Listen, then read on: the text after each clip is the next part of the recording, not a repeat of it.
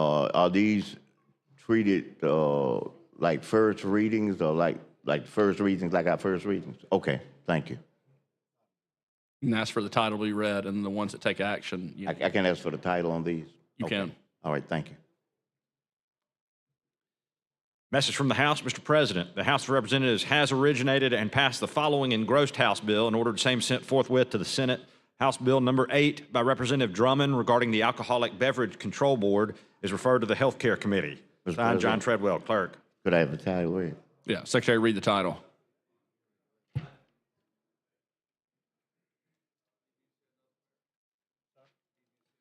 Relating to the Alcoholic Beverage Control Board to amend sections 2811, 2811.3, 2811.5, 2811.6.1, 2811.6.2, 2811.7, 2811.9, 2811.10, 2811.12, 2811.14, 2811.16, 2811.17.1, and 2811.18 Code of Alabama, and Section 2811.13 Code of Alabama, 1975, as amended by Act 2024-79, 2024 regular session, to revise the definition of electronic nicotine delivery system to include battery-powered devices that deliver substances other than tobacco through the inhalation of vapor, to further provide restrictions on the sale of tobacco and other related products to minors, to prohibit the distribution of tobacco, tobacco products, electronic nicotine delivery systems, e-liquids, and alternative nicotine products through a vending machine, to provide license fees for the retail sale of certain tobacco products, to further provide for the authorized penalties for certain violations,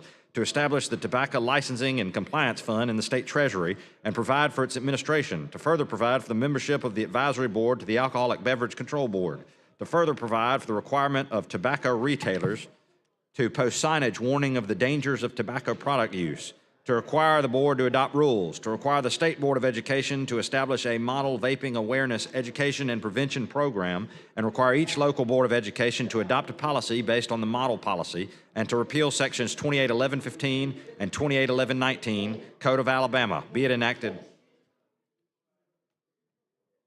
All right, I need to recognize, we've got a lot of special guests in the gallery. When I call your name, if y'all could please stand.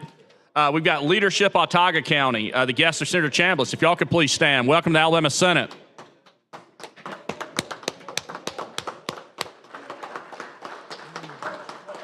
All right. Next group, we have leadership Lee County, the guest of Senator Hovey and Senator Price. If y'all could please stand. Welcome to Alabama Senate.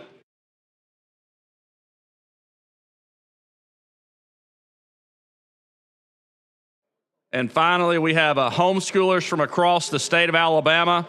It's Alabama Homes Education Day. If y'all could please stand. Welcome to Alabama Senate.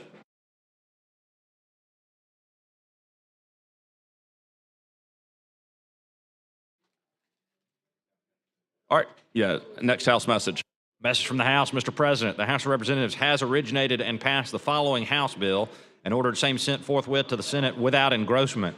House Bill number 465 by Representative Stubbs regarding the Emergency Management Agency is referred to the Committee on Finance and Taxation General Fund. Signed, John Treadwell, Clerk. Mr. President. Senator Smith. Read the title, read, please. All right, Secretary, read the title.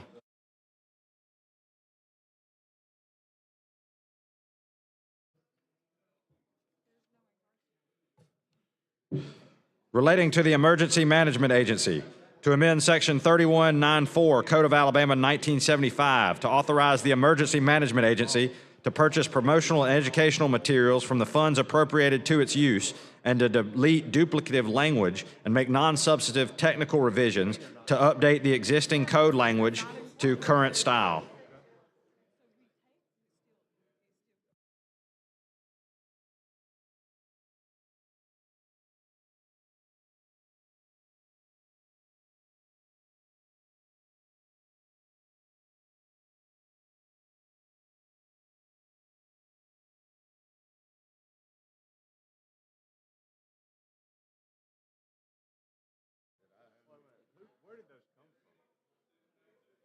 I'm going to keep going, so y'all have ready? Message from the House. Mr. President, the House of Representatives has originated and passed the following House bill and ordered same sent forthwith to the Senate without engrossment. House Bill number 505 by Representative Sells relating to the Alabama Tax Tribunal is referred to the Committee on Fiscal Responsibility and Economic Development. Signed, John Treadwell, Clerk.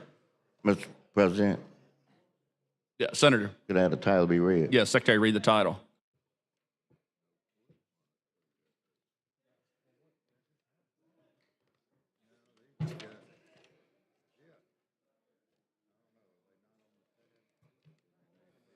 Relating to the Alabama Tax Tribunal to amend sections 42A7, 42A8, Code of Alabama 1975 regarding the taxpayer's Bill of Rights to extend the time period for that taxpayer have to appeal to the Alabama Tax Tribunal or Circuit Court, to amend section 42B2 regarding the operation of the Alabama Tax Tribunal to provide the compensation of the judges of the tribunal to be the same administrative law judges. Mr. President, request the title be read. All right, Secretary, read the title. All right. Message from the House. Mr. President, the House of Representatives has originated and passed the following engrossed House bill and ordered same sent forthwith to the Senate. House Bill number 506 by Representative Lovern regarding emergency vehicles is referred to the Veterans and Military Affairs Committee. Signed, John Treadwell, Clerk. Mr. President, request the title be read. All right, Secretary, read the title.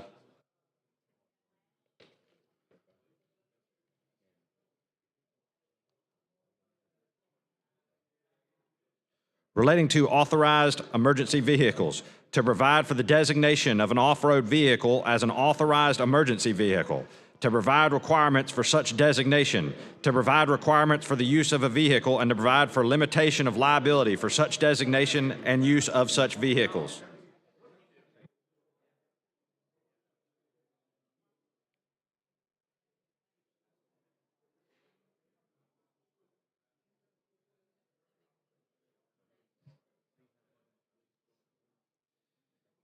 Message from the House.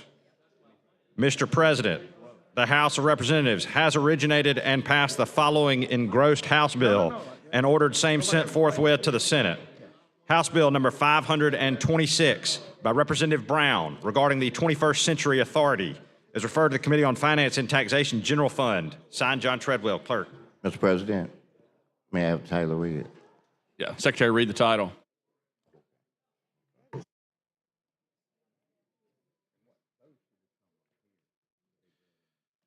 Relating to the Alabama 21st Century Authority to amend Section 4110629, Code of Alabama 1975, establishing the Alabama 21st Century Fund to allow funds not needed to pay debt service on bonds of the authority to be used to pay other project costs and debt service obligations of the State Industrial Development Authority, to transfer $5 million from the fund to the Alabama Department of Commerce for the establishment of international offices, enhancement of rural development strategies, and to cover operational and personnel costs.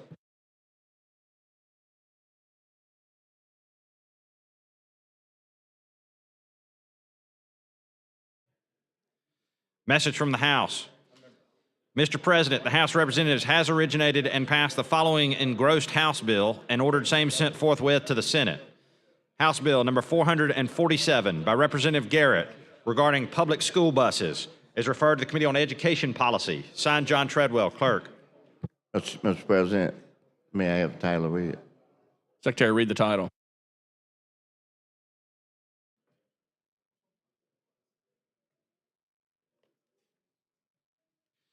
Relating to public school buses to amend Section 16271, Code of Alabama 1975, to require local boards of education to adopt policies regarding the transportation of dual enrollment and other students to off-site educational venues, to repeal Section 16272, Code of Alabama 1975, requiring the buses to transport community college and trade school students under certain circumstances.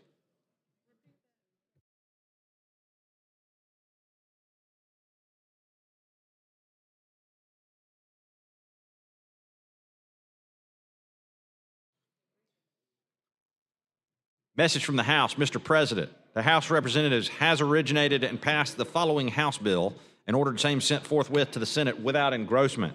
House Bill number 480 by Representative Treadaway regarding the foreign national driver's license is referred to the Committee on Veterans and Military Affairs. Signed, John Treadwell, Clerk. Mr. President, may I have the title read? Secretary, read the title.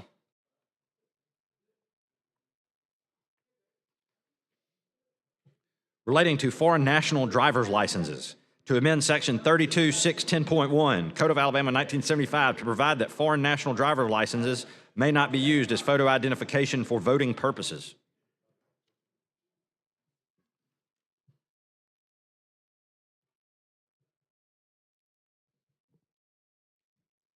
Message from the House. Mr. President, the House of Representatives has originated and passed the following House bill and ordered same sent forthwith to the Senate without engrossment. House Bill number 492 by Representative Pettis regarding juvenile offenders is referred to the Judiciary Committee.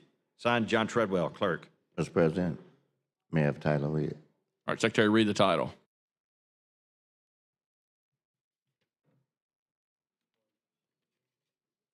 Relating to juvenile offenders, to amend Section 1215.102, Code of Alabama 1975, to further provide for what qualifies as a delinquent act for purposes of juvenile proceedings.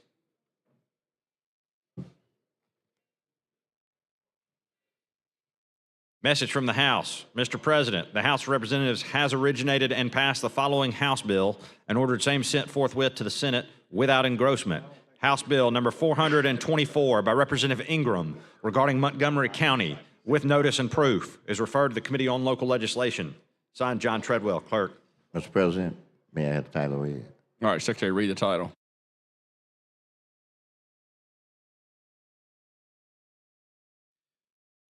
Regarding Montgomery County, to amend Section 4551.231.01 of the Code of Alabama 1975 to further provide for the expense allowance and salary of the sheriff if the sheriff has served 2 or more full consecutive terms as sheriff.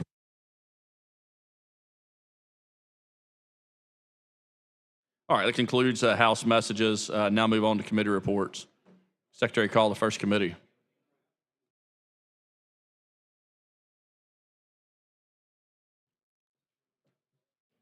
From Finance and Taxation General Fund, Senate Bill number 282 receives a favorable report by a vote of 6 ayes and 0 nays.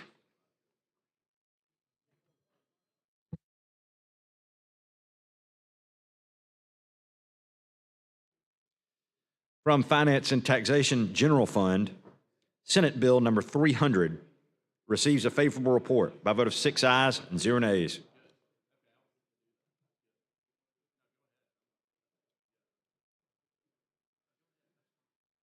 From Finance and Taxation General Fund, House Bill number 72 receives a favorable report by a vote of 7 ayes and 0 nays.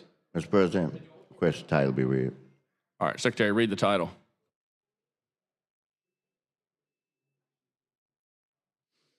Relating to motor vehicle registration to amend sections 32.6.271, 32.6.280, Code of Alabama 1975 to increase the fees for volunteer and professional firefighter distinctive motor vehicle license plates and to provide for the distribution of the fees collected.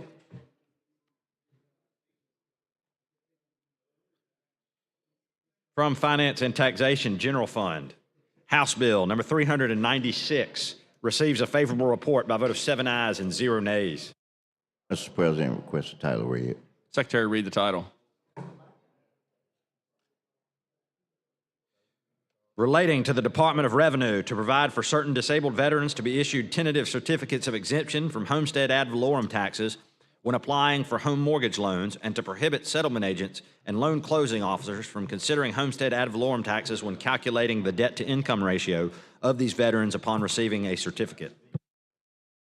All right, these bills receive a second reading and be placed on the calendar for next legislative day. Senator Roberts, did you want to be recognized real quick for point of personal privilege? If I can get everybody's attention. Good friend of ours is, we're going to have a moment of silence for, but go ahead, Senator Roberts.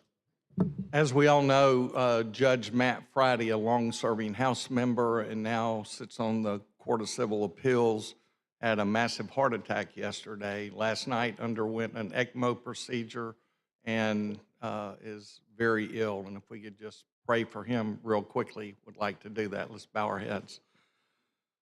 Father, we come before you and we lift up the name of Matt Friday, his wife, his children, and their family.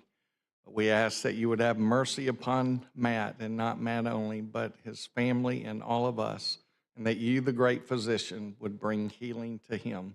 Surround them in your loving kindness, we pray, and we commit them to you in Jesus' name. Amen. Thank you, Mr. President. Amen. Thank you. All right, Secretary, call the next committee. President. I'm sorry. Are we still on committee report? We are. Okay, Yeah. I want to re-refer a bill at the appropriate time. Okay. From the Committee on Confirmations, Senate Confirmation Number 160, appointing Thomas J. Skinner IV to the Alabama National Guard promotion to the rank of Brigadier General Army, receives a favorable report by a vote of 11 ayes and 0 nays. Mr. President, Senator Livingston. I'd move that the Senate confirm Major Thomas J. Skinner to the Major General of National Guard. I think Senator Smitherman has some comments. No, I just want to be recognized for my first hour. All right. You're recognized. Thank you very much. Thank you for acknowledging me. I think that, yesterday I had a chance to see these colonels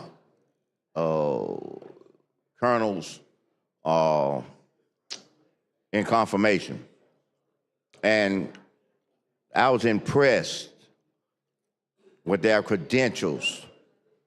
They were some outstanding military people. I don't know if they're in the stands or not. Are they up there? It may not be because they're probably back trying to protect our country. But they did an outstanding, they were outstanding. I mean, it was just, just the missions that they have been involved in, the areas where they work. I think one was like in, I'm trying to think what they were over. I know one dealt with a lot of international things because we had the chance to have a conversation.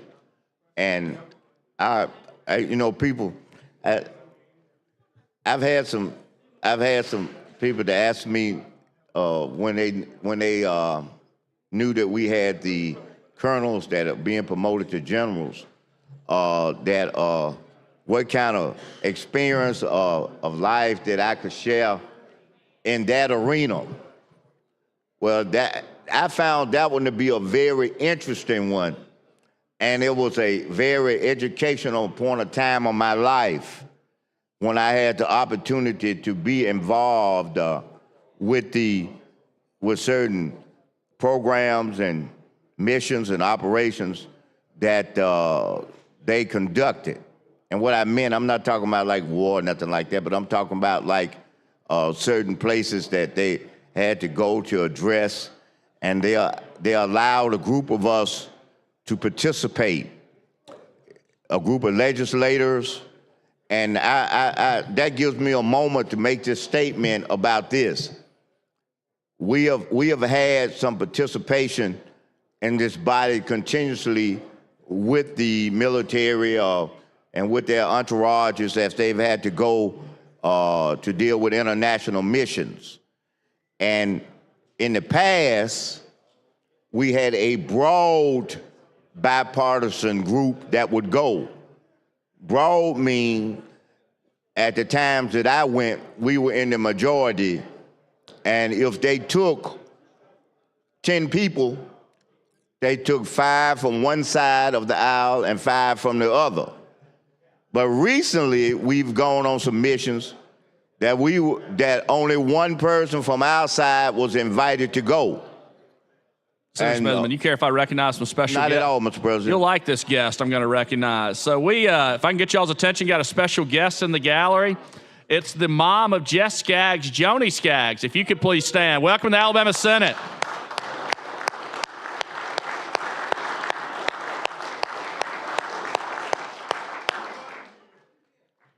And Charlana, great to have you too. All right. Senator Smith. I know this is not about the confirmations, but I got the, hey, Senator, I got the key now to you, Jess. I got the key. Mama, I got to get your phone number. I got to get the number. I'm going to put mama on you, Jess. That's it. Yeah.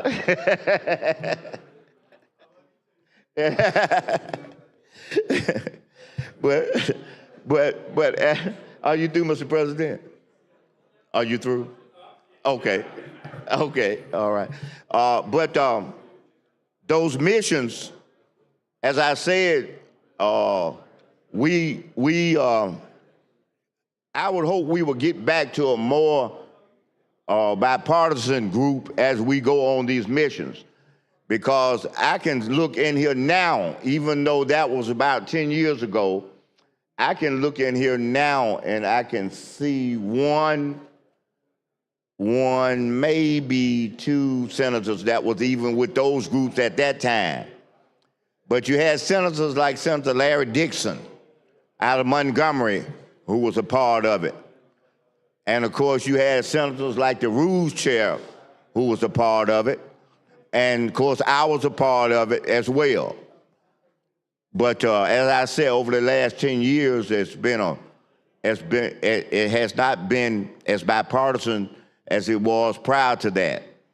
And unfortunately, I don't have control over establishing that bipartisan as we go on these trips, but I did then because I was the pro tem. And I made sure that both sides had equal representation as we went these different missions and places, because it give a broad perspective to all our citizens. That's something that was brought to my attention. Now, having said that, one of the colonels went on a mission to Romania.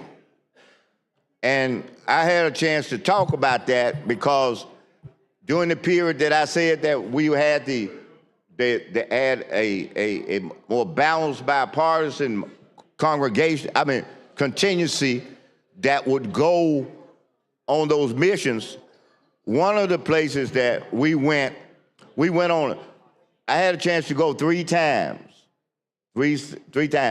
One of the missions, and I'm gonna get the three countries that we had to go to.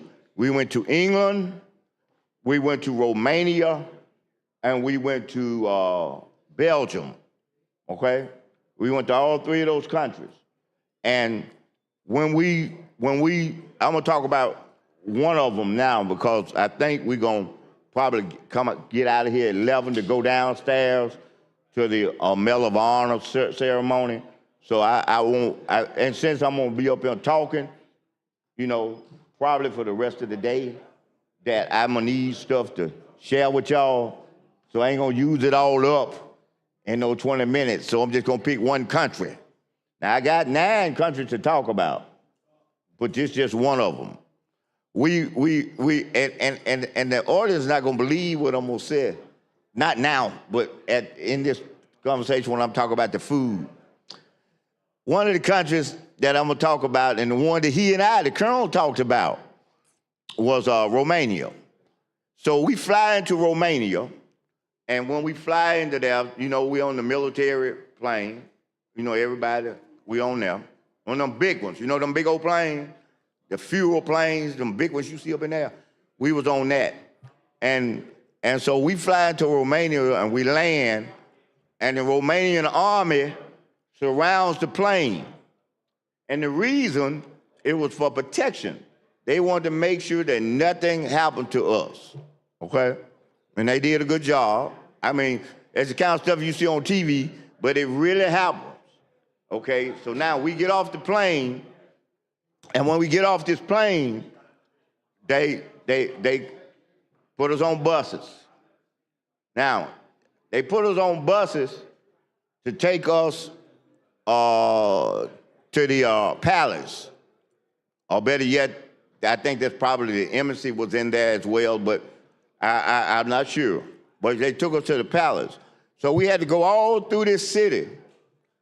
And I'm sitting on this bus, and I'm looking out the window, and guess what? I didn't see no dogs. You know, you go outside, you walk around the neighborhood, you're gonna see a few dogs, whether it's in somebody's yard, or whether they walking them, or whether it's a stray dog. I saw no dogs. And so I asked the military, the guy who was among them out there, you know, on the bus, they have these military people. You know how you see on TV, where them people had the hats on and had them AK-47s or 57s, whatever they are, on his shoulder, and they be standing like this. And so he was on, had several of them on each bus, so he was standing like this. So I asked him, I said, where are the dogs? I said, we going through neighborhoods, communities. I said, I don't see no animals out there, no dogs. And the man told me, he said, you know, they don't really supposed to talk to you. So I just asked him about 2 or 3 times. And I guess he got tired of me wording him. So he said, you will see dog. That's all he told me. So we ride and we get to the palace, and it was a corridor, I call it an aisle, but a corridor about as wide as this building. About as wide as this building. And it looked like it was 50 yards long. It wasn't that long. And they had tables by half as wide as this. You know, so a table, you got that space, and you got that space. And then in these tables was food. Okay, all kind of food, because we were supposed to go there for some kind of buffet. So I'm down there. Yes, I know y'all probably see some smart folks in there. Y'all already at the end of what I'm gonna say. You know, I walk down there and I'm at the table and I'm looking at all the meats and stuff that you could imagine. They had chicken, they had this, they had that. It was just all kind of stuff. And then I got to the corner of the table, and the same guard that was on the bus was standing there in this post. And when I walked by, I was looking at the table. Yes, y'all know what the deal is. He said, there is dog. I said, what? He said, there is dog. I said, that's dog? He said, there is dog. And now, I don't know what that meant, but he said that was the dog. I couldn't believe it. I didn't want to eat nothing else. I didn't want to eat no food, none whatsoever after that. Well, I said, what? Now, the unique thing about them, you know how it is in America. Well, one of your expensive food is caviar. You know, people who like to eat caviar, that's an expensive food. But guess what their delicacy was? Their delicacy was, you ever seen you ever seen a chicken? And if you notice about a chicken, if you look right there under the chicken, there's a soft pad. So you can look at it. When you see these live chickens, you're gonna see what I'm saying. What they did, you know, when they kill the chicken, they, you know, naturally they eat the wings, the chick, all like that. But that pad, they made a broth out of it. That was the most expensive thing that you could buy. I couldn't believe it. The pad under a chicken that they actually made a broth out of. I didn't taste it. Because see, one thing about me, it's 2 things. I'm not saying what you never do, but I'm just talking about as a person. You know, I don't experiment with foreign foods. I'm a meat, potato, you know what they call it, meat in 3? I'm a meat in 3, collard greens and, you know, all that kind of stuff, you know, okay? And another thing is that I'm not a person who thrives, this is what I call it, thrive on hossy-tossy food. You know that little fancy French stuff and all that kind of stuff? I mean, I have events that I serve it for folks who eat it. You give me a piece of fried chicken, you know, pork chop, you know, hey, I like to eat for real. You know, but this was the steak. Oh yeah, now if I eat something, I like it well done. And that's another story. See, I told you I'm just gonna talk about Romania here up until these stories about that. That's another story. You know, when I was in high school, I was in 10th grade, and my biology teacher had an experiment about meat. And so he put this meat on this table, and he told me to take a piece of chalk and draw a line in front of the meat, okay? And he had like these special lights, you know, we on a lab, these special lights. He said, you're gonna be surprised what you see. I came back, I can't tell you how many days it was or anything like that, and looked at the experiment. And guess what I saw? The meat had moved on the line. The meat had moved on the line. And I'm asking him, I said, what happened? And what he told me, he said that, and let me stop you for a minute.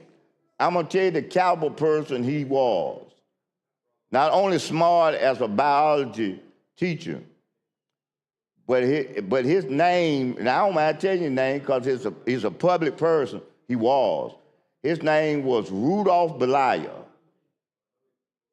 And he ended his career working being the police chief of the city of New Orleans.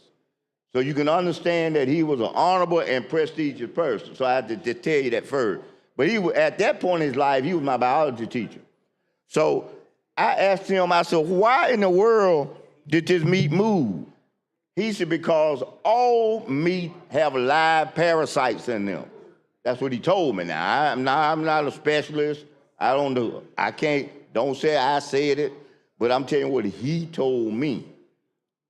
But as a result of that, I think if any of y'all, and a lot of y'all have been, when we've been on our meetings and there have been food served, y'all know, what do I tell them where I want my meat cooked? I say, I want my meat cooked the color of my skin. I want it burnt. Now, I ain't quite burnt, you know, I ain't quite there yet, you know, but I tell them, usually they have on these black, you know, outfits. Y'all know when you go to a restaurant, they have on these black outfits or stuff like that. I say, I want to cook the color of that. And the reason, this one. The reason is because if these parasites gonna be in there, I want them dead, cooked, and crunchy. I want them crunchy. I don't want them moving in my stomach. Now, if I got to eat them, they got to be still. You said, stop eating meat. Well, you know, I wish I could, but I can't be a vegetarian. I ain't saying nothing wrong with it, I just can't. Now, I'm trying to do better. Because you know what they say about corn? Corn gives you information. Yeah, corn gives you information. So I'm trying to not do that. So when I was over there in Romania, you know, where this general, you know, one of his missions, I wouldn't eat no corn or anything. Now, I'm gonna tell you another story, you know, because like I said, we just talking about this particular person's mission. Let me tell you, remember I told you, I said, we went to England, Romania, and Belgium, okay? When we were in England, let me tell y'all what time, you're gonna know the time I was there when I tell you this. I heard the announcement, and I'm standing in Cambridge, England. Cambridge, England, okay? I'm standing in Cambridge, England. And I'm standing up, and they got this, you know, in Times Square, like in New York, they got their big screens and things. They have them, that's the way they have it there. And I see this announcement come up. And guess what it was about? I'm in England now, I hear this. They're saying there has been an outbreak, y'all remember this, of the swine flu. Remember that? Swine flu. So at that point, I immediately went to Pizza Hut. Cause that ain't no, I don't have to worry about that kind of meat on pizzas. So I got a little pepperoni and all of that. Then the other thing I did was I decided I'm just gonna order chicken. See, so between pizzas and chicken, that's what I ate. England, between pizzas and chicken, that's what I ate. Because I wanted that other meat, but when they said that swine flu popped out, I said, no, sir. I said, I ain't gonna take no chances. You know, so that's what I was saying about over there in Romania. I looked at, after he showed me that dog, I said, no, sir. I said, I just don't want to eat anything, you know. Now, you know, I know that sounds kind of steep, you know, but that's what happened. Now, I got to flip the story over, because some folk may, especially in the stands, they may formulate that, well, what's his thoughts about dogs? What is his thought about dogs? Let me just throw that out there. I just tell you what I think about dogs. I got a Yorkie, okay? I have a little Yorkie. And well, a couple of days ago was his birthday. He was 7 years old. I put his hat on him, had his bandana. See, and he don't supposed to eat this because it's not good for his digestive system. But see, for his birthday present, I gave him a big chicken wing. Just let him eat it up. I wouldn't let him eat them bones because he couldn't digest that good. It was a little system.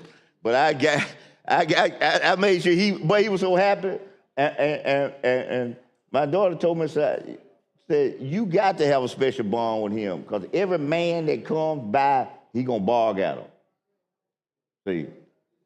And see, we're so tight that I got him a little security suit. You know, you put on the dog. I got him a little security suit, and I bring him down to my office and let him be out there. Now, you know, when you got clients, I have to put him in the back, but I let him be out there in the office. He'd be up in the little chair. Anybody that trying to look like they just trying, you know how folks walk down the street and sometimes they just gonna look like they're gonna come in, you know, because I'm downtown Birmingham. So they look like they're gonna come in. You pop that bargain on them, they keep on going. And I call them security. I call them security. But getting back to Romania, we had a contest that I'm gonna tell you about. We were in the airplane, and so they decided, you know, after all, let me tell you this, you have to find stuff to do. I mean, we flew across the English Channel. That's 16 hours in the airplane, okay? So you can imagine you 16 hours, you in the airplane, you know, let me see what flight I want to give a little shout out to. That wasn't no Delta flight. There wasn't no such thing, no third class seats, okay? So this ain't no luxury flight. This is a military plane where and I'm gonna tell you one of the things we did on that mission. So they said that, okay, we're gonna have a contest. Because, you know, we with the military guys and everybody know each other. They said, in all three of these places where we got to land, we're gonna get 3 people, and on each one of them, we're gonna let them assist us in the navigation of the plane. Now, they ain't turning nothing over about it. They did, you know, it was right there. But they let us sit right here. You know, there's another seat you can sit in. And what they did,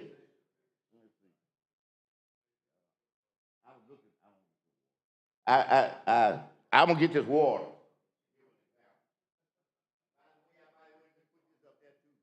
It's getting thick up in here now. So I might have set that there. But they had a cup of water, and it was half full. It was half full. Half full. Not the full. And this was the contest, that if you could land the plane and no water would pop out of this, then you would, you win. I mean, with no prize. It just was a contest.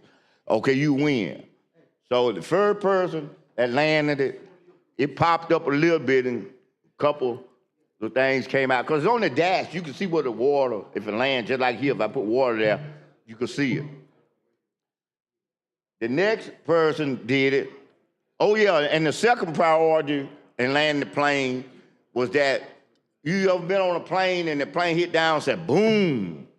Or you ever been on a plane when it said like that? Okay. All right, you couldn't do any of that. You couldn't do any of that. So we landed in Romania. Another person did that. So when we went to Belgium, and just for the record, everybody up there who may not know, in Belgium is where NATO is. The horseshoe, what you see on TV with all the people sitting around talking about the military, talking about the world, without the NATO. That's where we were headed, to NATO.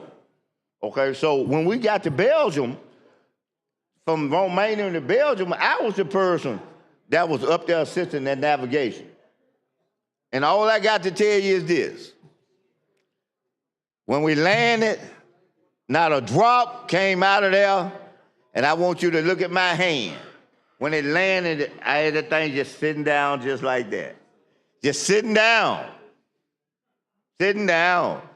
So when we got there, when we walked in and they told me about how good I did, and they said, can you get maybe you need to get your country to have some exemption on age, and then we can get you back in here in the military so you can fly these planes, you know. And I thought that would be really nice to do something like that, but I didn't. Of course, you know, they weren't able to do that, you know. But that, you talking about a great experience, that having the opportunity to do that was a great experience. And talking with that colonel, it reminded me and brought all that back, because one of his places that he deals with is Romania. You know, and as I started talking about, you know, different places and different things, he was just smiling and nodding, because he knew about, you know, the palace, the corridor, and all of that kind of stuff. So that was very important. That was very, very important. Now, as we talk about these kind of little missions and having the opportunity to do things like that, listen, there's not many people in here that know this, because when I said this to them, now I can't go into no details, what I'm talking about. I can't. I don't have any details, but I shouldn't and I won't go but so far in the conversation talking about a place. There's a place called Shake. If you're in military, you know what Shake means. Shake is where we plan all our strategies in defending the world. Shake is located in Brussels. That's in Belgium. Hey, Senator Smitherman. Yes, sir. Care if I recognize him real quick? Not at all, Mr. President. Go downstairs. All right. Okay. Thank you, Senator Gudger. Senator. Thank you, Mr. President. At this time, I'd like to make a motion to recess at the call of the chair so that we can attend the joint session in the House.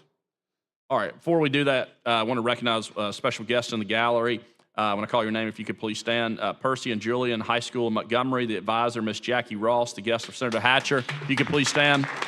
Yeah. All right. Heard the motion to recess at the call of the chair. Any objection? All those in favor say aye. Aye. All right. Any opposed? All right. We stand in recess, call of the chair.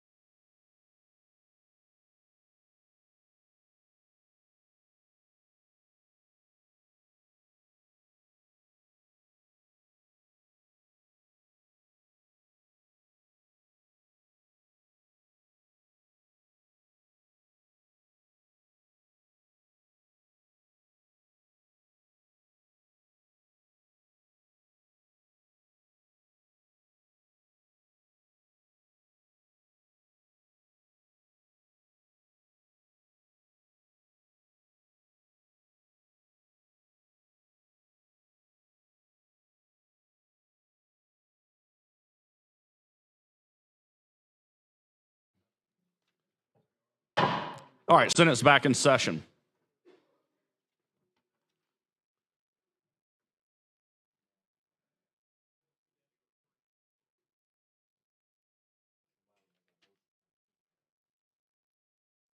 Yeah, remind everybody we're on a confirmation, have a motion to concur. And so we're back on this. Senator Weaver. Thank you, sir. I believe the motion has already been made. So if the motion has already been made,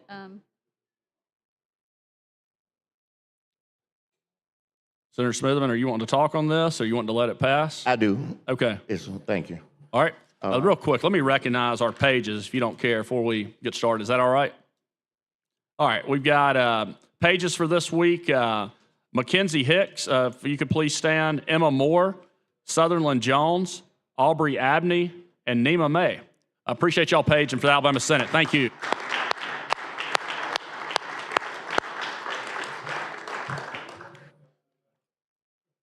President. All right, Senator, I think you've got 31 minutes, something like that left. Something like that. Yes, Yeah. sir. Thank you very much. The while I'm talking on this particular person, I understand the process. I think that has been discussed by the majority, and I just want to say that I respect every process that our rules will allow us to do. I respect every last one of them, but by me acknowledging that same respect, I just want you to respect the fact that I won't move from this mic until we sign and die. So whatever number of closures that needs to be done from now to then, you can get the sheets and put them in there, because I'm not going to move. So I know from that perspective, it's not the first time. I think in 2012, we set a record in here of closures because of what I just said. So it's kind of like, I'll say it like this. It's when in 2010 and 2011,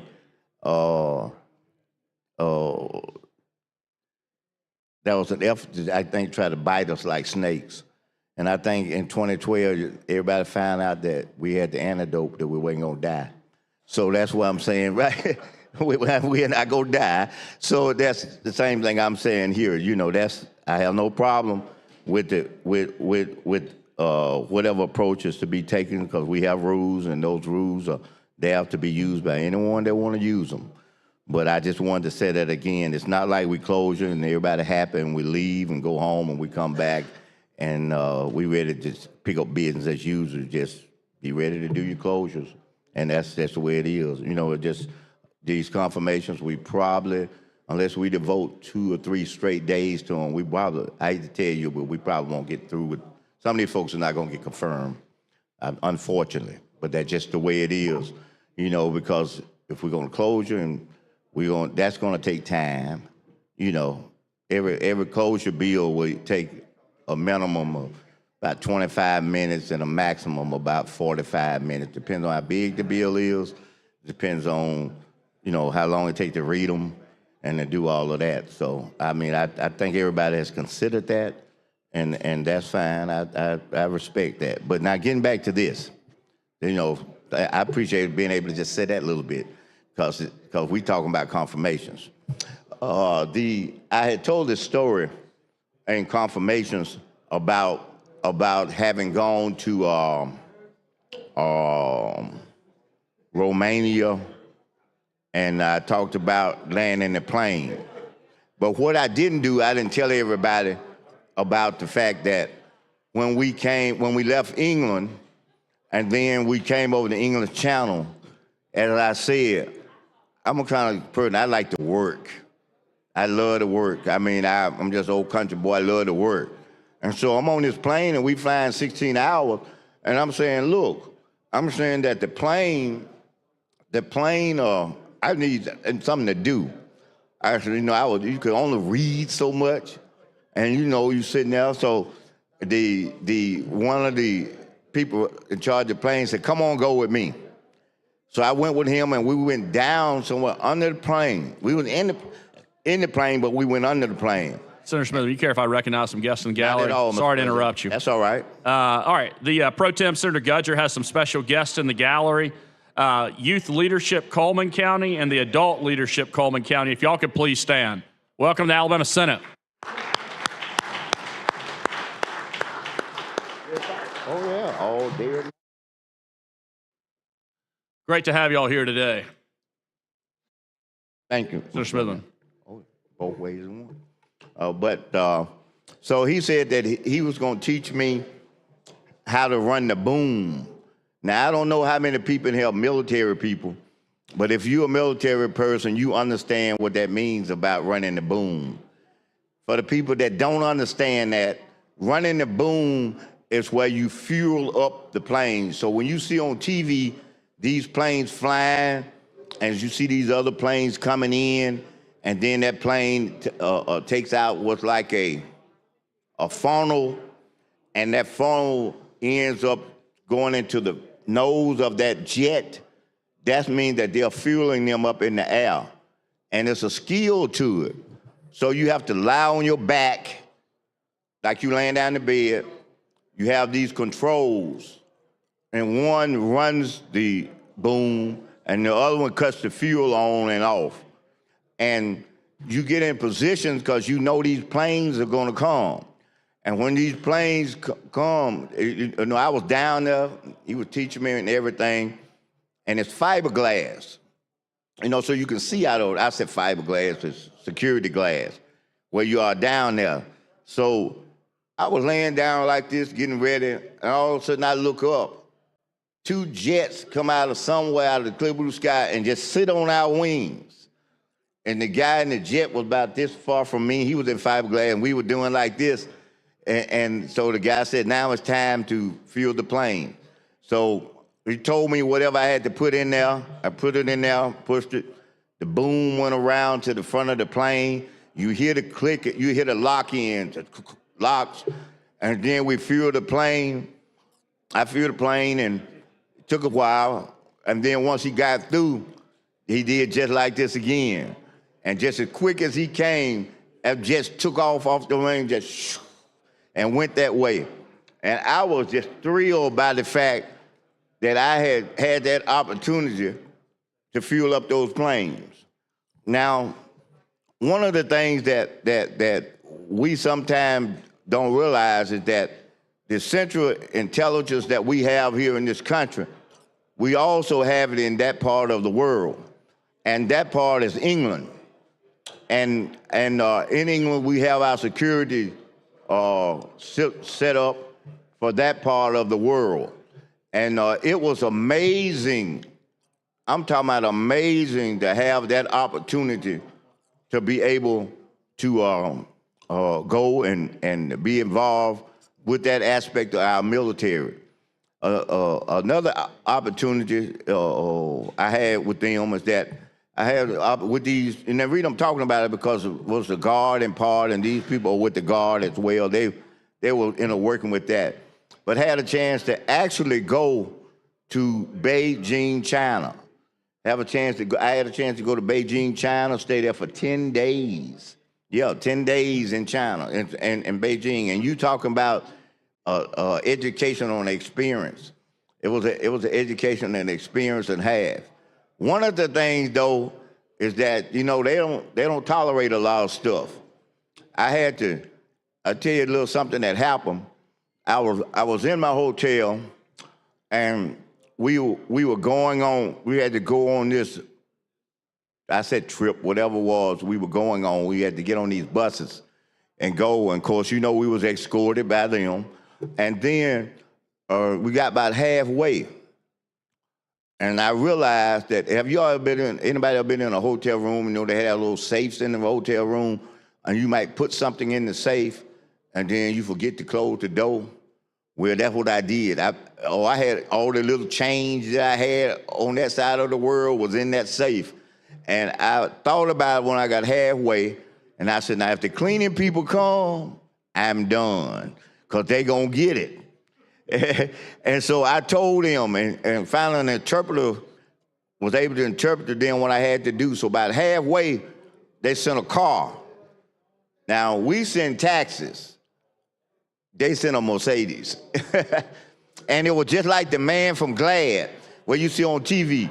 These two guys had black suits on. They came to the bus and said that we came to pick up, whatever they said in that way, they were talking about me. So I got off the bus, got in the car, and went back to the hotel. They knew what I said had happened. How lucky I was, the cleaning people were in the room right before mine. So I got in there, and now, of course, you know, they walked in there to see what I was telling the truth. I thought I just said that. They walked to see I was telling the truth. But that's not the essence of it. The essence of it was this. When we left to go back to catch up with them, then it was a man downstairs, you know, because we were in this hotel, and he was cutting up. I don't know about what. And these two guys told me, they said, wait for us in the car. You know, I said, okay. So I go sit down in the car, and then all of a sudden, I see them take this man back in a room. And so I was, you know how you be in a hotel thing, you close enough you can listen, and I heard some rumbling going on, and I don't know what happened, but they came back to the car, we drove off. So I asked them, you know, one of them could understand what I was saying. I said, what happened to the man? And this is what they told me. They said, he is gone to Siberia. I said, what? He's gone to Siberia. I said, good God Almighty. I mean, that wasn't that major what he was doing. He was just, but they took him on there. But the other experiences were there with this. You know, I don't know what, I can't remember, but it's a place there that you go that, like the other places off limit. You know, you walking down the sidewalk, and there is I think I got the color right, there's a yellow line, just like we in here. If that's a yellow line that run this way, then you can walk this way, but I can't walk that way. And I was told that if you step across that line, you could get shot. And no citizens was walking down there, ever stepped across, while I was out there, ever stepped across that line. Of course, you know I didn't because I'm here, but didn't step across the line. So I was just fascinated by that. You know, also, from leaving from there, I got a chance to go to St. Petersburg, Russia, and to Moscow, Russia. And that was another experience, you know, and you know, with the military people. I got a chance to go, and it was really a great experience because I could see things for myself versus things that I've normally saw on TV to get a better understanding and appreciation for America and a better appreciation for the freedoms that we have here in this particular country. I mean, if people don't realize how fortunate we are here in America, then they do need to go to other places. And it's not a negative, because this is the other side of it. Many of those countries are not necessarily portrayed how we see them on movies and things of that nature. I mean, some of them places have some beautiful, beautiful skyscrapers and beautiful landscaping and whatnot. But you take a place like, I'm going back, you take a place like Beijing, China, this is what they were saying. I know I may not have my numbers right, but they were talking about that I'm just guessing. I think you might have had, what, 13 million people live there, 10 or something like that. And then they had, I asked, then they had about 5 million who commuted in. And have you ever seen a highway that has, like, I mean, I may not be exact, because I know, you know, I don't want anybody to say, well, it's 7 instead of 8. But I'm just going to use the word 8. It might be 6, really. 8 lanes going one way. 8 lanes. That's how many people, it could be 6, but that's Like how many Atlanta. people were How coming. many do they have in Atlanta in some places? Oh, yeah, but it's twice. We don't have nothing to match. I have never seen anything to match those many lanes in a place like that. I haven't seen it at all. And so I was fascinated about that. Now, if I get this correct, for you people who are Olympic people and sports people, I think there's a place there called the Bird's Nest. Is that located? I think it's in one of those countries when we had the Olympics. Wherever it was, there was a site that we had one of those Olympics that was there. And that was very educational and very interesting to do that. So, and you saw the man here that came to talk to us from Taiwan. Reason you saw he and I talking, because I've been a part of a delegation that has gone over there, you know, for our purposes of economics and our other purposes and our relationships with them. So that's why we kind of embrace. We've known each other for about many years, and he does a great job at doing what he does. But I was impressed that, you know, out of all these confirmations that we have, I was impressed that those military people came, they were there, and we actually got a chance to take a picture with them. And I hope, and I get my picture so I can make sure that I have it. And if I ever get a chance to see them again, I'll get them to autograph it. But I think that we showed the appreciation for them for what they have done for our country and what they are doing for our country. You know, as I said to them, we have so many hot spots around the world that we, you know, the thing that's keeping the glue together is our military. And we have an awesome responsibility. So I hope we don't, by any chance, pull out in those countries and allow some of those other groups to come in, so that we'll be dealing with, and I want to make sure I got it right. Let me see. Maybe in Afghanistan, whatever country that was, we pulled out and the terrorists kind of took it over. You know, I hope that we don't pull out these other countries and the same thing that'll take place, because if that happens, then it's going to cause us to have to struggle and possibly have to fight an unnecessary war that we may have to fight. But these people, they do a good job, and I'm trying to remember those assignments. I think one was like over Fort Ruckers, if I'm not mistaken. I think that, yeah, it was over Fort Ruckers. So Colonel Skinner that we're actually talking about right now, he's in Anniston. That's the one in Anniston, yeah.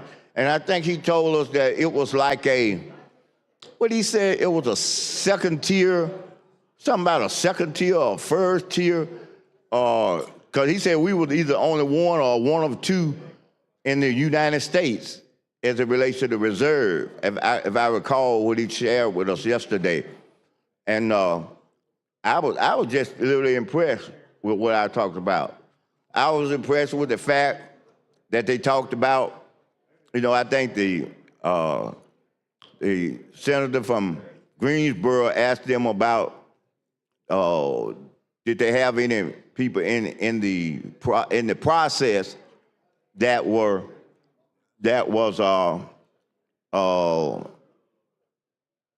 having the minorities. That's what he used. But, you know, I would ask a little different. I said, y'all got any opportunity for black folks? That's what I would ask. But he said that they did. They actually said that a couple of them had been promoted, and they were in the hopper to be considered. And remember, we had 2 last year. That's the 2 he was talking about. We did 2 last year. And he was saying that they were in the hopper, and that they were going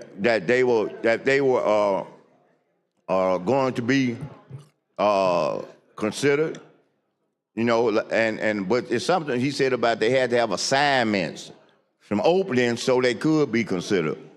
So it's just the fact that they are lined up is good in itself, you know, and so I was real impressed, and we did those, and What? Why you say that? Oh. Oh. No, well, it's, let me say it like this. Let me say it like this. I know it, but he was talking about confirmation, so my conversation will be about confirmation. He was saying, give them 10 more, or yield it 10 more, or whatever it is, so that as it relates to what we are dealing with the agenda. But let me see, y'all, you know, you heard me use this thing, what the Fram Oil commercial said, pay me now or pay me later. So run over me now, and you ain't gonna get these later. That's just the way it goes. You know, that's all it is. It just, yeah. It just. I mean, look. I take the rules and tools, and I work. So if the rules is that we're not gonna put any more of these up here at this time, then I have to respect that. So I take the tools when they do come and use them. So if it's a delayed coming now, it's gonna be a delayed in the end for other stuff. I mean, so that's just, I don't make them rules. I don't make those decisions. I just take the rules and decisions that are made and work with them the best that I can.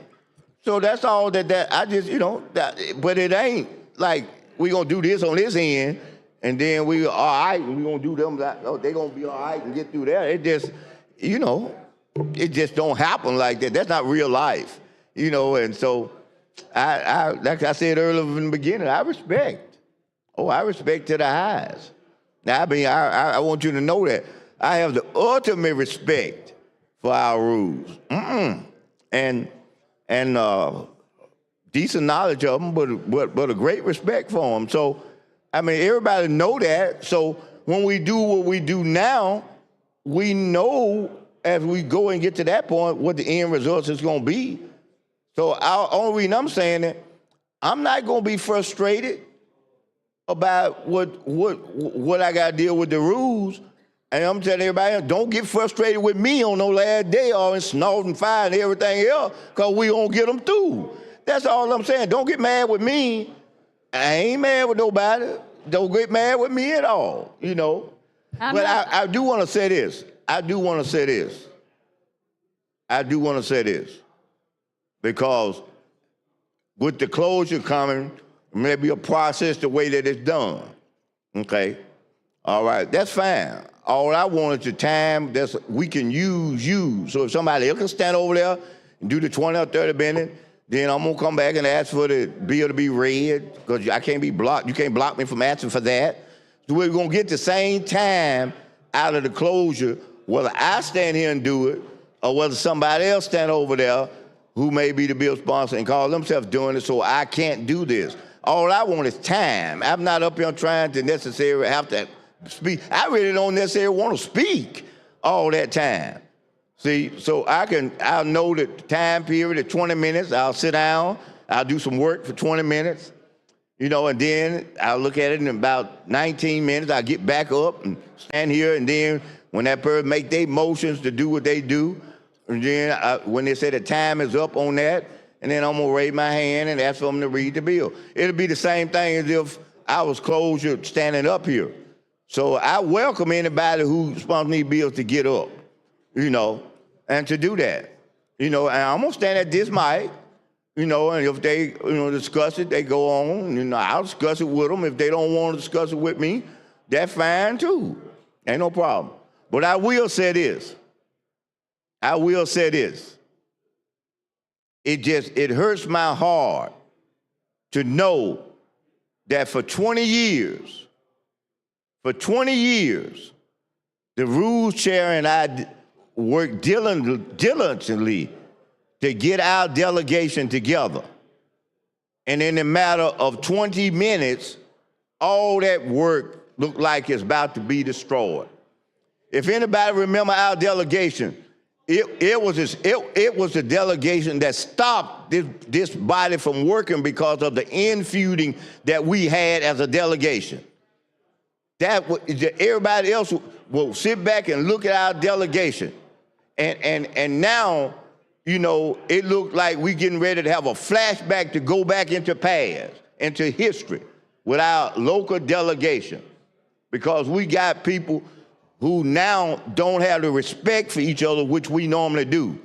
When we have something in Vestavia, don't nobody mess with Vestavia because don't nobody represents Vestavia. But somehow when we have stuff in Birmingham, we got folks that don't even represent Birmingham that got their hands and tentacles all up and down our And I want to say something else. But that's all right. Because what I said, I play by the rules.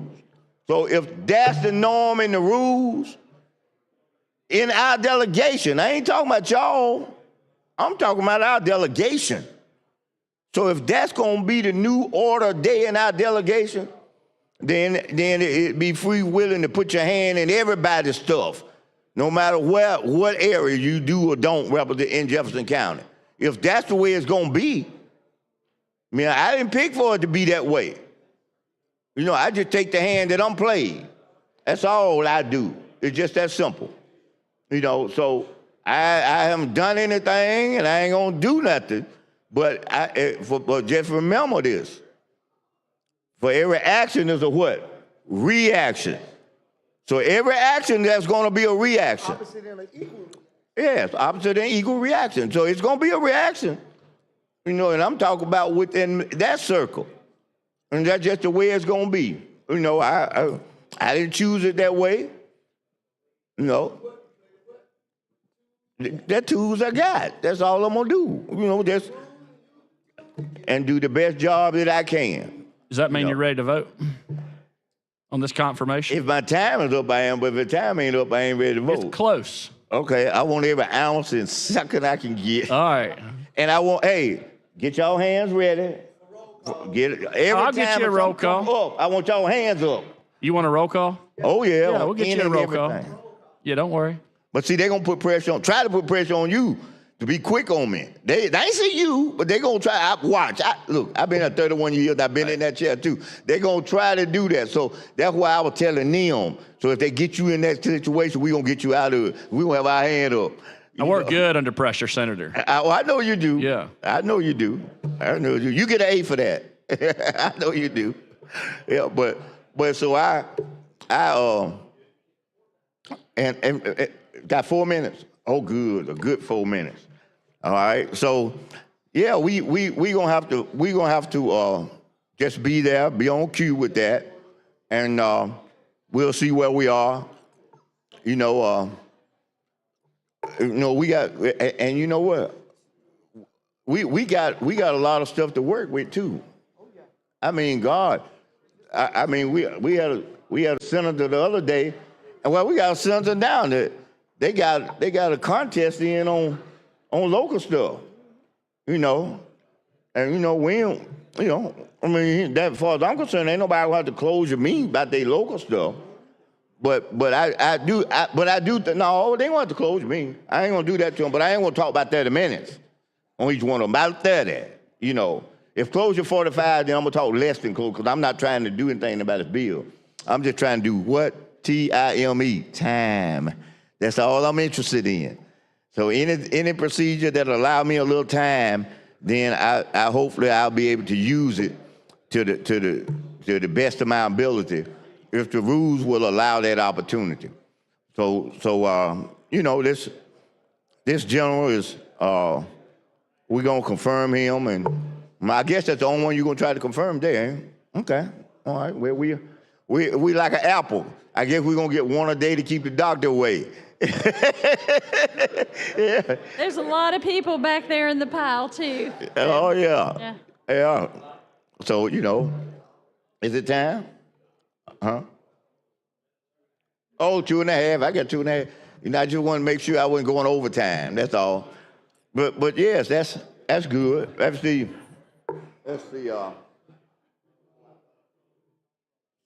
the special order calendar. I thought I saw that. You know.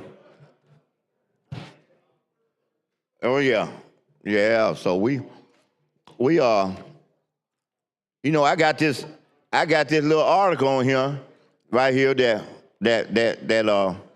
I'm gonna hopefully I don't have to need it, but we were talking about the libraries or something, and here it is. It took in 1961 before the library before we were allowed to get in the library to use the library. Oh yeah, I got a lot of good stuff to talk about. You know, when I get that opportunity, and then if I don't, that's fine too. You know, I'm like I told y'all, I just want time. So whoever wants to come up and talk and y'all know hey, if somebody wanted to come up and talk to me, I yield the mic to them because all I want is total time. And so I don't want anybody to feel that I been on hogging among trying to dominate the mic. No. I'm trying to dominate as much time as I possibly can, you know, and I think that'll be something that we'll have to address, and we'll see where we are headed from there. You got the calendar over there? You got the special order? Mm-hmm. Okay. Oh, okay. All right, that's fine.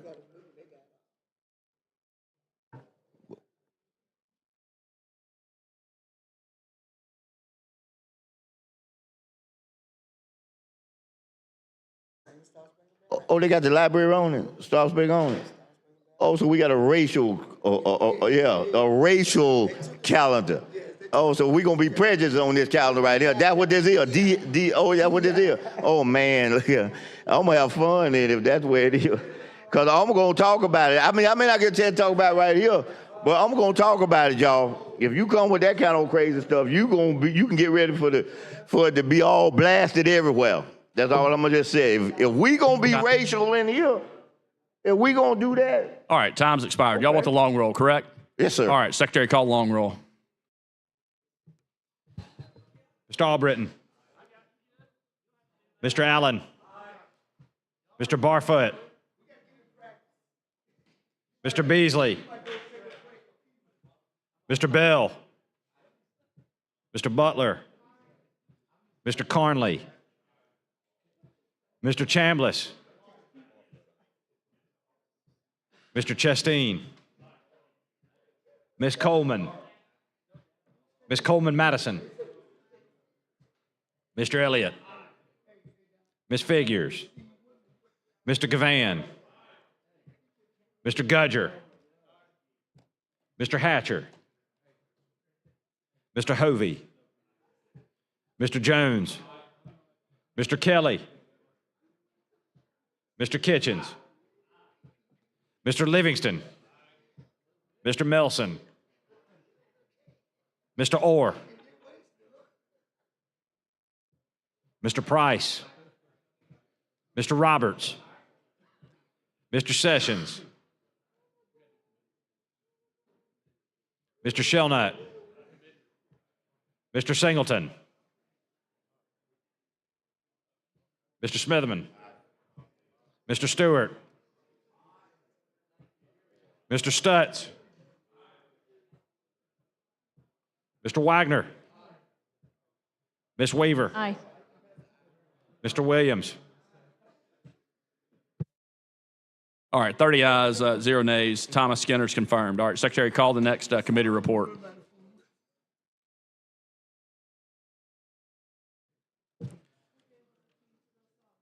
From the Judiciary Committee, Senate Bill number 324 receives a favorable report by a vote of 8 ayes and 3 nays. Mr. President, request the title be read. Secretary, read the title.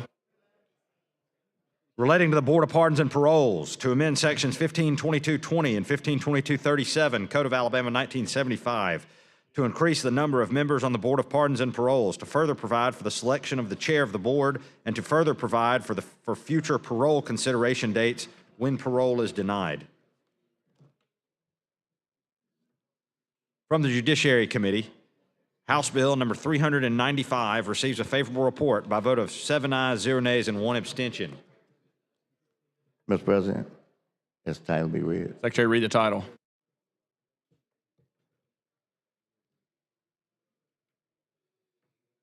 A proposed constitutional amendment of Alabama of 2022 relating to Morgan County to further provide for the qualifications and jurisdiction of the judge of probate.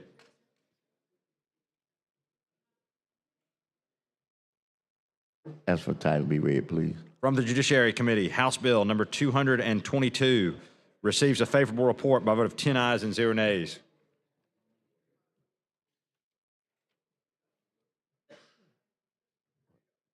Title be read. Thank you. Secretary, read the title. Relating to pardons and paroles to add section 1522 26.3 to the Code of Alabama 1975 to authorize the Board of Pardons and Paroles to share electronic monitoring, GPS data, and relevant biometric data with law enforcement agencies under certain circumstances. From the Judiciary Committee, House Bill number 310 receives a favorable report by a vote of 10 ayes and 0 nays. Mr. President, ask for the title be read. Secretary, read the title. Relating to the Fair Campaign Practices Act to amend section 17.519.1 Code of Alabama 1975 to authorize the Secretary of State to provide electronic notice of imposed civil penalties in certain circumstances. From the Judiciary Committee, House Bill number 144 receives a favorable report by a vote of 10 ayes and 0 nays. Mr. President, request the title be read. Secretary, read the title.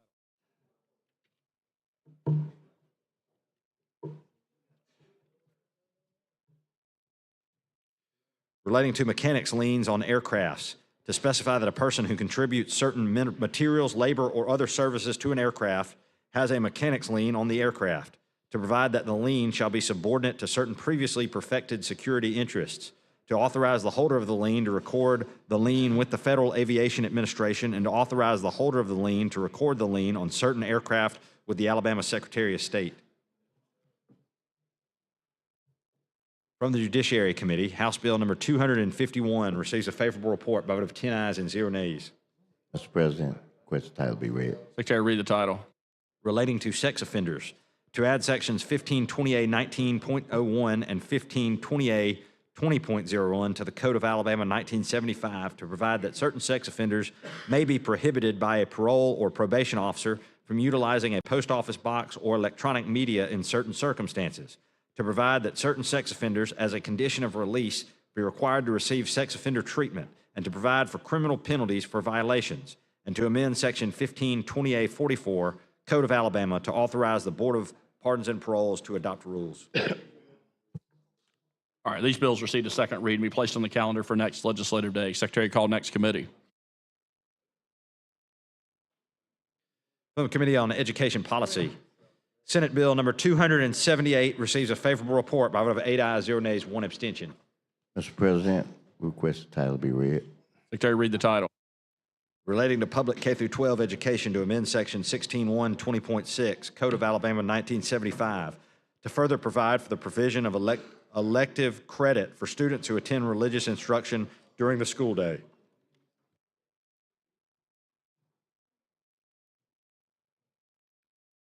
From the Committee on Education Policy, House Bill number 459 receives a favorable report by a vote of 8 ayes and 0 nays and 1 abstention. Mr. President, request the title be read. Secretary, read the title. Relating to the University of South Alabama to amend sections 1655.2 and 1655.6 Code of Alabama 1975 to revise the membership of the Board of Trustees of the University of South Alabama and to revise notice and other requirements for meetings of the board. From the Committee on Education Policy, House Bill number 61 receives a favorable report by a vote of 4 ayes, 1 nay, and 2 abstentions. Mr. President, request the title be read. Secretary, read the title. Relating to public K-12 education to authorize homeschool students to participate in certain career and technical education programs at K-12 public schools, to provide exemptions for full-time career and technical education schools, and to require the State Board of Education and local boards of education to adopt appropriate rules and policies.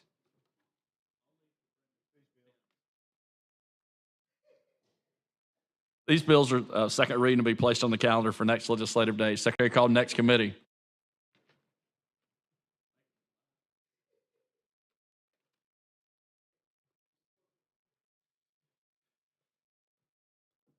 From the Committee on Fiscal Responsibility and Economic Development, Senate Bill number 304 receives a favorable report with one amendment by a vote of 13 ayes, 0 nays. Mr. President, request the title be read. All right, Secretary, read the title, please.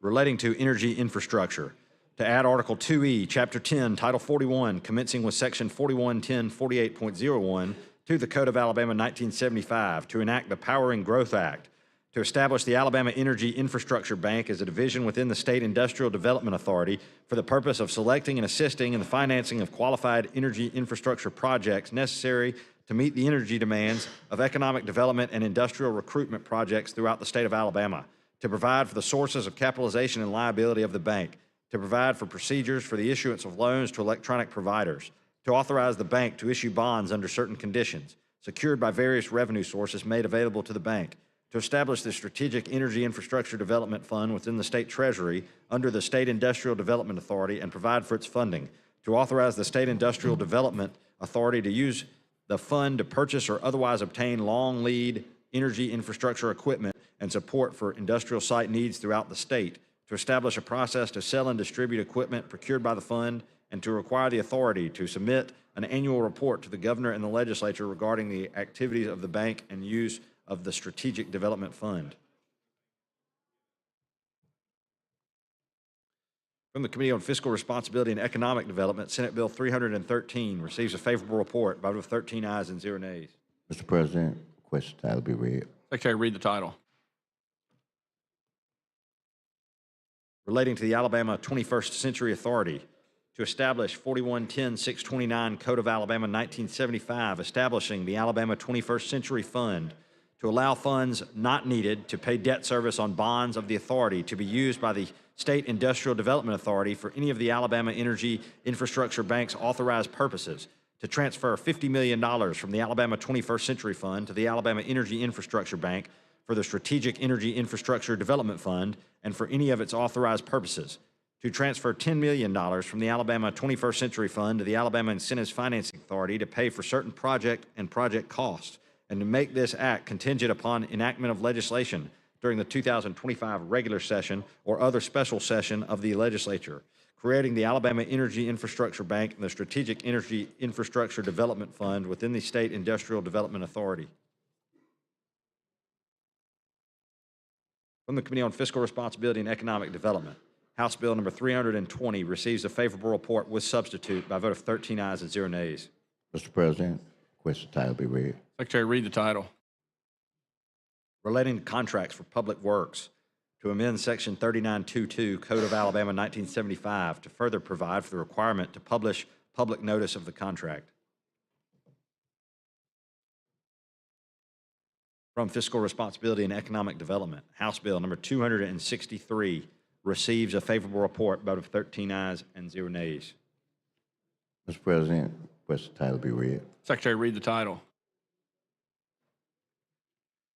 Relating to the 911 Fund to amend Section 11985.2 Code of Alabama 1975 to further provide for the distribution of monies to local 911 districts, to allocate revenue to administer a state 911 voice and data system and designate uses for remaining funds, and to make non-substantive technical revisions to update the existing code language to the current style.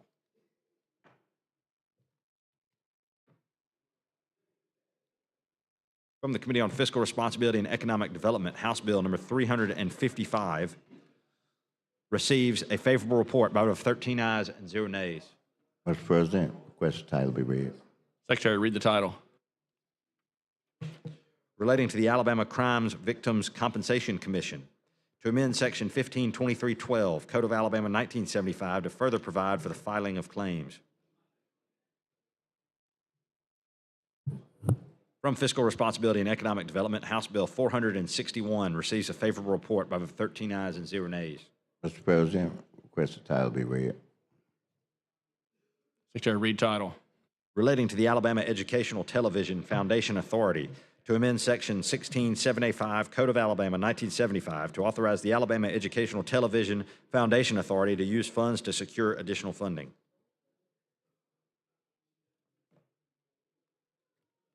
From Fiscal Responsibility and Economic Development, Senate Bill 322 receives a favorable report by a vote of 12 ayes, 0 nays, and 1 abstention. Mr. President, as requested, the title be read. Secretary, read the title.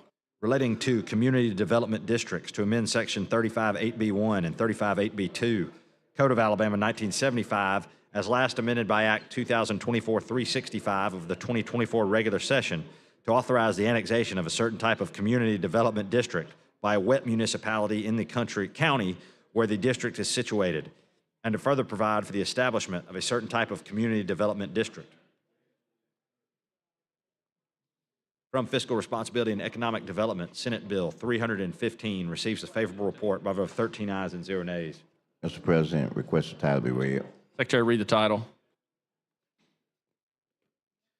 Relating to the Alabama 21st Century Authority to amend Section 4110-629, Code of Alabama 1975, establishing the Alabama 21st Century Fund to allow funds not needed to pay debt service on bonds of the authority to be used to pay other project cost and debt service obligations of the State Industrial Development Authority, to transfer $5 million from the fund to the Alabama Department of Commerce for the establishment of international offices, enhancement of rural development strategies, and to cover operational and personnel costs. From Fiscal Responsibility and Economic Development, Senate Bill number 318 receives a favorable report with 1 amendment by a vote of 13 ayes and 0 nays. Mr. President, I request the title be read. Secretary, read the title. Relating to service contracts to amend Sections 832.2, 832.3, and 832.5, Code of Alabama 1975 to require certain disclosure when advertising contracts, to further provide for the limitations, exceptions, and exclusions of contracts that must be disclosed, and to make non-substantive technical revisions to update the existing code language to current style. From Fiscal Responsibility and Economic Development, House Bill 529 receives a favorable report by a vote of 13 ayes and 0 nays. Mr. President, request the title be read. All right, Secretary, read the title. Relating to consumable vapor products, to levy a tax on these products and provide for the reporting, collection, and distribution of the proceeds from these taxes, to provide for record keeping, to amend Sections 2811.2, 2811.7, and 2811.17.1, Code of Alabama 1975, to provide for the permitting of retailers of these products and to provide criminal penalties for violations of these provisions. From Fiscal Responsibility and Economic Development, House Bill number 445 receives a favorable report by a vote of 11 ayes and 2 nays. Mr. President, request the title be read. Secretary, read the title. Relating to consumable hemp products, to add Chapter 12 to Title 28 Code of Alabama to regulate the manufacture, wholesale distribution, and retail sale of consumable hemp products in this state, to authorize the Alcoholic Beverage Control Board to license manufacturers, wholesalers, and retailers of these products, to impose restrictions on retail establishments, to prohibit the sale of consumable hemp products to minors, to impose testing and labeling requirements on these consumable hemp products, to prohibit the sale of inhalable hemp products, to impose an excise tax on consumable hemp products and provide for the distribution of tax proceeds, to establish the Consumable Hemp Product Compliance Fund and provide for expenditures of the fund, to authorize the board to seize unlawful consumable hemp products, to provide for civil and criminal penalties for violations and to repeal Section 13A12 214.4 relating to the sale of psychoactive cannabinoids. These bills receive a second reading to be placed on the calendar for next legislative day. Secretary called next committee.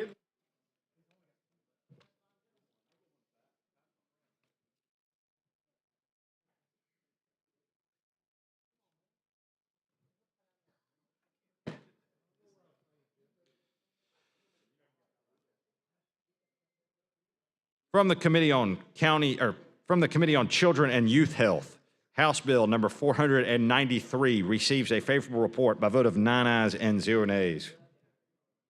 Mr. President, request the title be read. Our Secretary, read the title.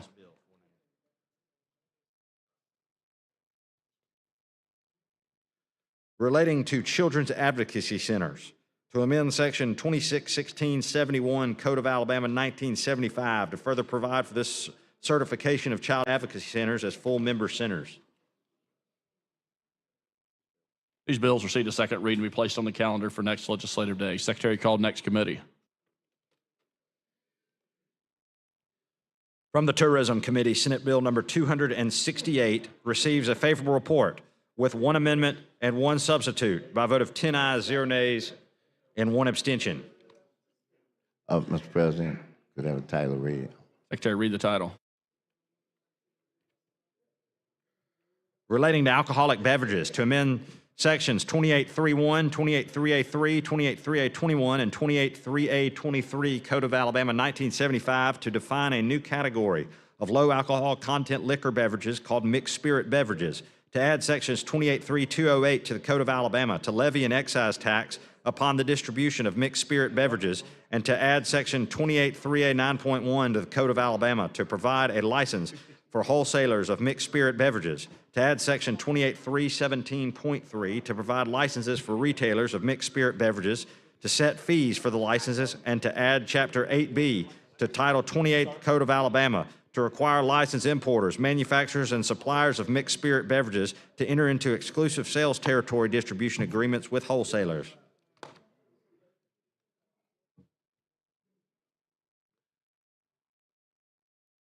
From the Tourism Committee, Senate Bill number 262 receives a favorable report. Mr. President, would you read the title? I have a request for it to be read. Yeah, Secretary, read the title. Relating to the town of Whitehall in Lowndes County to allow the authorization of pari-mutuel wagering on simulcast past events and live horse and dog races under certain conditions, and to provide for the taxation of wagering and the distribution of tax revenue. These bills received a second reading and be placed on the calendar for next legislative day. Secretary called next committee.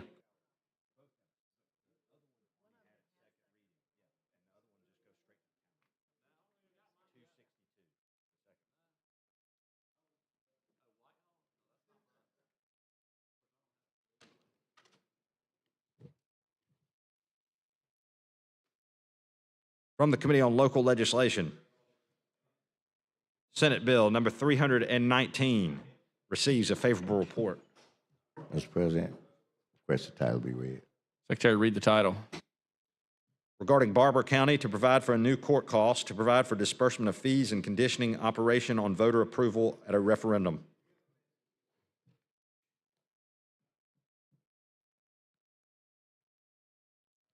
From Local Legislation, House Bill number 428 receives a favorable report.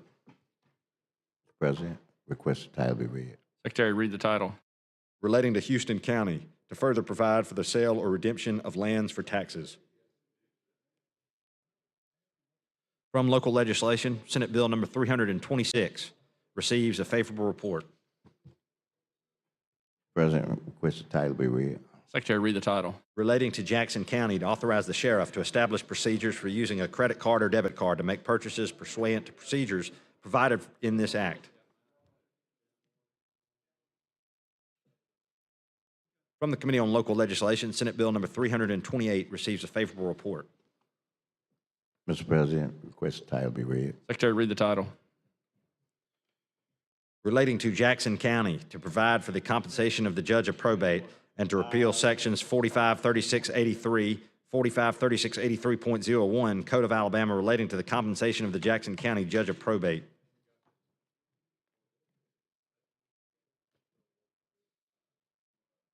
From Local Legislation, Senate Bill number 327 receives a favorable report. Mr. President, request the title be read. Secretary, read the title.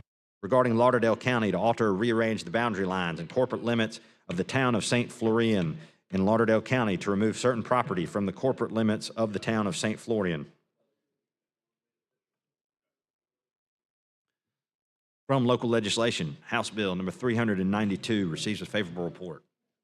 Mr. President, request the title be read. Secretary, read the title. Relating to Lauderdale County to provide an annual supplemental compensation for the Chief Assistant District Attorney and 3 Assistant District Attorneys for the 11th Judicial Circuit.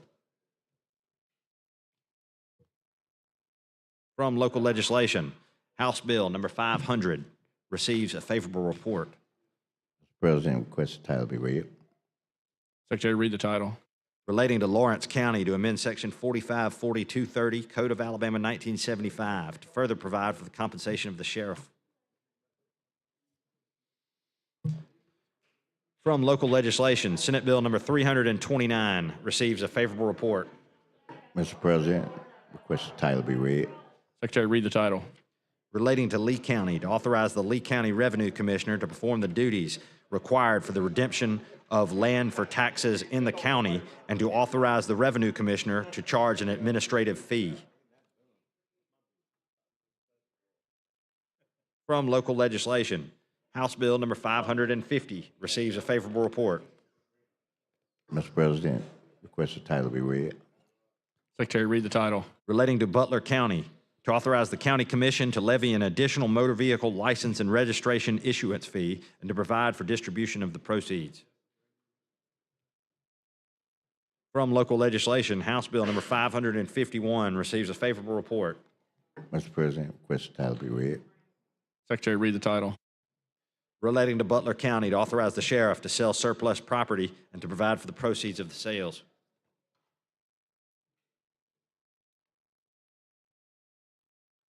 From local legislation, House Bill number 463 receives a favorable report.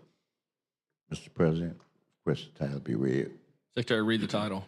Regarding Chilton County, to authorize the Board of Commissioners of Chilton County 911 to establish procedures for the Director of Chilton County 911 to make purchases using a credit card or debit card issued to Chilton County under certain conditions.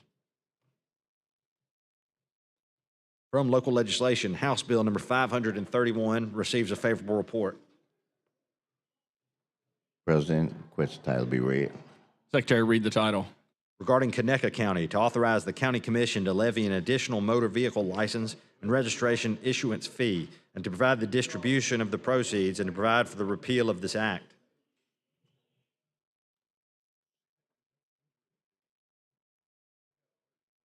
From local legislation, House Bill number 532 receives a favorable report. Mr. President, request the title be read. Secretary, read the title. Relating to Conecuh County, to provide further for the selection of the chair of the county commission for the remainder of the current term of the chair of the county commission, to provide for an additional expense allowance for the chair of the county commission for the remainder of the current term, and to provide for the repeal of this act effective at the end of the current term of the chair of the county commission.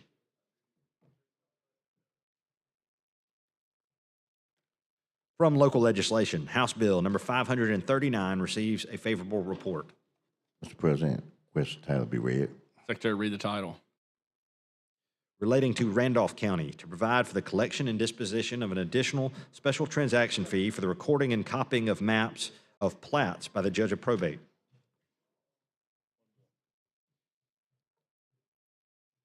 From local legislation, House Bill number 540 receives a favorable report. Mr. President, request the title be read. Secretary, read the title. Relating to Randolph County to amend Section 6 of Act 2003-213, 2003 regular session, as last amended by Act 2018-84, 2018 regular session, now appearing as Section 4556-243.05, Code of Alabama 1975, to further provide for the distribution of the county tobacco tax. These bills that received a second reading will be placed on the calendar for next legislative day. This concludes committee reports. All right. Introduce that bill. Yes.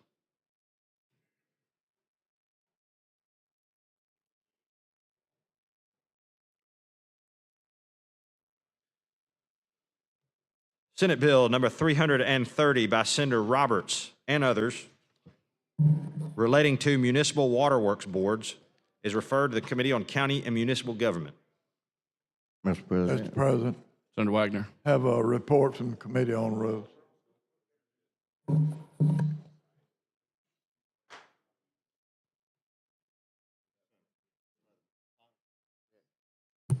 Can I have them read or talk? Or? Title be read. Title be read, yes. All right, Secretary, read the title. Regarding municipal waterworks boards, to amend Section 1150-300, Code of Alabama 1975, to add sections 1150-300.01, 1150-300.02, 1150-300.03, 1150-300.04, 1150, 300.05, 1150, 300.06, 1150, 300.07, 1150, 300.8, 1150, 300.09, and 1150, 300.10 to the Code of Alabama to further provide for the composition, manner of appointment, and length of terms of members of certain municipal waterworks boards, to provide qualifications and place limits on the employment of the board members, to provide for conversion of these boards to regional boards, to further provide these boards to amend their articles of incorporation to subject these boards to the ethics laws of Alabama and require training on the subject, and to provide duties and unlawful actions of these boards, to require a consulting engineer be retained by a board, to require these boards to produce certain financial and statistical records, and to repeal section 1150-301, 1150-302, 1150-303, and 1150-304 Code of Alabama relating to certain municipal waterworks boards.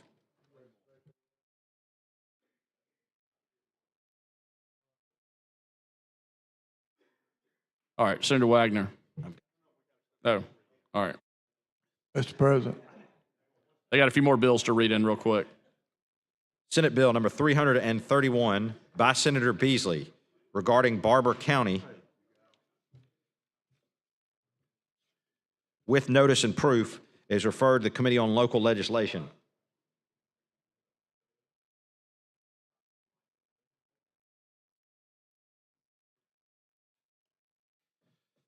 Senate Bill number 332 by Senator Gavan regarding public works projects is referred to the Committee on Fiscal Responsibility and Economic Development.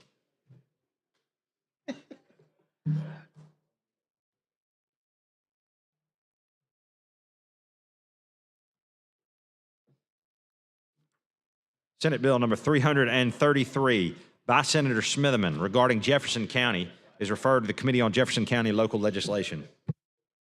All right, Senator Wagner. Mr. President, I have a report from the Committee on Rules. All right, Secretary Reed received the report from the Committee on Rules.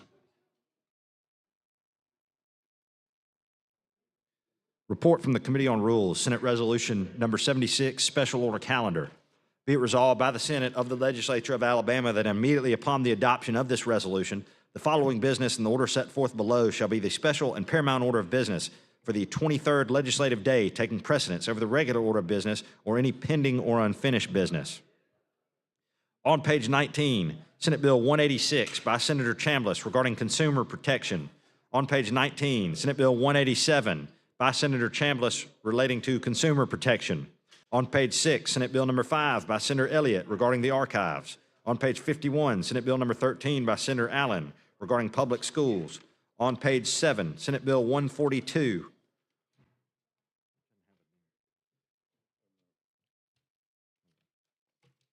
And on page 7, Senate Bill 158 by Senator Barfoot regarding driver's licenses.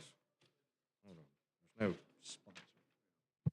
We need moves. I'd like to be Mr. recognized. President, All right, Senator Wagner. move adoption of the report from the Committee on Rules. All right, I Senator would- Chambliss.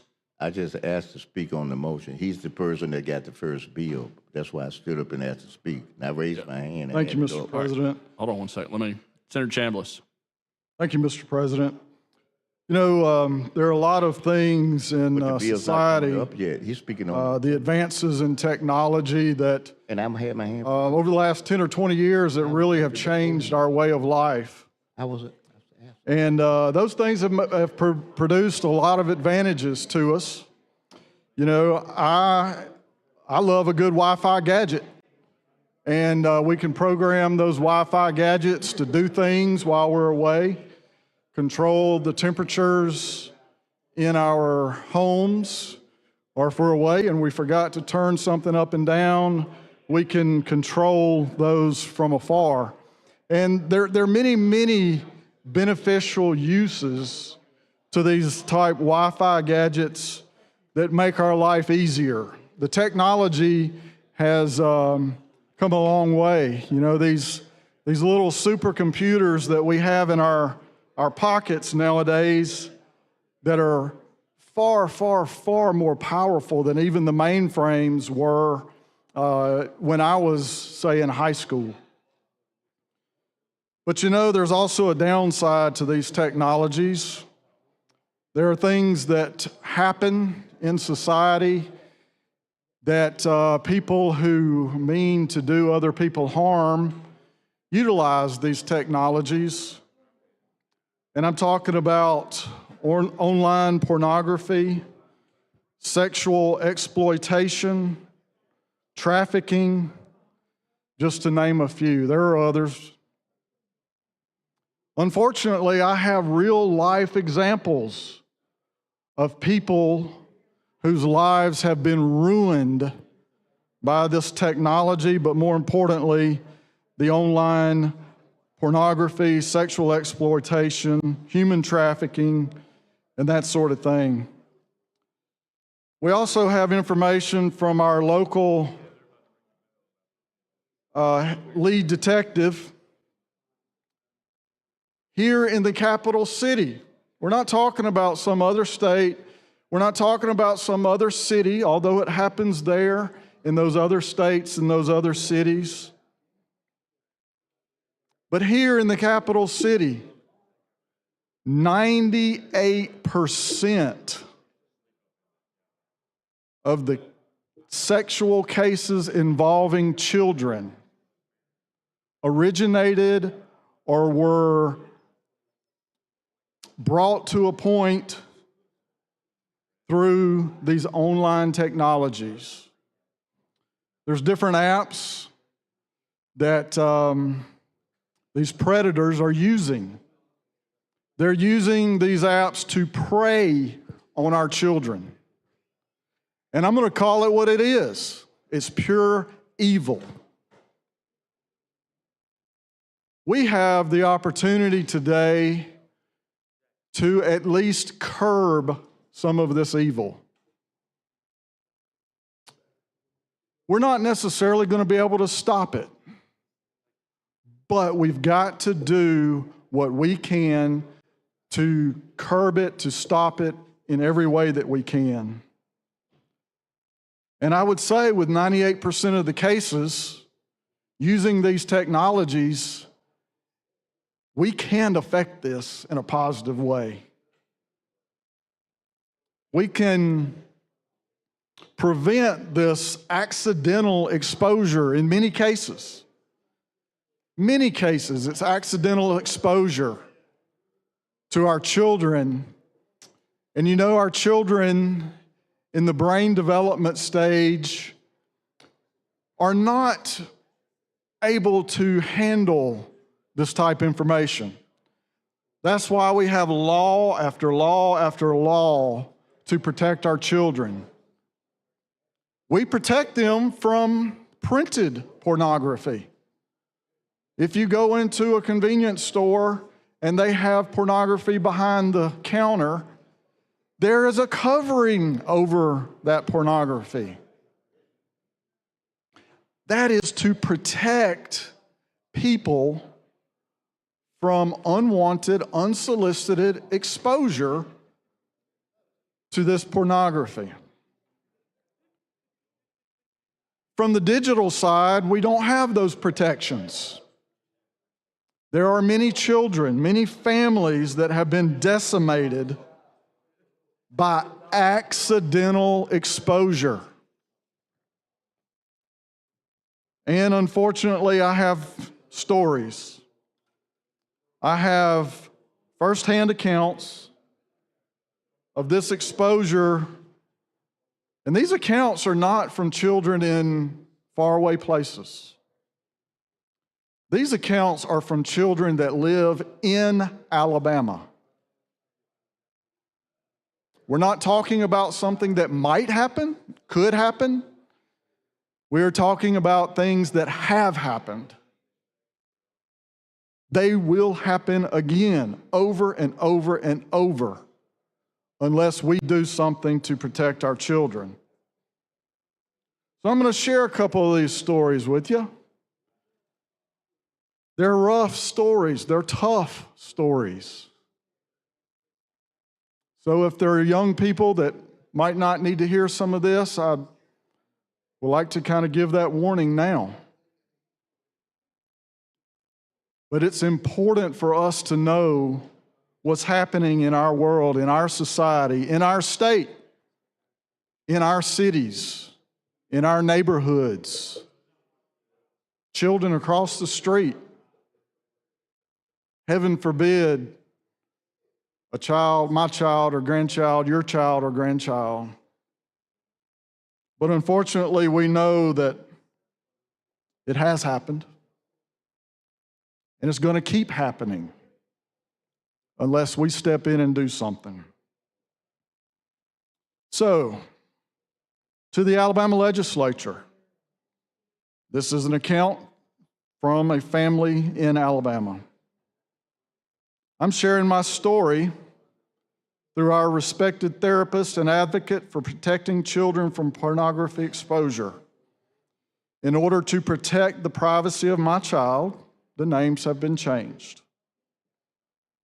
My husband and I believe we did all the right things to raise our 4 children, attending church, protecting them from harmful material, praying together, teaching them to love the Lord Jesus. Yet when our daughter was 9 years old, 9 years old, she was exposed to pornography through a friend's phone while riding in the car with this friend. The family didn't learn about this until about a year later. They learned about it when they caught their daughter sneaking on computers and tablets to watch pornographic videos. She finally confessed to the source of her problem. They were shocked, especially when they thought that they provided all of the necessary protections for their child. This exposure severely harmed this young little 9-year-old girl. At a time of critical development in her life and in her brain, when all of those connections are being made, this exposure interfered with her ability to properly handle stress and relationships. Today, that 9-year-old is 17. My math is correct. That was 8 years ago. This is not a new problem. This problem has been going on for several years. Now, as a 17-year-old, she is much better, but she still really struggles with relationships, especially with boys. And she often believes that her worth is tied to the images that she was exposed to at such an early age, when her brain was not ready to process that type material. Healing from these exposures, unfortunately, takes a long time. According to statistics, Alabama is the top state in the nation for pornography. This likely means that Alabama is also the top state for child exposure and ultimately abuse. Considering what we already know about the traumatic damage that it causes to a child's mind and the role that pornography plays in eventual child abuse, we know how this works. It's not a mystery. If you talk to any elementary school teacher, you will most likely hear horror stories that they have had to deal with even as early as kindergarten. Requiring tech companies to turn on a filter is a basic first step. The filter's already there. They don't have to develop it. They don't have to spend any money. They've already spent the money. It's already there. In this case, their daughter has the love and support to heal. But think about those children that don't have that love and support at home. What happens to them? I pray to God that some of them, most of them, all of them are able to overcome it on their own. But also, I'm a realist, and I know that doesn't happen. I know in cases, many cases, it leads to human trafficking. It leads to prostitution. It leads to abuse. We must stop allowing this to happen with everything in our power. And if we do, we will make it safer for our children, for our next generation. And you know, unfortunately, that was not an isolated event. Here's another one. Dear Alabama Legislature, my daughter graduates high school in a month. She is beautiful, brilliant, caring, talented. She has also been the unfortunate victim of early exposure to internet pornography and exploitation. Years of her critical development were stolen and warped due to early exposure to hardcore internet pornography. Once again, my daughter comes from a good home. She lives in XYZ city in Alabama. And from outside, looks to be living the picture-perfect life.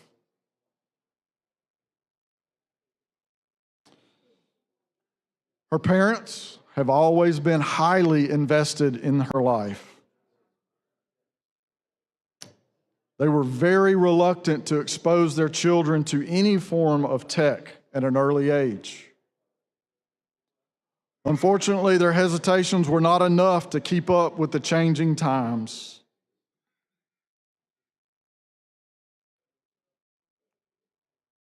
The pressure and these activities,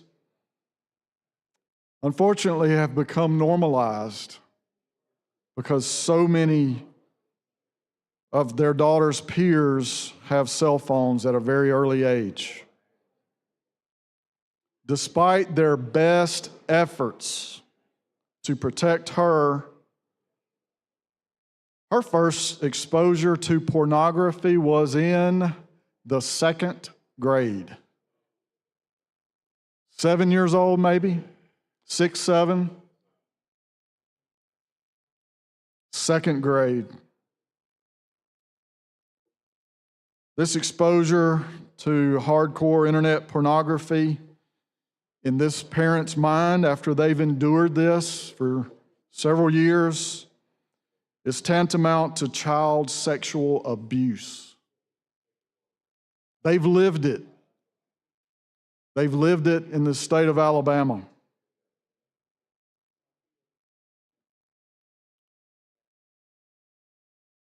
After all of their work to protect this child and keep this type of exposure away from her, their 7-year-old was traumatized. 7 years old was traumatized in a world of extremely violent sexual images and videos. In a split second, her world of safety and innocence was gone. The accidental exposure had untold impact to her. 7 years old. According to research, this type of early exposure leaves children vulnerable to acting out what they have seen. I actually have another testimonial of that between siblings both less than 10 years old. This type of confusion and trauma took a hold of this young lady. And by the 7th grade, this young lady was targeted by online predators. And they coerced her into sending images. And the snowball just kept getting worse and worse. Her light grew dim, and soon we could barely recognize our daughter. This once happy and loving child became angry, secretive, destructive, and hateful. She wanted to kill herself. She had panic attacks. She ran away. She began numbing herself with drugs and sneaking out of the house. In early high school, an adult predator targeted her at her lowest point and began grooming her for the sex trade. He gave her a trap phone, coerced her, and began sneaking her out of the home in the middle of the night and taking her to parties and introducing drugs, and you know the rest.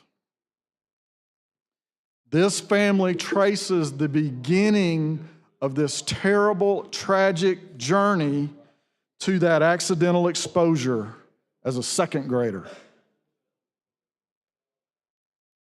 This has been a nightmare for our family. The unwanted exposure to pornography on an unfiltered device has sucked the life out of this child and out of this family.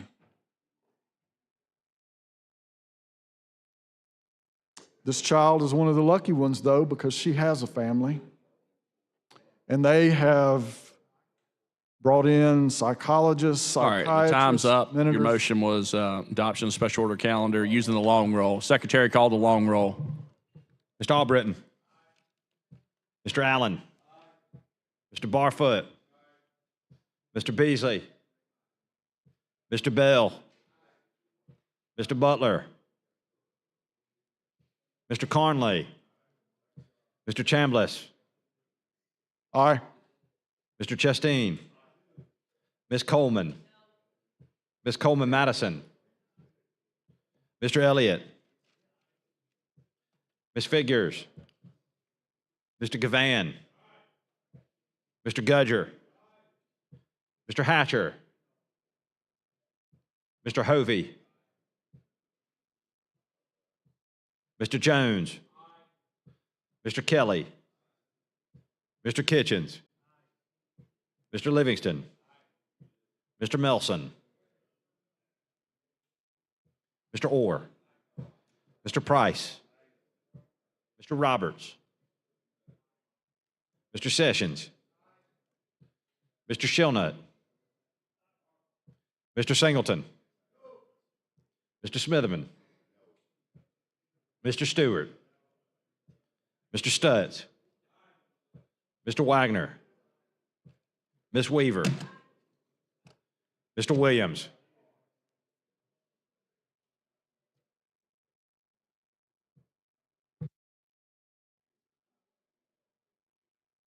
(26 ayes, 6 nays). The special order calendar is adopted. Secretary, call the first bill.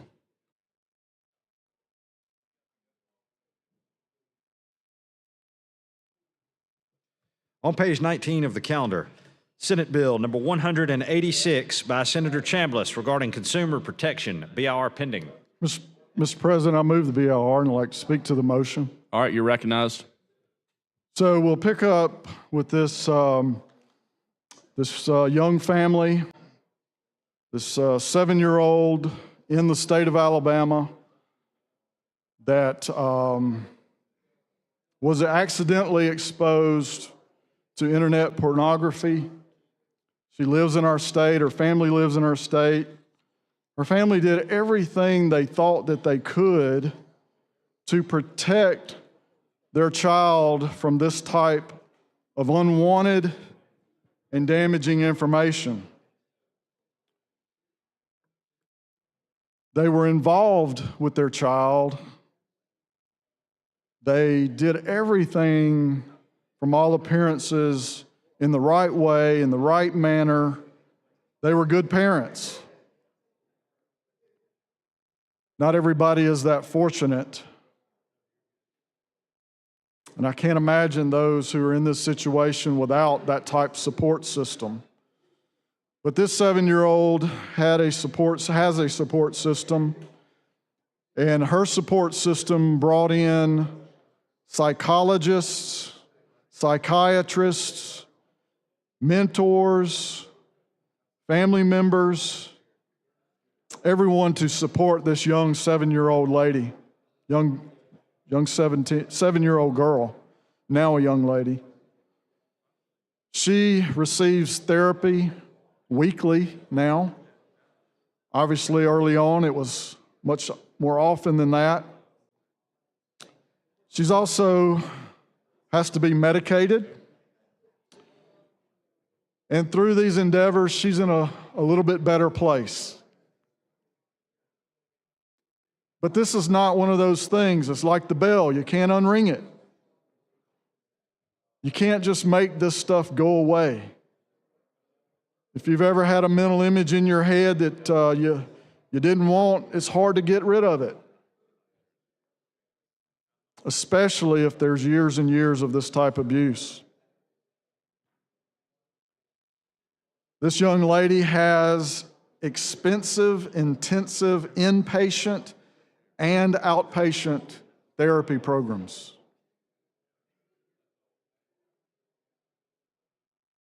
This family has put everything they have into saving the life of this young lady. But their thoughts are for others, because they write that they worry for kids in her situation who do not have the care and the resources that's required and needed to go through all of this. I can't imagine a child going through all of this without that support and without those resources. They continue, the road to get to this point of healing has been long, soul-crushing, and more difficult than words can describe. Their daughter can never get her innocence back. She can never unsee the horrible things she was exposed to online. She can never retrieve the images of her that are now out there for anyone. But she can use her story for good, to help others, to prevent others from being in the same situation. This family is taking a huge step today by allowing me to tell their story. They want their story to be the last of this type story in our state. By passing Senate Bill 186, we can help.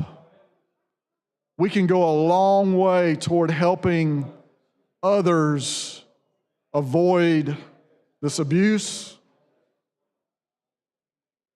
this wrecking, this trauma, this destruction of the family. The family continues that if filters have been activated on her daughter's tablet, her chances of a safe and healthy development would have been vastly improved. Alabama's children and families deserve common sense protections. Their family, our family, like so many of ours, urge you to pass Senate Bill 186 so that children have a fighting chance for a safe and healthy development and future. So we've heard so far 2 stories of citizens in our state who've gone through tremendous difficulty, unnecessary, unwanted. They thought they were doing, quote, the right things to raise up their children. But yet, here we are. Here we are with devices still out there, children still being exposed to this material. But you know what? There are more stories. A 15-year-old who downloaded what he thought was a safe dating app, only for it to become the connection point between predators who raped him. A 16-year-old who felt fear and betrayal when her ex-boyfriend repeatedly shared explicit images of her on such and such app without consent. It got worse when she reported the images to this company, only for them to resurface again and again and again on this platform. Another example of a woman who was sex trafficked as a child, and her abuses were recorded and uploaded to pornography website, despite the videos being reported as child sexual abuse material. The website kept it up and profited. Another example, Jane Doe was sex trafficked, can't even say the word, trafficked, was a victim of sex trafficking as a minor and repeatedly raped over 1,000 times due to ads posted on another app. I won't say the name. She was turned away from the courts because of Section 230 of the Communications Decency Act. That was not the intent of that act. A convicted predator used another app to groom a 12-year-old into producing exploitive images through a different app and even traveled to her home. This app failed to detect or remove the images, which could have prevented her further abuse. Yet another example. B was sex trafficked as a minor and repeatedly raped in a hotel room arranged through another app where the sex trafficker advertised her and where she was. The app knew about this and let it proceed and continue on their site. Another example, 15-year-old who met a stranger with friends in common on a different app. Before long, he used the messenger service on this app to exploit her, leading her to be trafficked, raped, and abused. So there's no end to these stories of people in our state, outside of our state, that have been All right, victims. time's up on the BR. You want the long roll? All right, Secretary, call the long roll on the BR. Mr. Albritton. Mr. Allen. Mr. Barfoot. Mr. Beasley. Mr. Bell. Mr. Butler. Mr. Conley. Mr. Chambliss. Aye. Mr. Chastain. Ms. Coleman. Ms. Coleman Madison. Mr. Elliott. Ms. Figures. Mr. Gavan. Mr. Gudger. Mr. Hatcher, Mr. Hovey, Mr. Jones,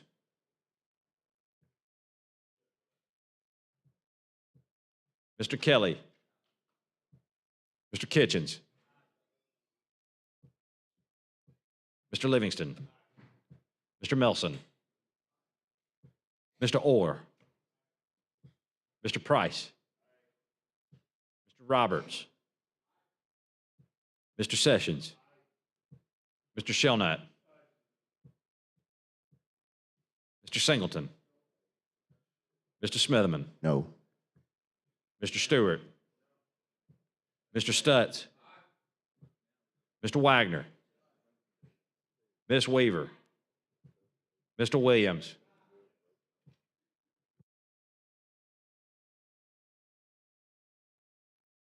28 ayes, 5 nays. The BR is adopted. Secretary, call the bill.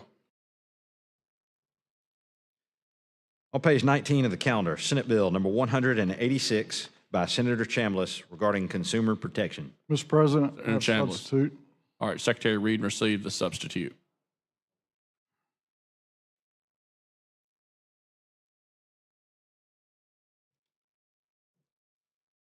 Substitute for Senate Bill 186 by Senator Chambliss.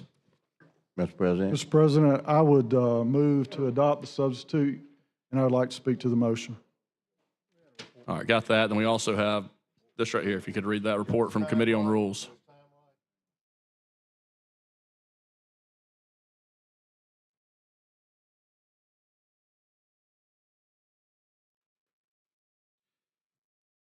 From the Committee on Rules, petition to close debate with the undersigned members of the Senate Rules Committee, petition the Senate pursuant to Senate Rule 20 that debate on the pending measure Senate Bill 186 shall cease at 3:32 on April 17th, 2025. Signed by Senator Wagner. Mr. President. Mr. Livingston. President, All right, Senator Chambliss.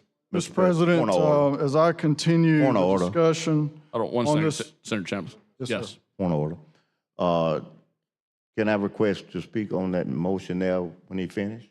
I mean, will I be recognized or does it, let me finish my point if I don't mind. Does the fact that he is the author of the bill preclude me from being recognized first to speak on the closure motion? Not on the bill, on the closure motion. Yeah, I mean, it's up to me to decide, and, you know, I always go Well, with I'm the sponsor. requesting I understand. I always go with the sponsor first, always. on the closure motion, On you go with the anything when I'm up sponsor. here. So, I mean, right now, that's Okay, the you've answered my question. You Yeah, said it's on up- anything, so no matter, that's your discretion, but you said it on anything, so I understand. always Thank you. just try to be consistent. All right. Thank you, Mr. President. The people of our state have been polled on this issue, and the people of our state, not another state, but our state,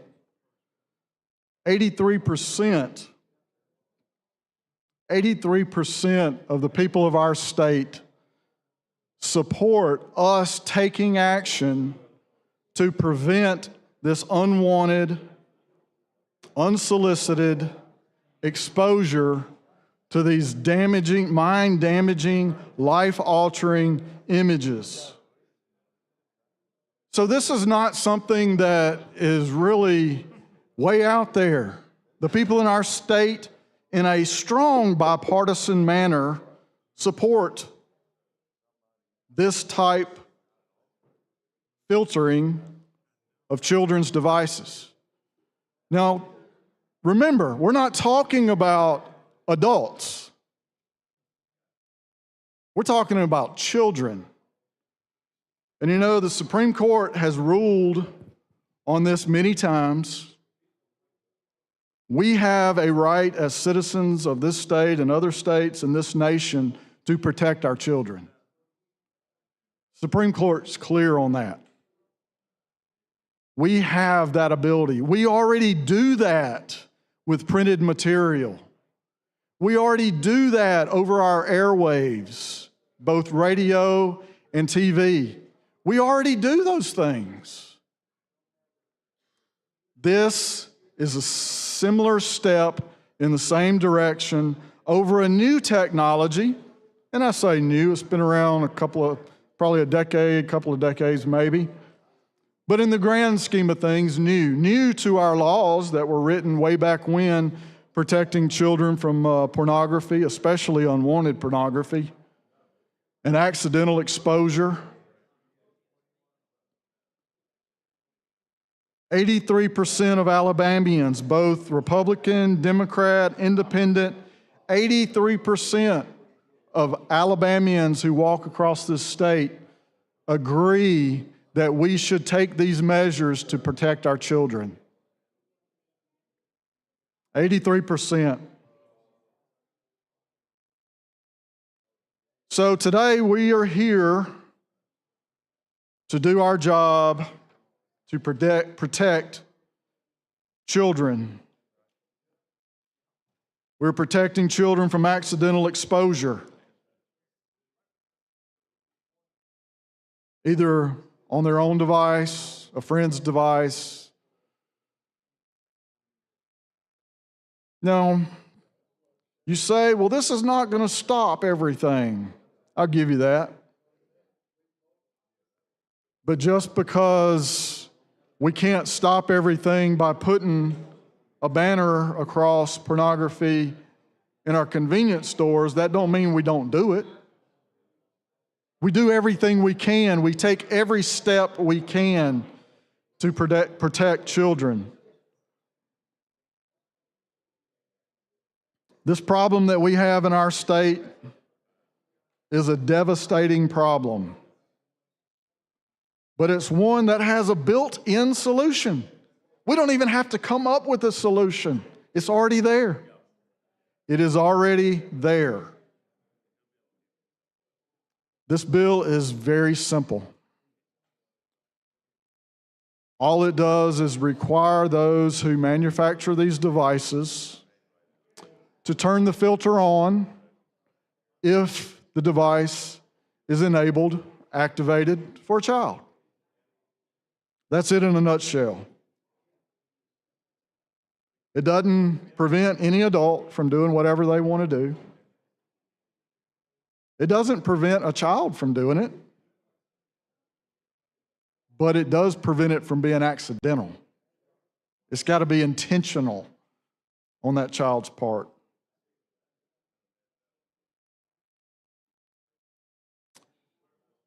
Today, we have the opportunity to protect children from this devastating exposure. Devastating exposure to them, to their families, multi-generational.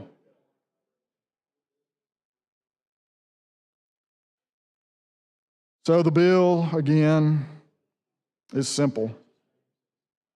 We just require that the manufacturers turn these default filters on. So let's talk about the bill a little bit. The bill is fairly short. It's, let's see. This bill is 7 pages, really six and a quarter pages. And the first page is synopsis, and then the introduction. So really, it's, meat is really about a 6-page bill. But then you have 1, 2, 3, 4,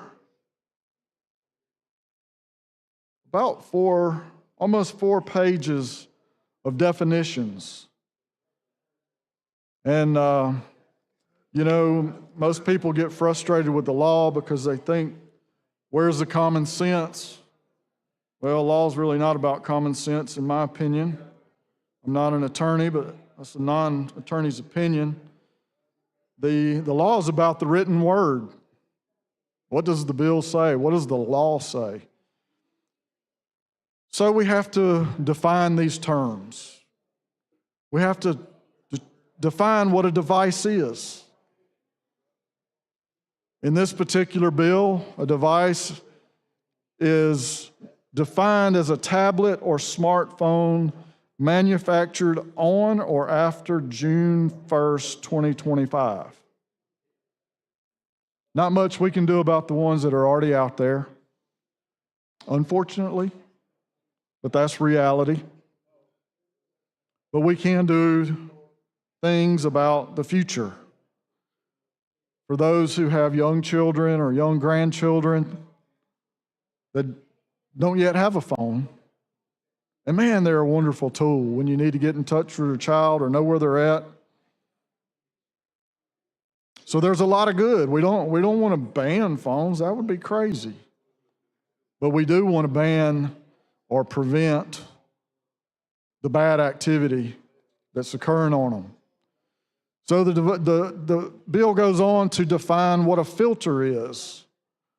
A filter is a generally accepted and commercially reasonable software used on a device that is capable of preventing the device from accessing or displaying obscene material through internet browsers or search engines owned and controlled by the manufacturer in accordance with the prevailing industry standards, including blocking known websites linked to obscene content via mobile data networks, wired networks, and wireless internet networks. So the filter, as I've mentioned, that's just described here and defined here, is already on the phone. It's kind of buried.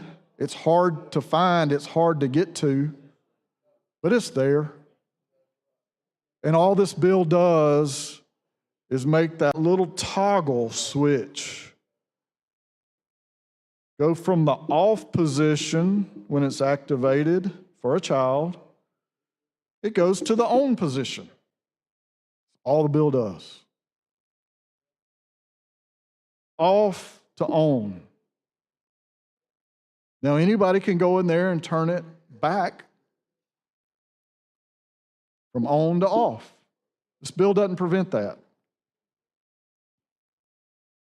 My guess, my hope, is that this will prevent accidental exposure from young children who don't even know anything about all this. They're too young. They've never seen anything like this. We're trying to keep them from being exposed. So the next definition, believe it or not, we have to define the internet.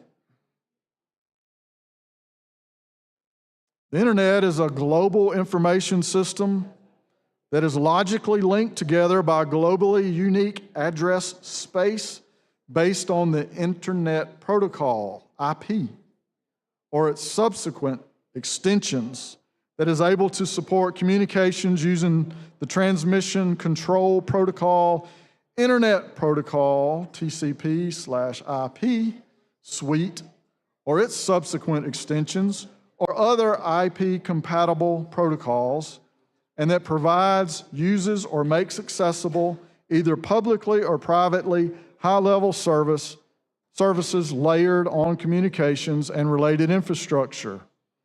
Well, man, that is a mouthful there.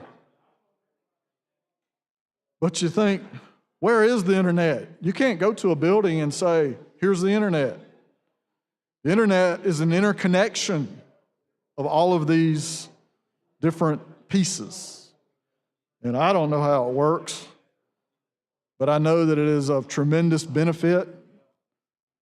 I remember the very first time in my engineering world that I emailed a drawing, an engineering drawing from my office to another building across town, and they printed that drawing for me. And by the time I got there, it was already printed, and I picked it up. That has only been about 20 years ago, maybe 25, something like that. Well, time flies. That was probably 30 years ago now I think about it. 55, 45, 35, 25. Man, 30 years, time flies. But at that time, you didn't have email addresses. You had numbers and letters that you had to string in the right order to get it to go to the address that you were wanting it to go to. It was a little cumbersome. It was a little hard. We've come a long way with the internet. Now I can have something on my computer at my office, and I can send it to the other side of the world within a matter of seconds. Seconds. That is unbelievable. But that's the world we live in. And there's a tremendous benefit through the internet. Just like all of the information that we deal with here, bills, votes, everything, that's accessible on the internet. You can go and look this stuff up. You can go and pull this bill up. You can read it for yourself.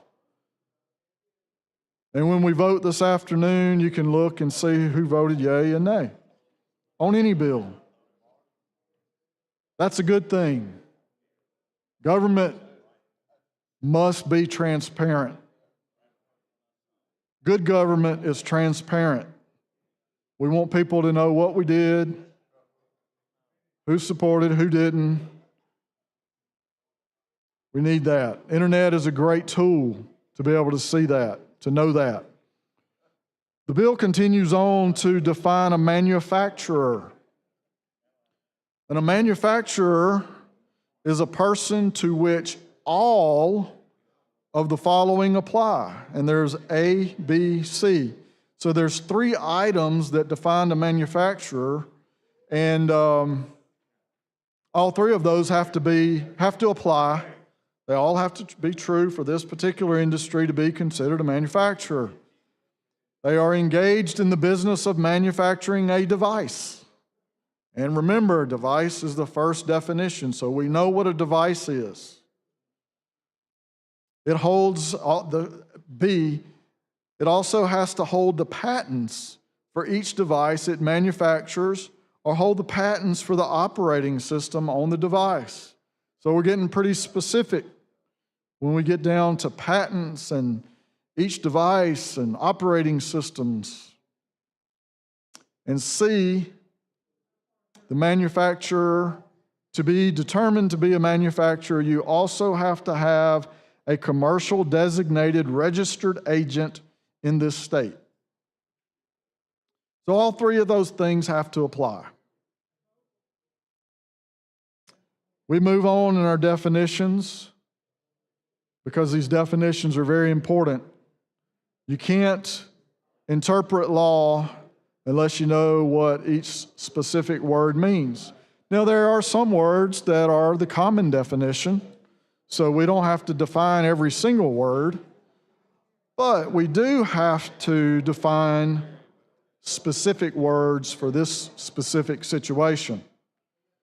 So the next definition is for a minor. What is a minor? Because the bill references a minor, we need to know what a minor is. In this particular bill, an individual under 18 years of age who is not emancipated, who is not married, and who is not a member of the United States Air Forces. I'm sorry, armed forces, not air forces. There are several other branches, right? So let me read that again since I messed it up. An individual under 18 years of age who is not emancipated, married, or a member of the United States Armed Forces. Pretty straightforward. Item 7, what is obscene material? Well, this one gets a little bit harder. How do you know? What might be obscene to me may not be obscene to you. Obscene material is a visual depiction of sexually explicit conduct as defined under Section 13A-12-190 of the Code of Alabama. So we have a section in our code already that defines obscene material. So instead of repeating all of that information here, we just refer to it. So by reference, that information is incorporated into this bill. And we know what obscene material is by that existing law. So item 8, definition number 8, an operating system. If you recall, we talked about an operating system a minute ago. So we need to know what an operating system is. Is it a system used in an operating room by which you perform an operation? Well, no, that would be a type of operating system, but that's not what we're talking about here. What we're talking about here is software that manages all other applications or programs on a device. So you have to have a system when you start your device that tells it what to do, that thinks that when you press a button, it thinks, okay, what am I supposed to do? I'm supposed to open this app. I'm supposed to go to this website. The operating system. All right. The time's run out. All right, Secretary, call the long roll on the substitute. Close your motion. Mr. Albritton. Hold on. Mr. Allen. Mr. Barfoot. Mr. Beasley. Mr. Bell. Mr. Butler. Mr. Carnley. Mr. Chambliss. Aye. Mr. Chasteen. Ms. Coleman. Ms. Coleman-Madison. Mr. Elliott. Ms. Figures. Mr. Gavan. Mr. Gudger. Mr. Hatcher. Mr. Hovey. Mr. Jones. Mr. Kelly. Mr. Kitchens. Mr. Livingston. Mr. Melson. Mr. Orr. Mr. Price. Mr. Roberts. Mr. Sessions. Mr. Shelnut. Mr. Singleton. Mr. Smitherman. Mr. Stewart. Mr. Stutz. Mr. Wagner. Ms. Weaver. Mr. Williams.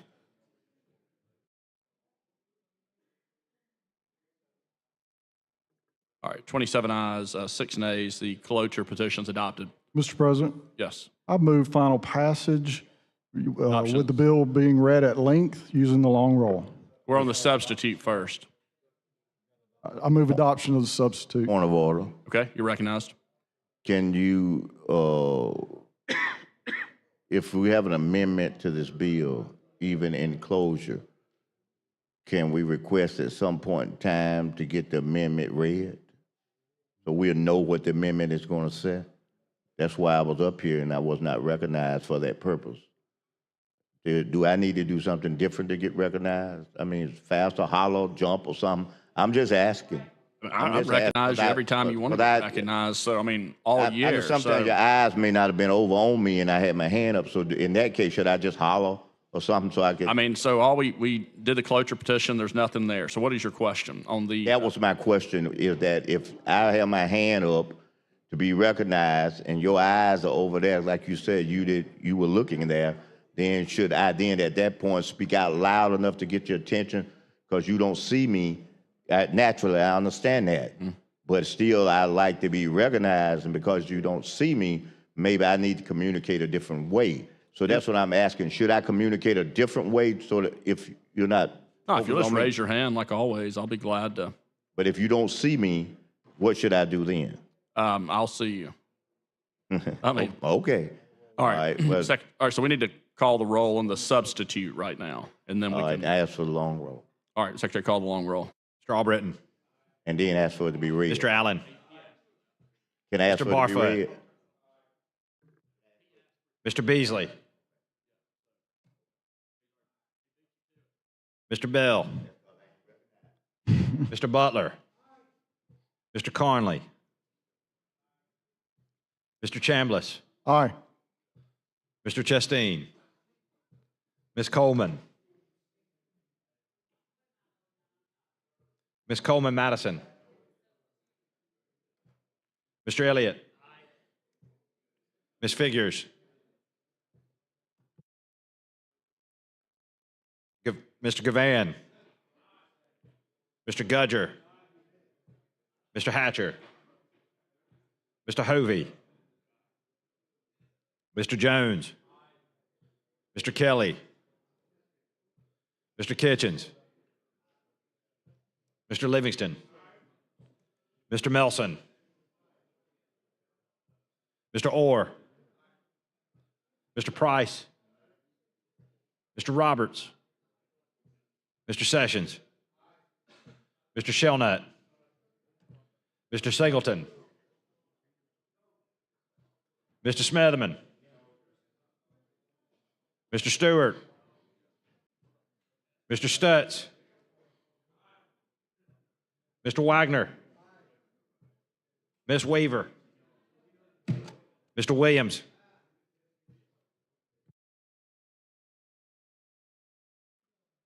All right, 28. What'd you say? 28 what? 28 ayes, 4 nays. Senator Chambliss substitutes adopted. Mr. President, And now, hold on. So we have a motion for the secretary to read the bill right now. Secretary, read the bill.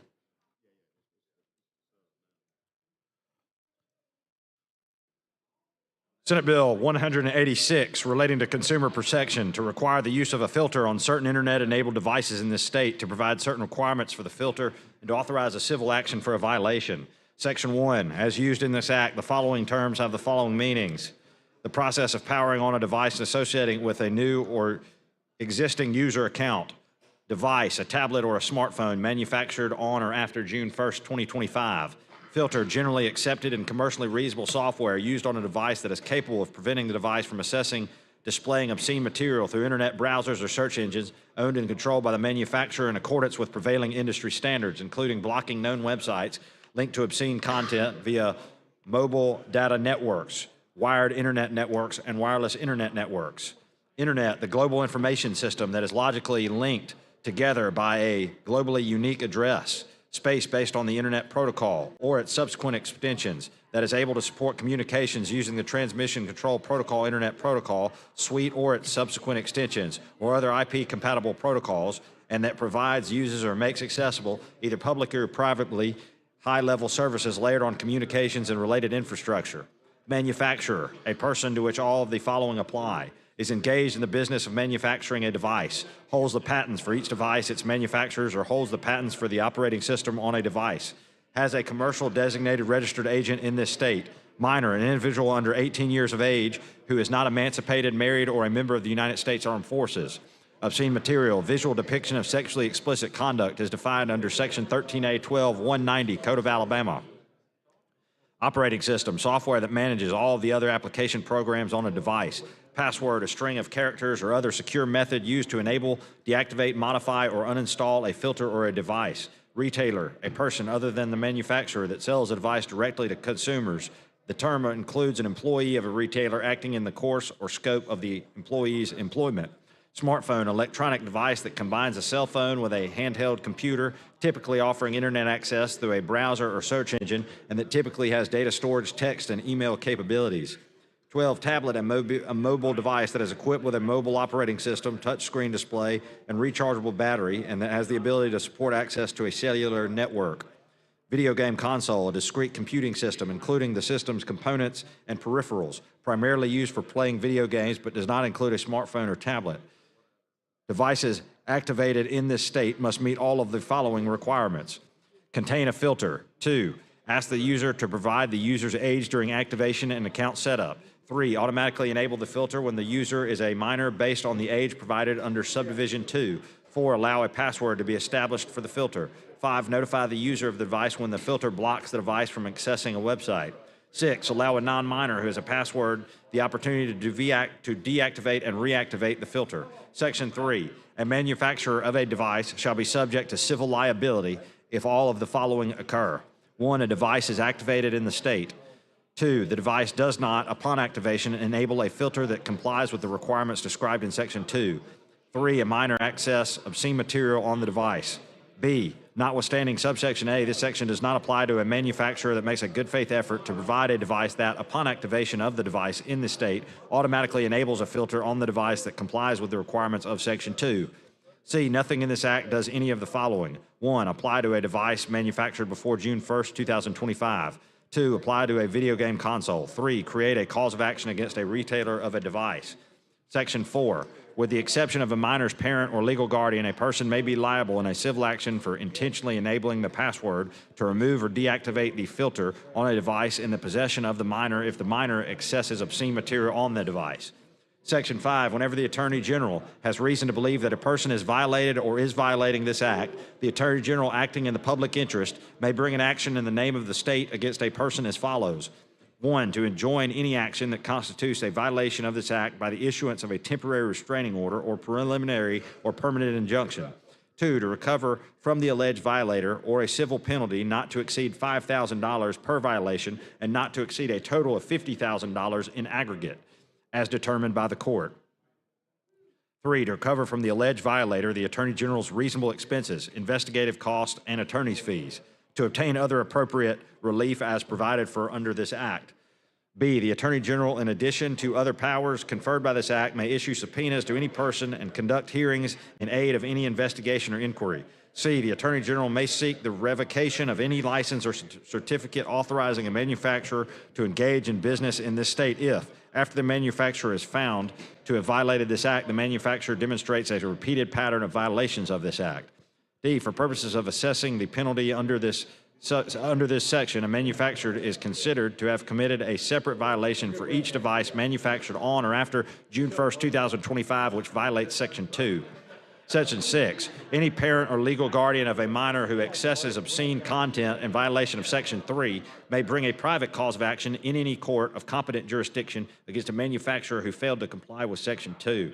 A prevailing plaintiff may recover all of the following: actual damages, or in the discretion of the court where actual damages are difficult to ascertain due to the nature of the injury, liquidated damages in the amount of $50,000 for each violation. 2, when a violation is found to be knowing and willful, punitive damages in an amount determined by the court. 3, nominal damages. 4, attorney's fees. 5, any other relief in the court, any other relief as the court deems appropriate, including court costs and expenses. C, nothing in this subsection precludes the bringing of a class action lawsuit against a manufacturer where the manufacturer's conduct in violation of Section 2 is knowing and willful. D, any parent or legal guardian of a child may bring an action in a court of competent jurisdiction. Any individual who is not the parent or legal guardian of the child and who disables the filter from a device in the possession of the child which results in the child's exposure to obscene content. Section 7, this act shall become effective June 1st, 2025. Mr. President, I renew my motion for final passage using the long roll. Secretary, call the long roll.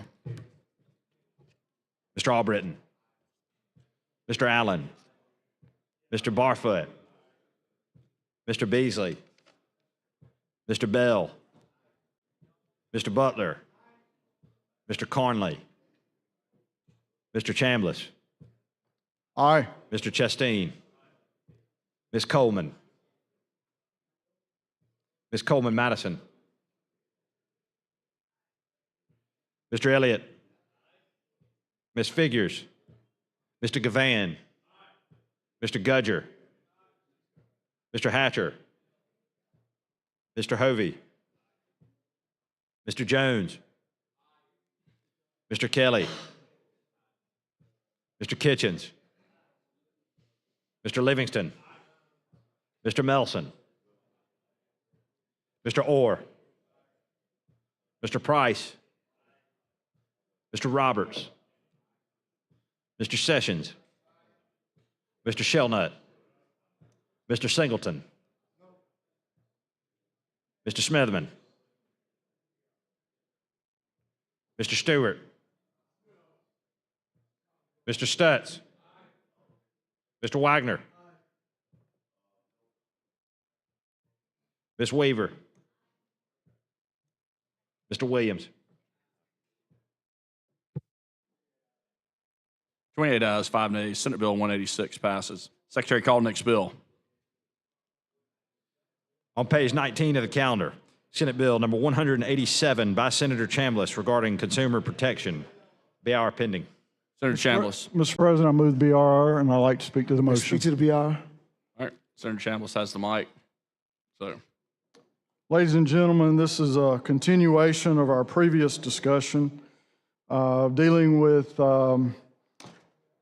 obscene material on devices. And if you were listening earlier, you will know that we defined devices in a different bill, but this is a new bill, and we have to go through all of the same type of thing on this bill as well.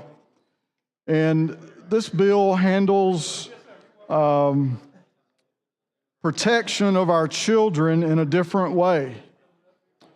This bill would require app stores to ask the age of the person that the cell phone device or device, could be a tablet, is being activated for.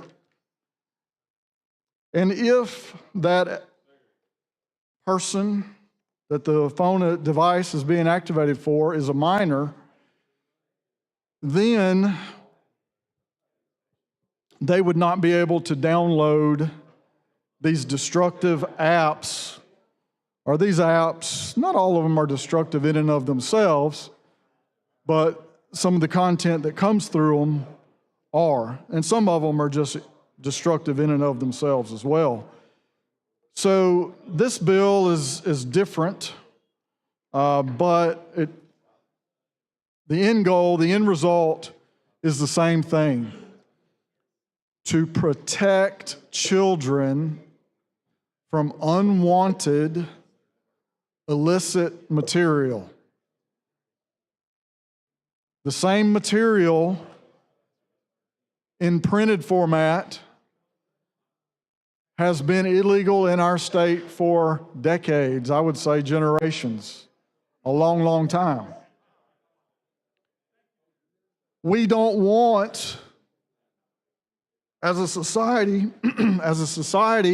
we don't want our children exposed to this material. This has been challenged. It's gone to the Supreme Court. And the Supreme Court says that we as a society have the ability to protect our children.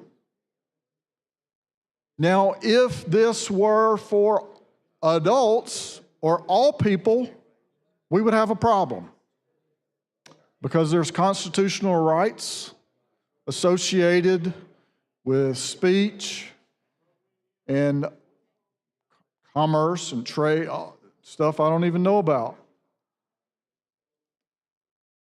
But we have a right to protect our children.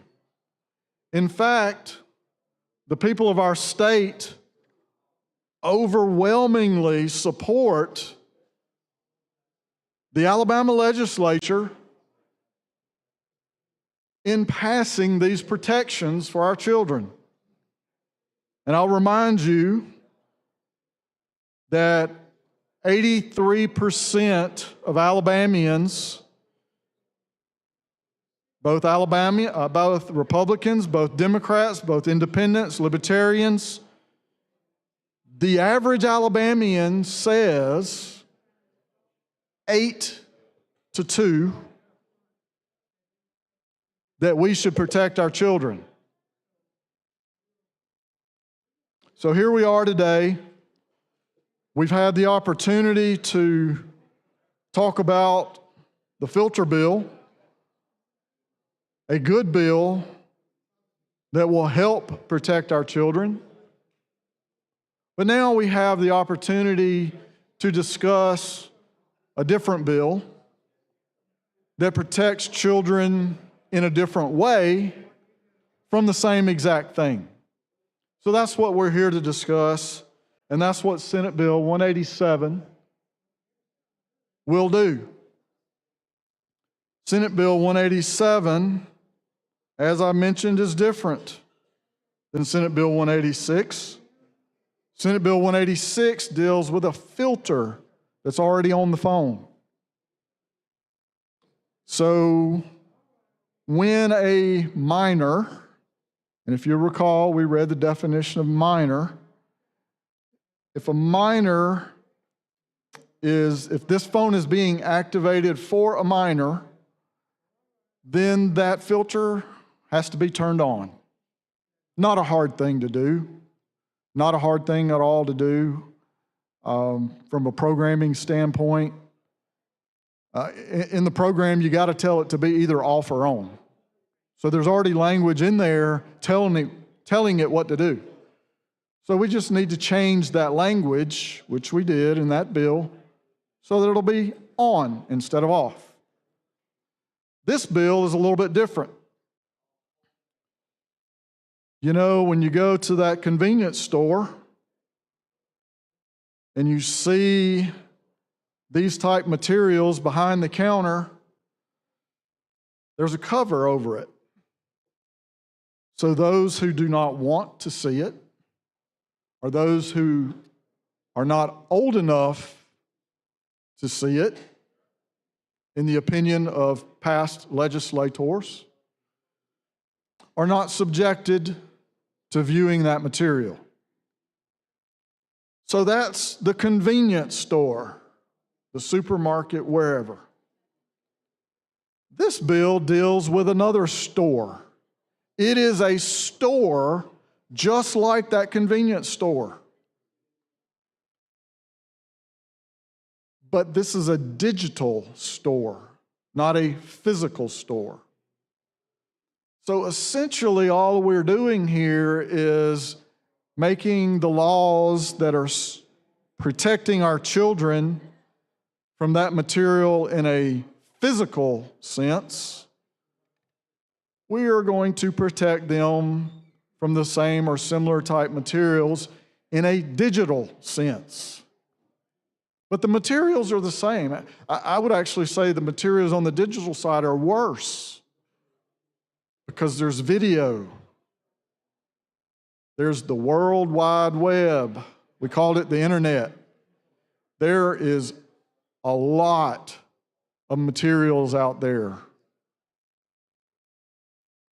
Materials that are hardcore, that are not appropriate for children, for minors to be exposed to.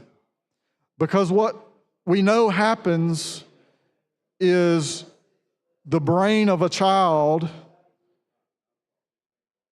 is not capable of handling and processing that type material. So we as a society have long protected our children from these type materials. What we want to do today is simply protect them from these type materials in a digital sense. That's what Senate Bill 187 does. Once again, it's a fairly simple bill. It's a fairly short bill. I believe 186 was 9 pages. This one is 10 pages. Of course, the first page is the synopsis. Then midway of the second page, we actually start the act.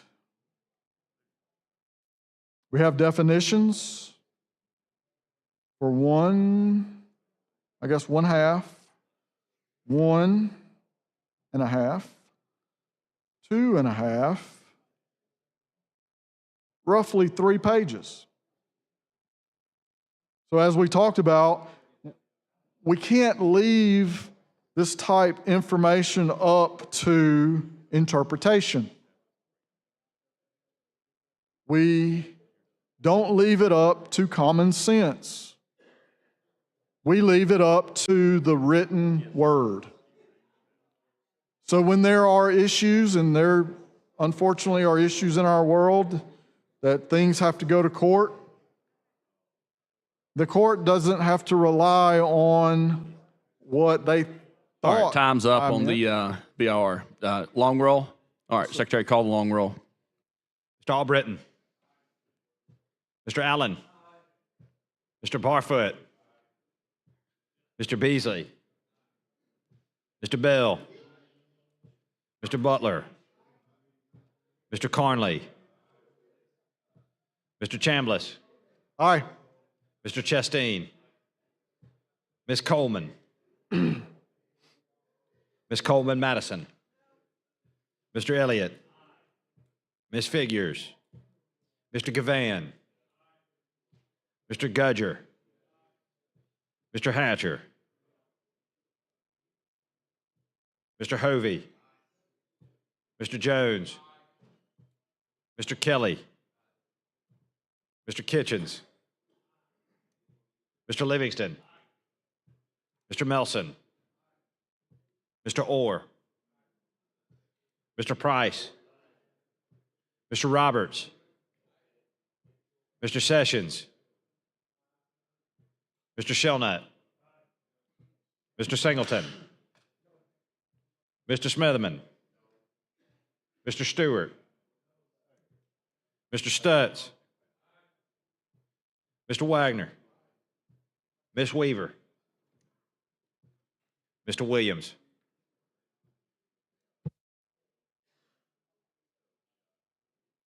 $27 ayes, 5 nays. The BR is adopted. Secretary, call the bill. On page 19 of the calendar, Senate Bill number 187 by Senator Chambliss regarding consumer protection. Committee amendment pending. Mr. President, Senator Chambliss. I'd like to move to table the committee amendment. All those in favor say aye. Aye. Any opposed? Committee amendments are tabled. Senator Chambliss. Mr. President, I have a substitute, and at the proper time, I would like to move the substitute and speak to the motion. All right, Secretary, read and receive the substitute.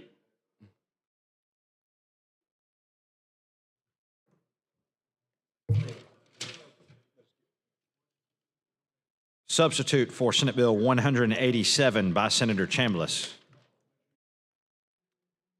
Mr. President. All right, hold on one second. We have a report from Committee on Rules, too, I believe. Mr. President, can I speak to the committee? Hold on one second.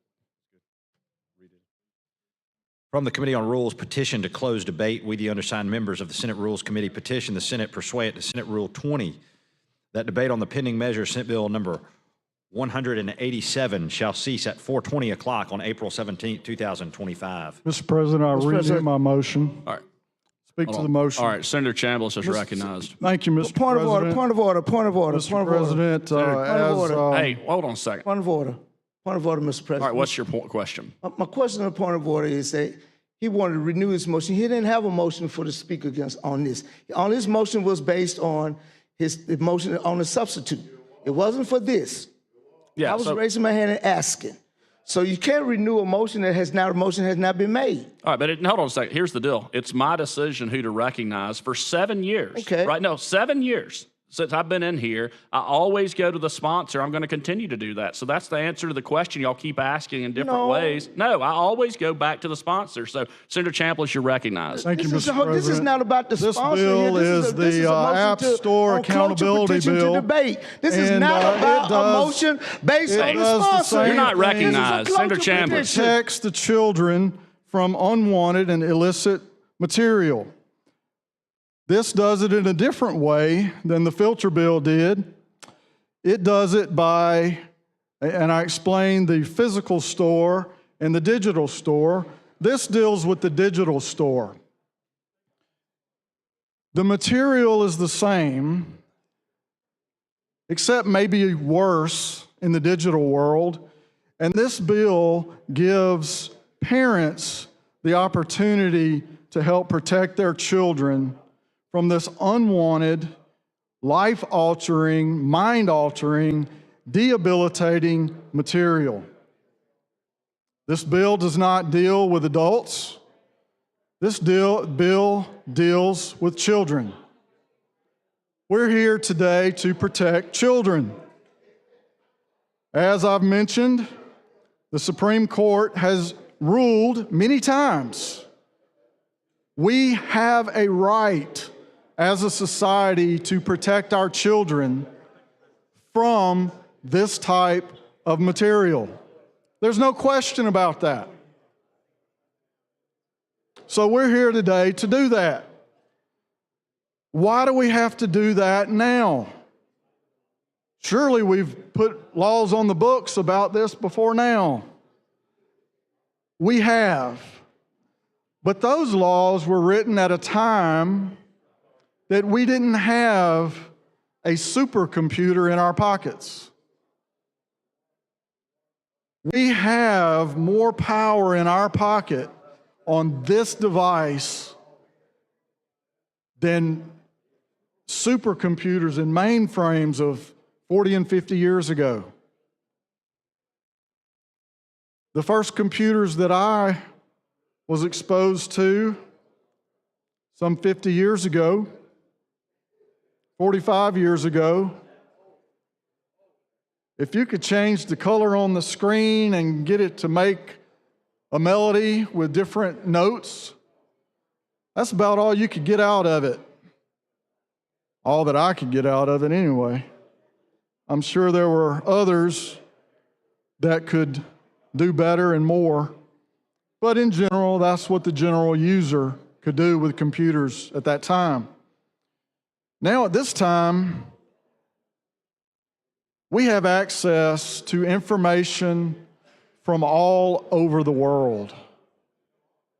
Good information, helpful information, useful information, information that makes our lives better.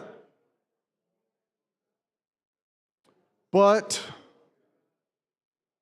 in this fallen world that we live in, we also have those that use good for bad. And they seek to prey on our children and to bring them into their way of life. And if we can prevent that, if we can prevent that damage, that destruction of a young person's life, the destruction of that young person's family, then we have a moral obligation to do so. Simply put, that's what these two bills do. They protect our children. It's unfortunate that we have to have this type debate, discussion over an issue that 83% of our population agrees with. There are not many questions that we ask the general public that has an 80% approval rating. Very few. We all come from different walks of life, different backgrounds, different experiences. But on this issue, 8.3 out of 10 people say, sign me up. Sign us up as a state. And that's what we're here to do today, is to protect these children. So what does Senate Bill 187 do? Number one, it protects minors by requiring parental permission before they can agree to the app's term of service contracts. Minors cannot enter into a contract with a provider. That would be the case. That might be the case. That's debatable. So we're going to end that debate. We're going to make it unlawful. Minors are not the ones paying the bills. Minors are not the ones necessarily going to work and paying the bills. Their parents are, or guardians. So the guardians are going to have a say. That's what this bill says. Number 2, it requires accurate app age ratings to ensure parents can give informed consent. If you're like me, I don't know all the things that are on the internet through the App Store. I don't really want to know, just to be honest. So we have ratings. We have ratings for TV shows. We have ratings for movies that help us know, without having to watch something, what may or may not be appropriate for our children. So this bill requires accurate app age ratings. And then if a parent gives informed consent, that's on the parent. Item 3 requires app stores to verify age using available data and technology. By the uses of the device, they pretty much know the age of the user. It's a little scary, but reality. They pretty much know everything, or could know everything about me by what I do on my phone. It's not a secret. It's not a mystery. It's reality. The 4th thing this bill does is it focuses on contract law. It's not about content moderation. It's not about preventing free speech. It's about a contract. An app store would not be able to sell to a minor. So, that's an overview. Let's talk about the bill specifically. And I've got plenty of other information here. We may come back to that. But we'll talk about the bill first. The bill itself. So, this bill would require app store providers to verify the age of users.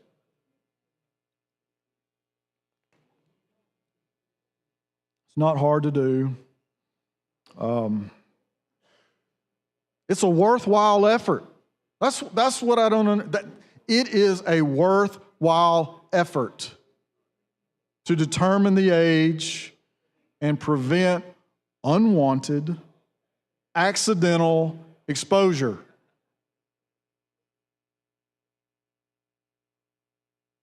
Lives have been ruined by this accidental exposure. If you were here earlier, you will know that we have first-hand testimonials from people that live right here in our state. Sad, sad stories. 7-year-old, a 9-year-old. I've read others, single digits, siblings. There's 15-year-old, 16-year-old, 12-year-old, another 15-year-old. And if we have time, I'll go back and review some of those.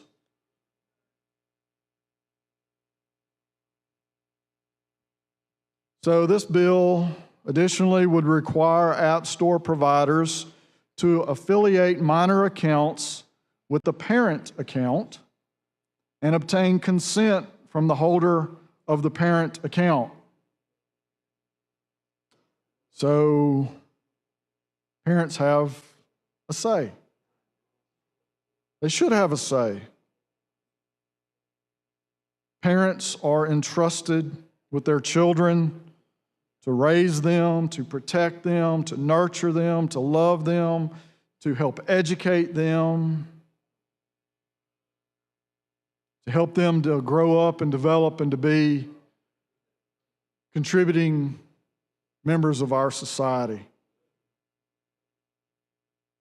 This bill also would require App Store providers to notify users when an app makes a significant change. An app may be okay at the beginning, but they decide they've figured out how they can make money and do this. And if that's a significant change from what they were doing before, they have to notify the parent. That is important because we know some people would enter this type of arrangement with a childlike app and then change the use of it. It's unfortunate, but we know that would happen. How do we know that would happen? It's already happened. This bill would also require the App Store providers, I just read that, to notify users when an app makes a significant change. This bill will require App Store providers to give developers real-time access to the age category and consent status for minor accounts. Real-time access, so they know what's going on with their children. Parents can't be with children 24/7. They have to live life, play sports, go to friends, go to school. Matter of fact, there's a bill making its way through that we would have a bill, bell-to-bell prohibition of cell phones in public schools. The teachers I've talked to say that is the number one tool that is being used to prevent our children from being properly educated. Not time at school to be playing on your phone. There's a time and place for that. It's not during school hours. But that's a different bill, a different debate, different discussion, and we'll see where that goes. This bill would require App Store providers to protect personal age verification data. Obviously, that's important as well. When you gather data, when you collect data, when you have to use this data, it becomes a target. So this bill requires that the manufacturers, the App Store provider, to protect this information.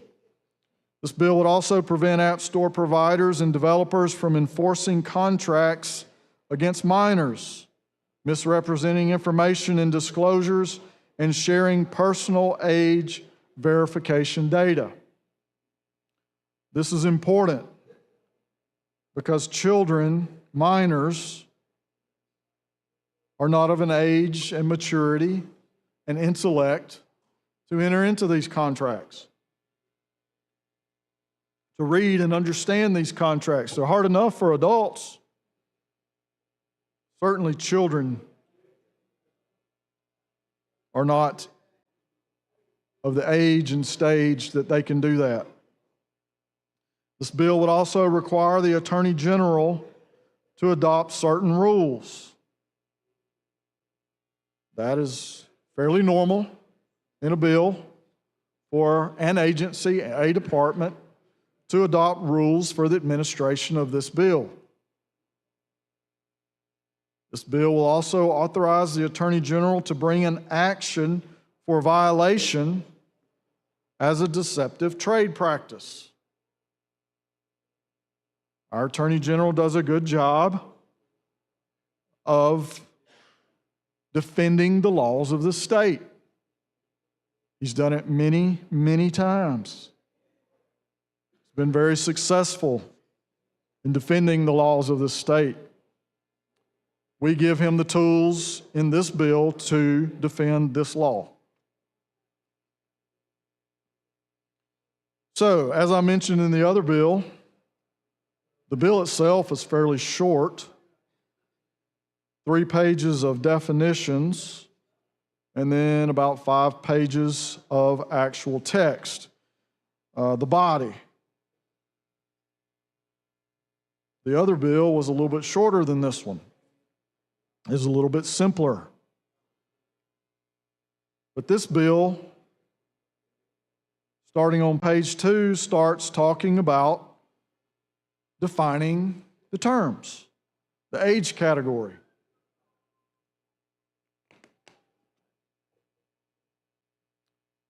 Age category data is defined as information about a user's age that is collected about a user's age category that is collected by an App Store developer and shared with a developer. I don't know that there is a common definition to age category data. Maybe there's a common definition to age, common definition to category, common definition to data, and maybe by that you could put together a common definition of age category data. But we don't have to do that because the bill itself defines age category data. So there's no misinterpretation about what this means. It's here in black and white on the paper so that all will know what we mean by age category data. The third definition, well, looks like I skipped a definition. The first definition is age category, and the second definition is age category data. So let me go back up and talk about age category. An age category, whether an individual is under 13, at least 13 years of age, but less than 16, and the third category is at least 16 years of age, but less than 18 years of age. And the fourth category is at least 18 years of age. So, category 1, less than 13. Category 2 is 13 to 16.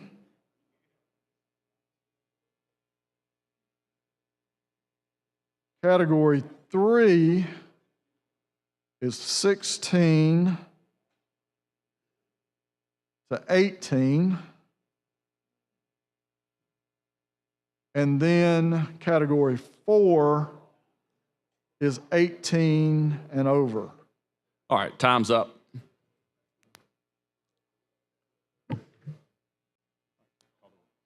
Secretary, call the long roll. Mr. Albritton.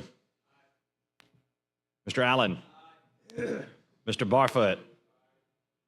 Mr. Beasley. Mr. Bell. Mr. Butler. Mr. Carnley. Mr. Chambliss. Aye. Mr. Chastain. Ms. Coleman. Ms. Coleman Madison. Mr. Elliott. Ms. Figures. Mr. Gavan. Mr. Gudger. Mr. Hatcher. Mr. Hovey. Mr. Jones. Mr. Kelly. Mr. Kitchens. Mr. Livingston. Mr. Melson. Mr. Orr. Mr. Price. Mr. Roberts. Mr. Sessions. Mr. Shelnut. Mr. Singleton.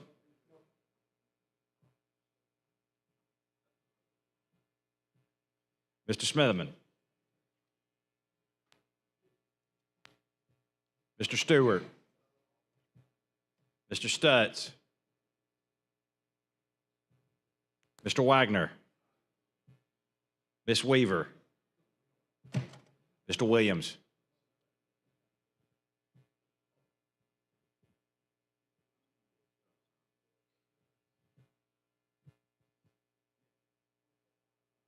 Mr. President, 27 ayes, 5 nays. The cloture petition's adopted. Mr. Senator President, I'd Chambliss. like to speak to the petition. You're on the substitute. Yeah, the petition's adopted. Now we're on the substitute. Speak to the substitute. You know, we already got cloture petition, so it's 20 minutes. no. We've already done that. Yeah. So Secretary, call the Man, long. Yeah, Having so much fun, I forgot that. call the long roll on the adoption of the substitute. All right, Secretary, call the long roll. Mr. Albritton. Mr. Allen. Mr. Barfoot. Mr. Beasley. Mr. Bell. Mr. Butler. Mr. Carnley. Mr. Chambliss. Aye. Mr. Chasteen. Ms. Coleman. Ms. Coleman Madison. Mr. Elliott.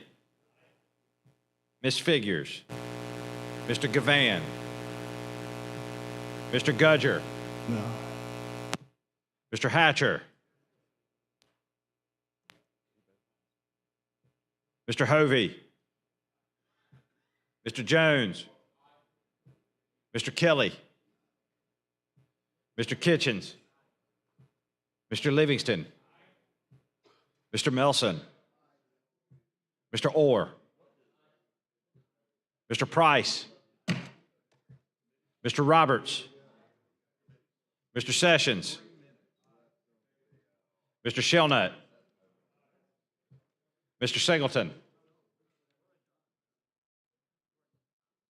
Mr. Smitherman. Mr. Stewart. Mr. Stutz. Mr. Wagner. Ms. Weaver. Mr. Williams. 27 ayes, 4 nays. Senator Chambliss substitutes adopted. Senator Chambliss. Mr. President, I would move for final passage with the bill read at length using the long roll. All right, Secretary, read the bill.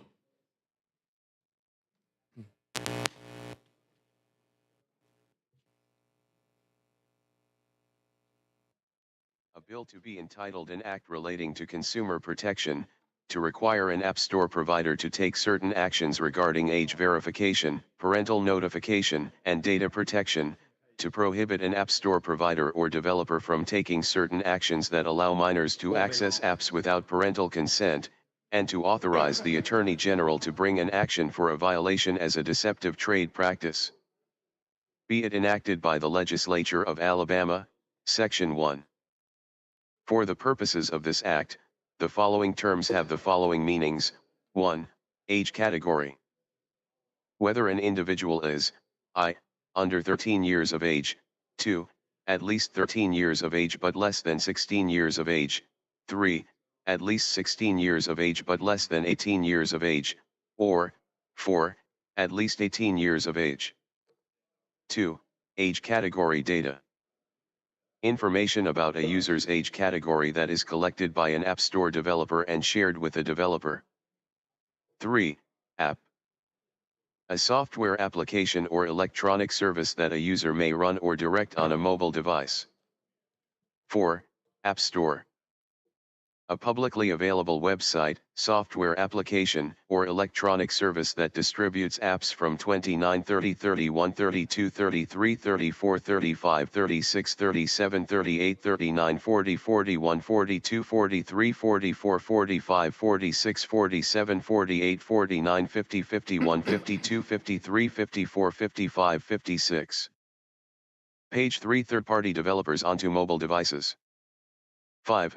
App Store provider. An entity that owns, operates, or controls an app store that distributes apps to users in the state. 6. Developer. An entity that owns or controls an app made available through an app store in the state. 7. Minor. An individual under 18 years of age. 8. Minor account. An account with an App Store provider that is established by an individual who the App Store provider has determined is a minor. 9. Mobile device. A phone or general-purpose tablet that does all of the following: A. Provides cellular or wireless connectivity. B. Is capable of connecting to the Internet. C. Runs a mobile operating system. D. Is capable of running apps through the mobile operating system. 10. Mobile operating system.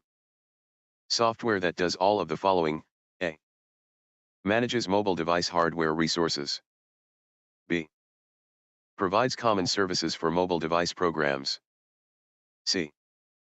Controls memory allocation. D. Provides interfaces for apps to access device functionality. 11. Parent. With respect to a minor, any of the following individuals who have legal authority to make decisions on behalf of the minor: A.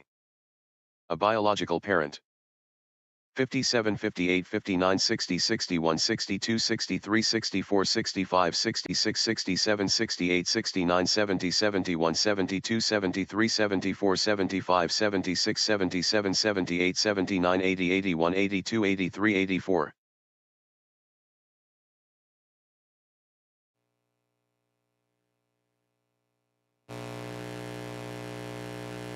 All right. Motion, Secretary, call the long roll Page 4B. A legal guardian. when the bill's done. C. An individual with legal custody. 12. Parent account.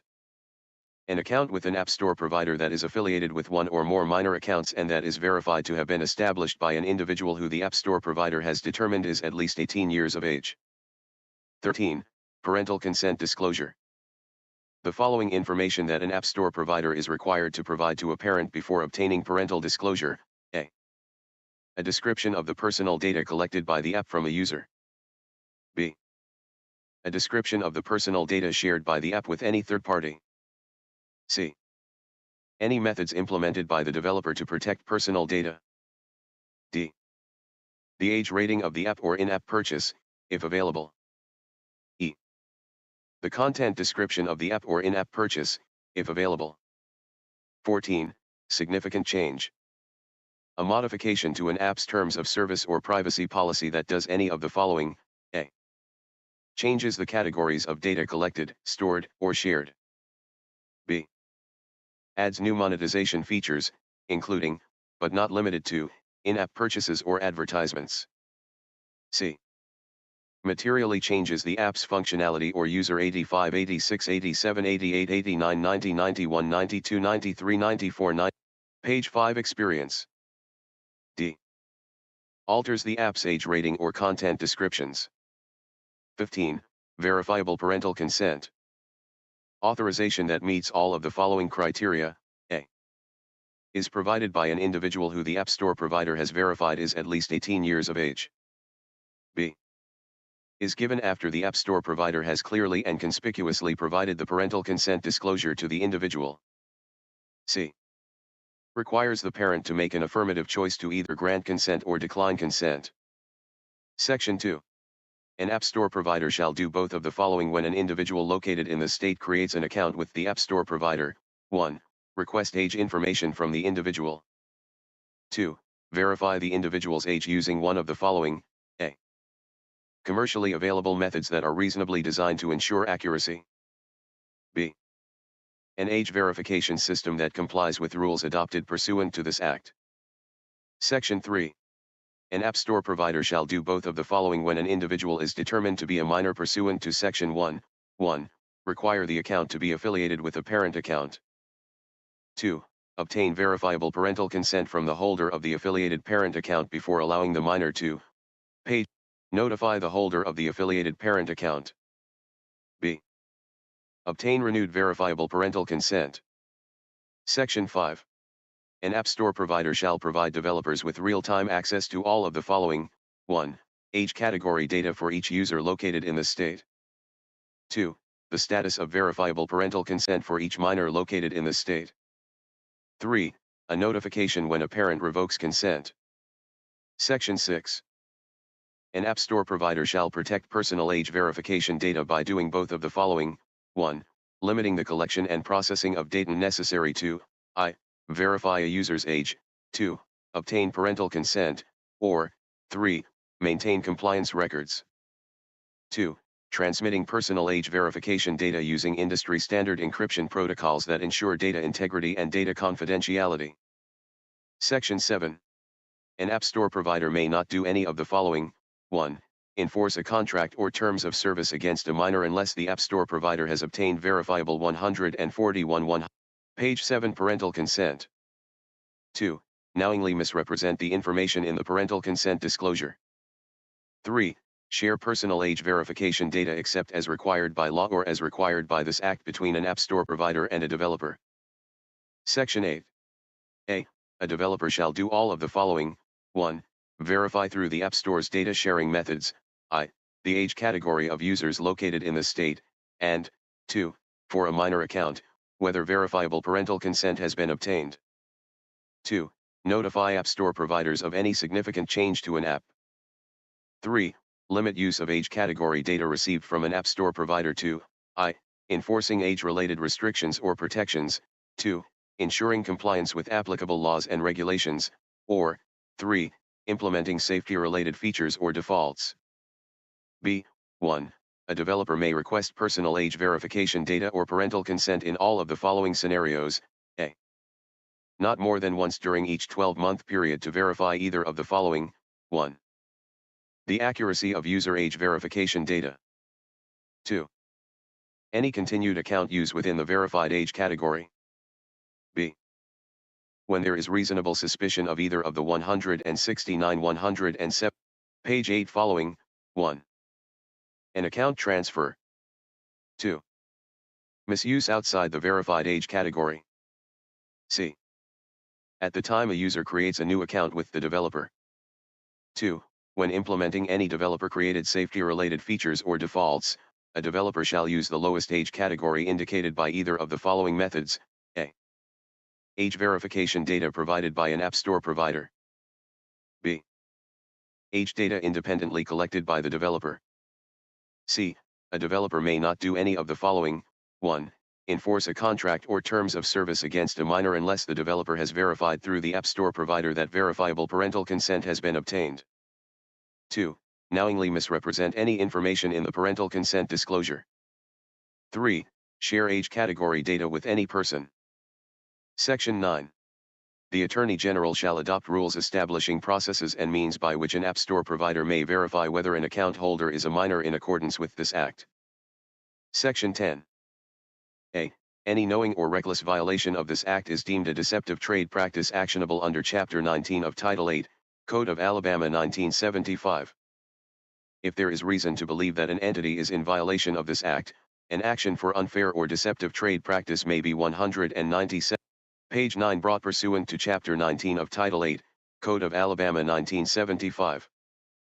In addition to other remedies available under Chapter 19 of Title 8, Code of Alabama 1975, the Attorney General may collect a civil penalty of up to $50,000 per violation, reasonable attorney fees, and court costs.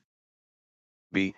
If a violation described in subsection A is part of a consistent pattern of knowing or reckless conduct, the Attorney General may seek punitive damages against the entity. C. An action for a claim under this section must be brought within 1 year from the date the Attorney General knew or reasonably should have known of the alleged violation. D. This section does not preclude any other available remedy at law or equity. Section 11. A developer is not liable for a violation of this Act if the developer demonstrates all of the following: 1. The developer relied in good faith on personal age verification data provided by an App Store provider.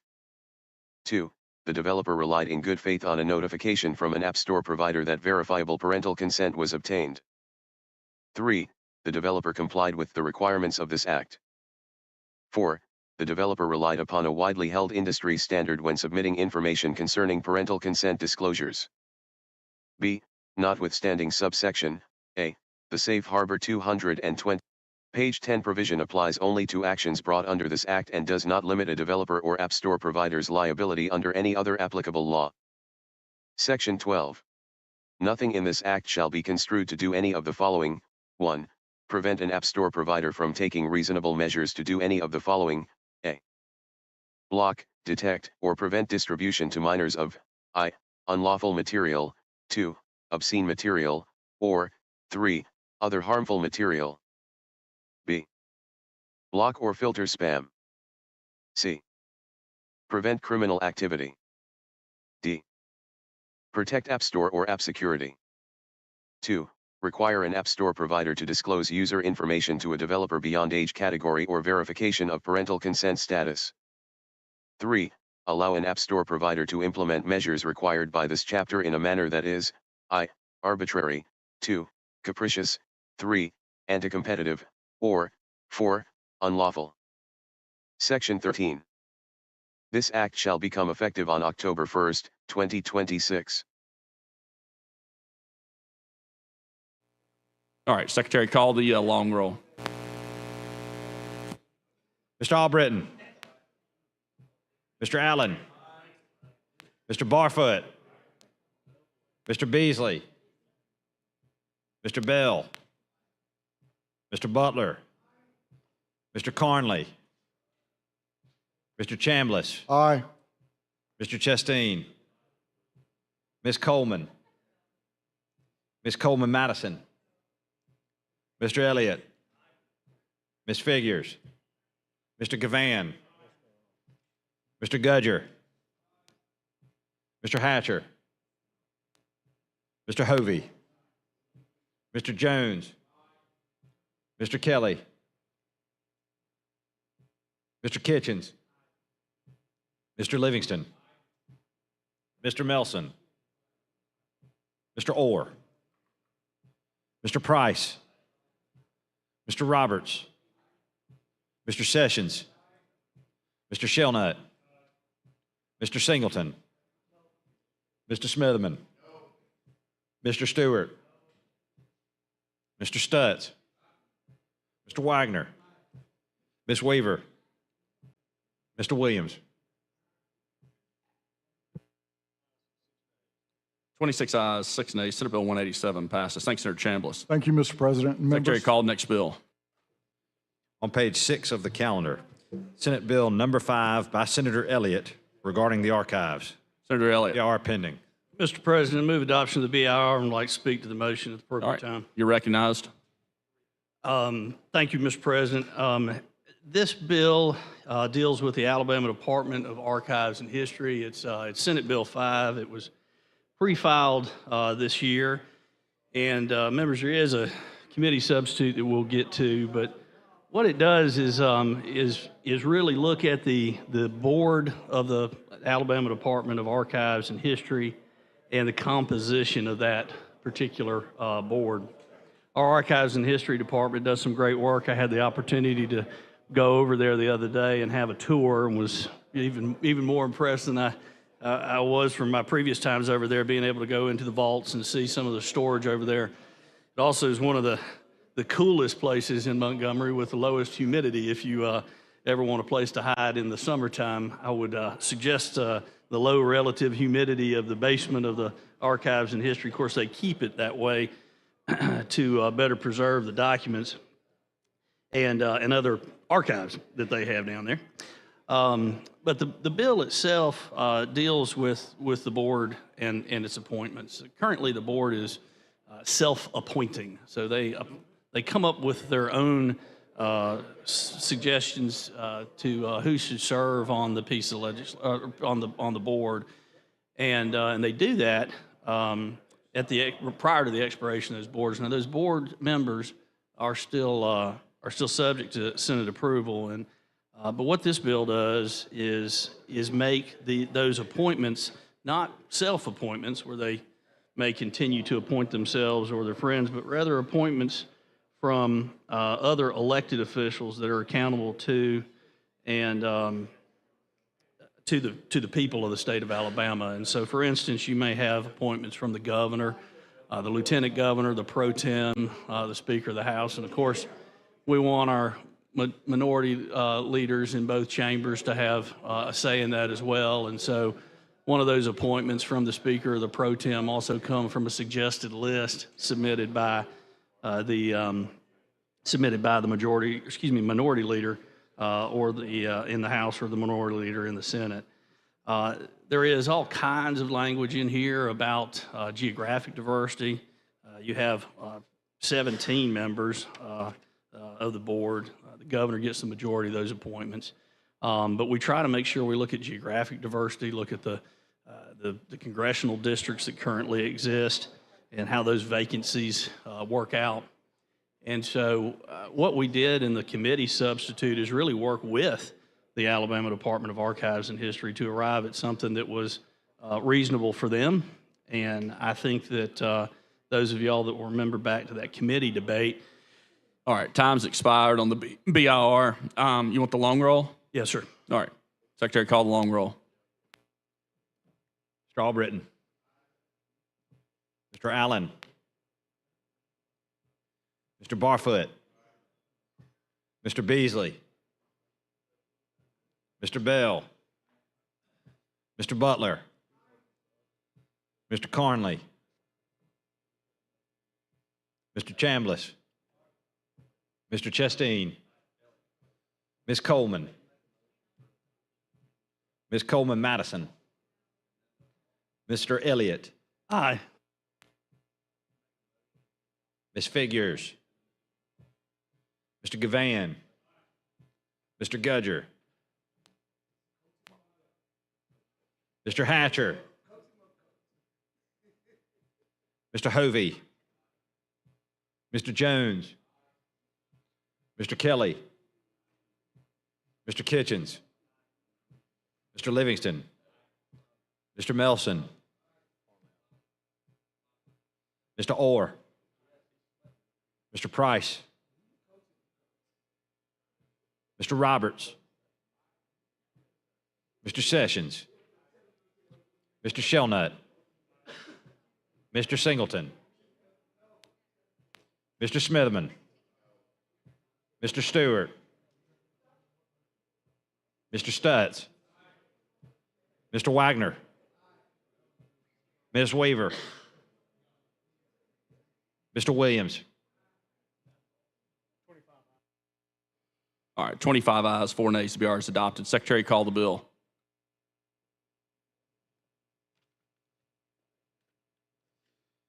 On page 6 of the calendar, Senate Bill number 5 by Senator Elliott regarding the Department of Archives and History. Committee substitute pending. Mr. President, Senator Elliott. move adoption of the committee substitute, and I'd like to speak to the motion. All right, you're recognized. Thank you, Mr. President. So, members, we were talking about the committee substitute earlier while I was speaking on the BIR time, and I'll just continue that conversation. All right, hold on 1 second. Senator Elliott, we have a report from Committee on Rules. From the Committee on Rules, petition to close debate. With the undersigned members of the Senate Rules Committee, petition the Senate pursuant to Senate Rule 20 that debate on the pending measure Senate Bill number 5 shall cease at 5:05 o'clock on April 17, 2025. Senator Elliott. Mr. President, thank you. So moving on the committee substitute, this is something that was worked on with in conjunction with our friends at Archives and History, again, to make sure that we acknowledge the geographic diversity in the state and also our standard diversity language that we have to assure that the membership of the board is inclusive and reflects the racial, gender, geographic, urban and rural, and economic diversity of the state as well. But the big thing here is making sure that our boards and commissions across the state are accountable back to the people of the state. And they're accountable back to the people of the state by ensuring that they're not self-appointed, but rather that they are appointed by the elected officials, right? By the President Pro Tem of the Senate, by the President of the Senate, the Lieutenant Governor, by the Speaker, and the Governor herself. It also ensures that the Governor serves as a voting member of the board. Our Archives and History Department is something to be proud of, and we want to make sure that the Governor is actively involved in the day-to-day, if you will, or the oversight of this board. It's an important board, and they have an important mission.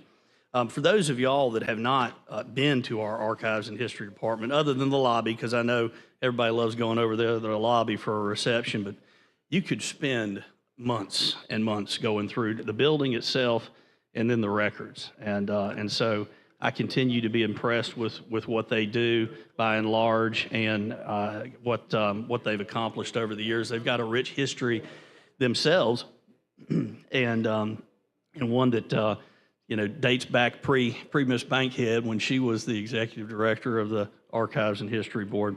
They have an extensive collection, not just of documents, but actually of different physical artifacts, everything from the clothes that Governor Wallace was in when he was shot in Maryland, to Hank Williams Jr. Memorabilia. But one of my favorite artifacts that they have over there is the very suit that Senator April Weaver was wearing when she was sworn in the first time she was elected to the House. And so that's over there as well. Our Archives and History Department not only takes government records, but they also take records from private individuals who donate them to the Alabama Department of Archives and History to be preserved. And that stuff gets really interesting. It gets personal, and it starts telling a rich history of the people of the state of Alabama. History and correspondence from, a young man who's gone off to war and is writing his mother letters. Their quilt selection is impressive, they even have they've got the original electrical panel from the Yellow Mama electric chair over there down in the basement we've seen. They've got the original corbels and architectural pieces from the restoration of the Capitol. It's an amazing compilation of artifacts. And then, of course, the records themselves can be helpful. They can be helpful to our veterans who are looking for discharge papers. I learned the other day that that a lot of our Alabama residents in the past were looking for their honorable discharge papers, right? Their DD-14s, and they are able to go back to the Alabama Department of Archives and History and get duplicate records of that, because the federal records were destroyed. And so they wouldn't have access to those records if it wasn't for what the Alabama Department of Archives and History is doing. And so it's an impressive collection, again, of things that are interesting, but it's a collection of documents that are still important and relevant to a great number, many of people. And there's some good folks over there doing good work, and proud to have them here. And it's a beautiful building. If you haven't been there, the marble in that building is, of course, Alabama marble. It's impressive to look at. And if you find yourself on a tour, you'll go downstairs and upstairs. And I lost where I was at about towards the end of the tour. I couldn't have told you what elevation I was on. I thought I was way below ground, and I ended up coming back out on the regular, the normal floor we went in on. So I should have been dropping breadcrumbs. I want to go back to the board itself and what the bill's doing as it relates to the board. And so I'll start here on page 2 in line 52 and just say that each vacancy in an appointed board seat as it arises by death or resignation should be filled as follows. The first seat has to be a resident of Congressional District 1. Their terms are 6 years, and that first seat starts in January 2027, and then again goes on for 6 years, and that's one that's appointed by the governor. The second seat is a resident of Congressional District 2, and they too serve in a 6-year term. That one starts in January 2029, and so y'all will see these board members they're not leaving en masse, right? They're just as these terms expire, the elected official is appointing his or her new member. The seat 3 is a resident of Congressional District 3, serves again for a 6-year term commencing on January 1st of 2030. Again, a 6-year term. Seat 4 is a resident of Congressional District 4. They serve for a 6-year term commencing on January 1st of 2026, so coming up here pretty soon. That's appointed by the governor. Seat 5 is a resident of Congressional District 5. They'll serve for a 6-year term, and then they're appointed by the governor as well. Seat 6 is a resident of Congressional District 6. They'll serve as a 6-year term. That one starts in 2028, and then, again, serves for a 6-year term and is appointed by the governor. Seat 7 is a resident of Congressional District 7, and they serve starting in January 1st of 2025, appointed by the governor. Seat 8 is again a state, an at-large position. So we've run out of congressional districts here, but an at-large position, and that one starts here on January 1st, 2025 as well, appointed by the governor. Now, those are those members, and then you get into seat 9, which is an at-large member, again a 6-year term. This one's appointed by the Speaker of the House, but comes from a list that's been prepared by 3 nominees, prepared by the Minority Leader of the House of Representatives. Seat 10 is an at-large seat again, appointed by the Speaker of the House. Seat 11 is an at-large member, again supported by the Speaker of the House. Seat 12 is a resident, an at-large member, again appointed by the Speaker of the House. And then we get into seat 13, who's a resident of the state, of course, at-large seat, 6-year term. This one gets appointed by the President pro tem of the Senate. Seat 14 is a resident of the state at large. Again, they've got a 6-year term, and they commence on January 1st, 2027, and they're appointed by the President pro tem of the Senate. Then seat 15, again, an at-large resident of the state of Alabama, 6-year term. They're appointed by the President pro tem of the Senate, but again, from a list of 3 nominees provided by the Minority Leader of the Senate. Seat 16 is a resident of the state at large, for a 6-year term commencing January 1st, 2026, and again, every 6 years after that. And that one's, again, appointed by the President pro tem of the Senate. And so we mentioned this language that I think is important earlier, and I know it's important to my colleagues on the other side of the aisle. And it says that the appointing authorities shall coordinate their appointments to ensure that the membership of the board is inclusive and reflects the racial, gender, geographic, urban, rural, and economic diversity of the state, and that each appointed member of the board shall serve at the pleasure of her appointing authority, his or her appointing authority. And that's the important part, right? That's the accountability part that's important. And it's like so many other appointments we do in this state. You serve at the pleasure of whoever appointed you to that seat. And that's the thing that's valuable, right? That's what ties the duties of these board members that are really the duties of the executive or duties of the appointing authority. They're being handed those duties, those ministerial duties, and entrusted with that in order to fulfill those duties. And if for any reason they're not, then it becomes appropriate for the appointing authority to take back over. They can. And so that's the important accountability. That's the crux of the bill right there. And I hope that that will simply let board members know that at the end of the day, we really need to be reflecting the values and what is important to the people of the state of Alabama, and that there is some accountability back to the elected officials in this state. The bill goes on to say that the name of all board members shall be communicated to the current session or to the next ensuing regular session of the State Senate for confirmation. So that's an important thing as well. We still have Senate confirmation on all of these board members, and I think that's an important power of the Senate. It says if the Senate rejects any appointed member, then the appointing authority shall proceed forthwith to fill the vacancy. And so if, for instance, we decide that one of the nominees, if you will, for one of these spots is not acceptable, and the Senate decides through their confirmations process that they're not acceptable, then we can, the appointing authority will need to find another member. An individual that's appointed to succeed a member whose term has expired shall serve for a term of 6 years, right?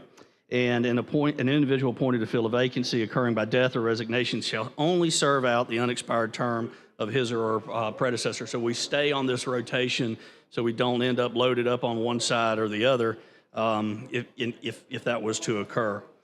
The board shall hold at the state capitol at least one regular meeting during every year, and just a simple majority of the board members should constitute a quorum. The governor shall be a voting member of the board, and that's an important thing.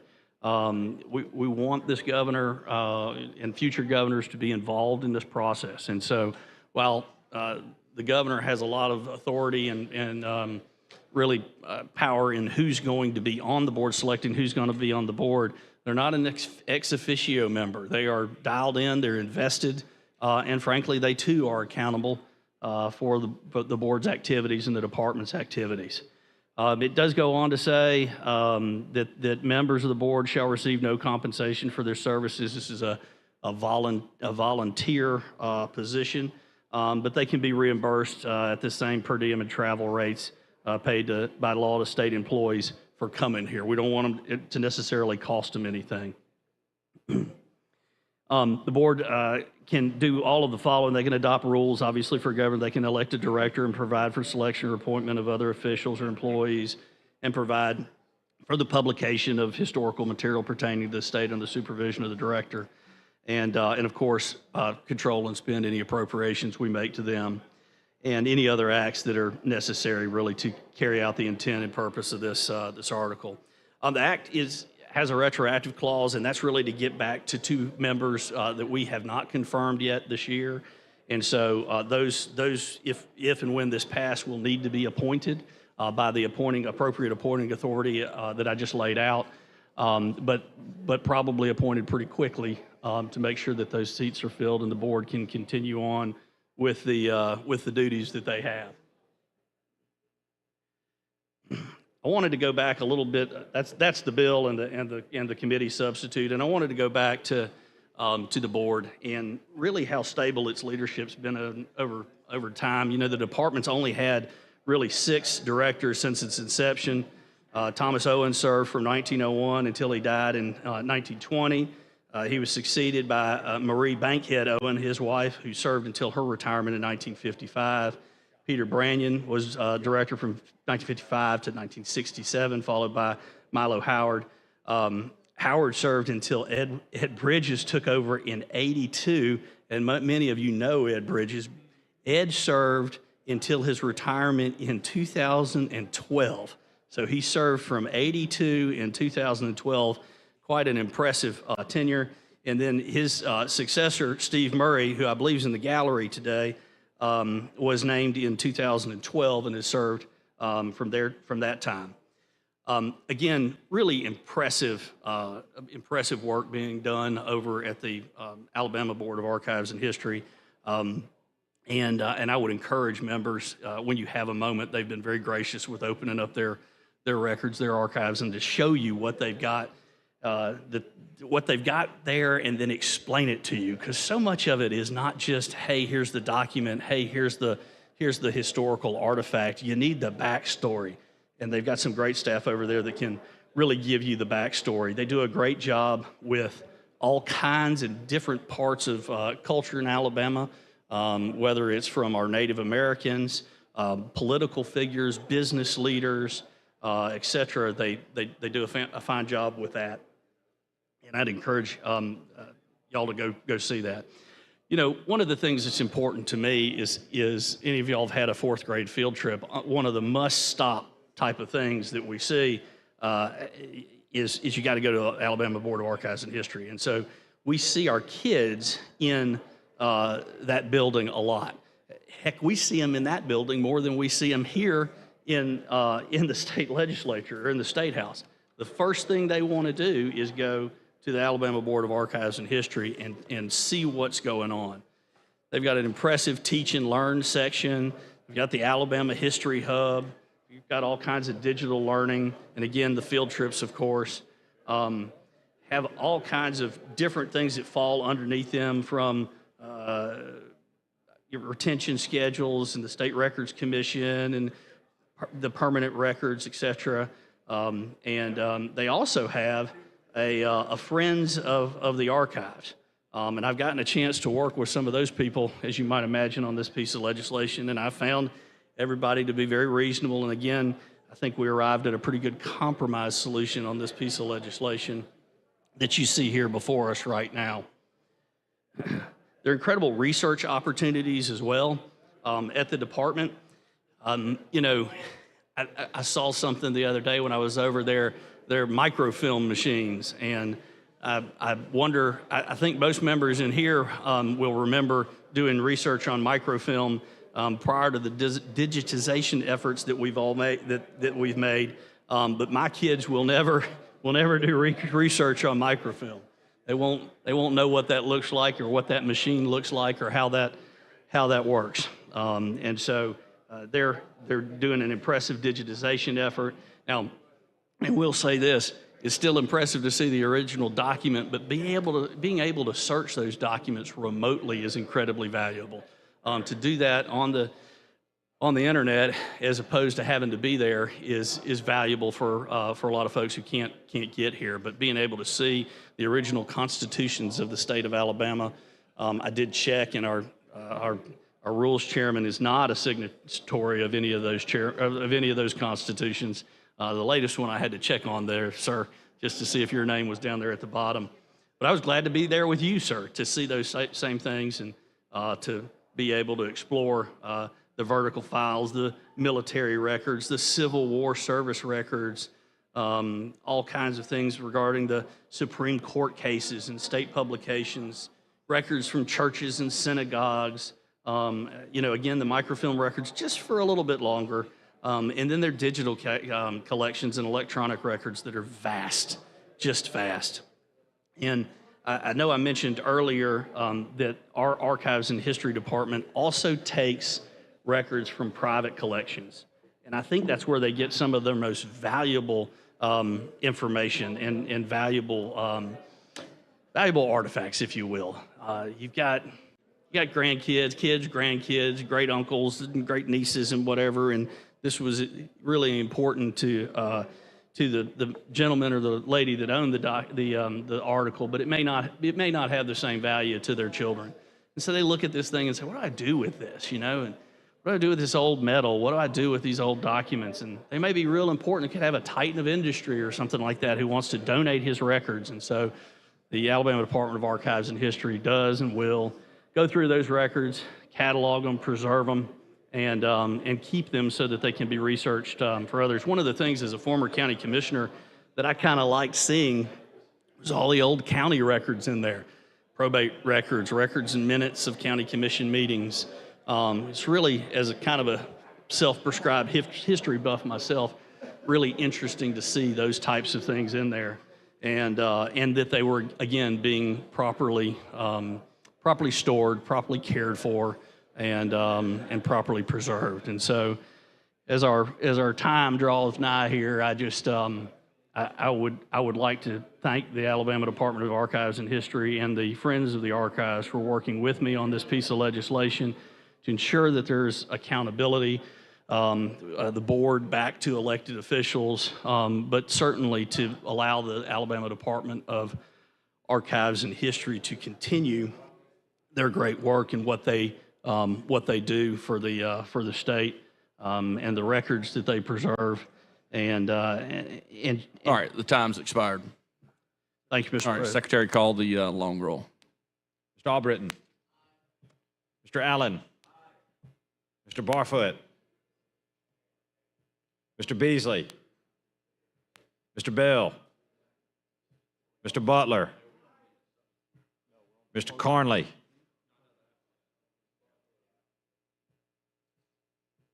Mr. Chambliss. Mr. Chastain. Ms. Coleman. Ms. Coleman Madison. Mr. Elliott. Aye. Ms. Figures. Mr. Gavan. Mr. Gudger. Mr. Hatcher. Mr. Hovey. Mr. Jones. Mr. Kelly. Mr. Kitchens. Mr. Livingston. Mr. Milson. Mr. Orr. Mr. Price. Mr. Roberts, Mr. Sessions, Mr. Shelnut, Mr. Singleton, No. Mr. Smitherman, Mr. Stewart, Mr. Stutz,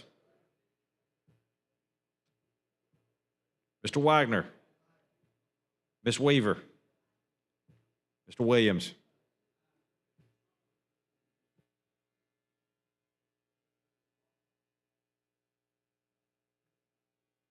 25 ayes, 5 nays. The cloture position is adopted. Senator Elliott, Mr. President, move final passage and request that the bill be read at length. we're on the committee substitute. Yes, sir. Yeah, Secretary, call the long roll on the committee substitute. Mr. Albritton, Mr. Allen, Mr. Barfoot, Mr. Beasley, Mr. Bell, Mr. Butler, Mr. Carnley, Mr. Chambliss, Mr. Chasteen, Ms. Coleman, Ms. Coleman-Madison, Mr. Elliott, Ms. Figures, Mr. Gavan, Mr. Gudger, Mr. Hatcher, Mr. Hovey, Mr. Jones, Mr. Kelly, Mr. Kitchens, Mr. Livingston, Mr. Melson, Mr. Orr, Mr. Price, Mr. Roberts, Mr. Sessions, Mr. Shelnut, Mr. Singleton, Mr. Smitherman, Mr. Stewart, Mr. Stutz, Mr. Wagner, Ms. Weaver, Mr. Williams. 25 ayes, 5 nays. The committee substitute is adopted. Okay, Mr. President. Senator Elliott. Thank you, sir. I request final passage bill using the long roll and the bill to be read at length. All right, so Secretary, read the bill, please. Mr. President, could you slow the reading down just a little bit if they don't read it on the recorder? All right. Thank you. Relating to the Department of Archives and History to amend sections 4163 and 4164, Code of Alabama 1975, to further provide for the composition of the Board of Trustees of the Department of Archives and History, to further provide for the filling of vacancies on the board, and to provide for retroactive effect. Section 1, Section 4163 and 4164, Code of Alabama 1975 are amended to read as follows. Section 4163, the department shall be under the control of the Board of Trustees of the Department of Archives and History, which shall consist of 1 member from each congressional district, as the districts existed on January 1st, 2025, 9 at-large members, and the governor or his or her designee. Each vacancy in an appointed board seat as it arises, whether by expiration of term of service or by death or resignation, shall be filled as follows. 1, Seat 1, a resident of Congressional District 1 for a 6-year term commencing January 1, 2027, and every 6 years thereafter appointed by the governor. 2, Seat 2, a resident of Congressional District 2 for a 6-year term commencing January 1, 2029, and every 6 years thereafter appointed by the governor. 3, Seat 3, a resident of Congressional District 3 for a 6-year term commencing January 1, 2030, and every 6 years thereafter appointed by the governor. 4, Seat 4, a resident of Congressional District 4 for a 6-year term commencing January 1, 2026, and every 6 years thereafter appointed by the governor. 5, Seat 5, a resident of Congressional District 5 for a 6-year term commencing January 1, 2028, and every 6 years thereafter, appointed by the governor. 6, Seat 6, a resident of Congressional District 6 for a 6-year term commencing January 1, 2028, and every 6 years thereafter, appointed by the governor. 7, Seat 7, a resident of Congressional District 7 for a 6-year term commencing January 1, 2025, and every 6 years thereafter, appointed by the governor. 8, Seat 8, a resident of the state at large for a 6-year term commencing January 1, 2025, and every 6 years thereafter appointed by the governor. 9, Seat 9, a resident of the state at large for a 6-year term commencing January 1, 2028, and every 6 years thereafter appointed by the Speaker of the House of Representatives from 3 nominees provided by the minority leader of the House of Representatives.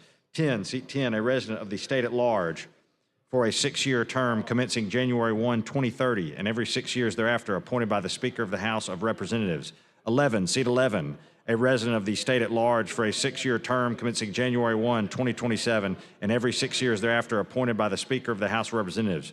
12, seat 12, a resident of the state at large for a 6-year term commencing January 1, 2026, and every 6 years thereafter appointed by the Speaker of the House of Representatives.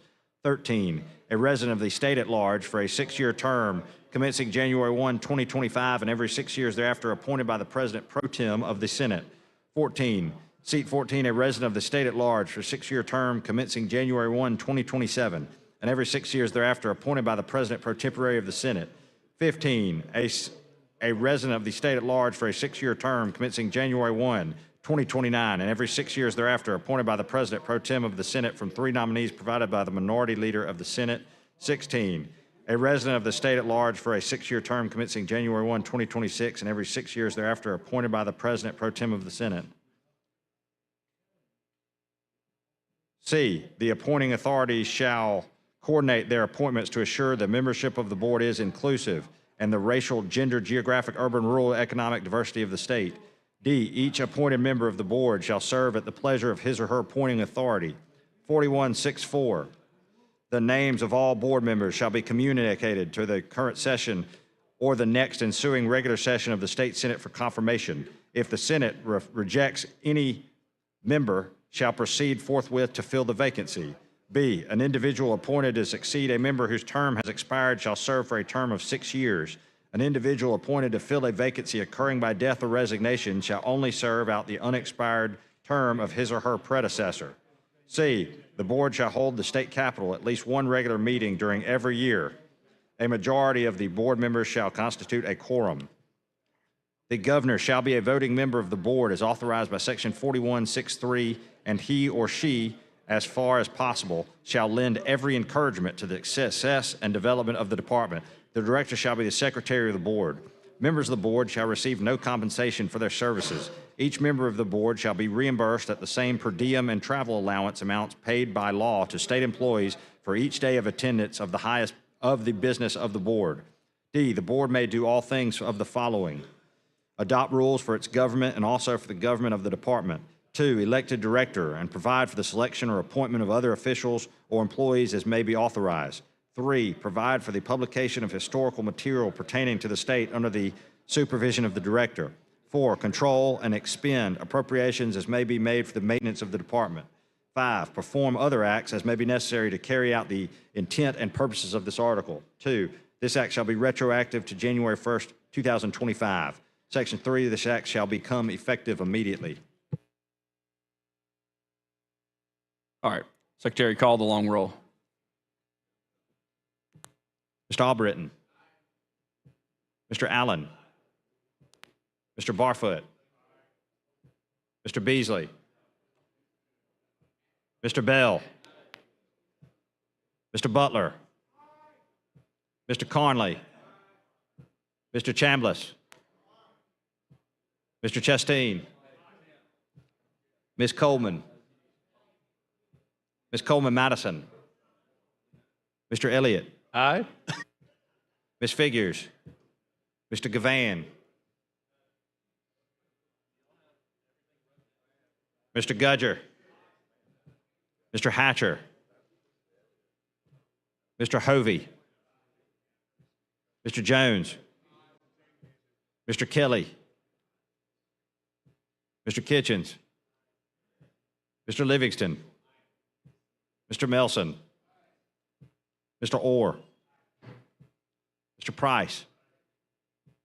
Mr. Roberts. Mr. Sessions.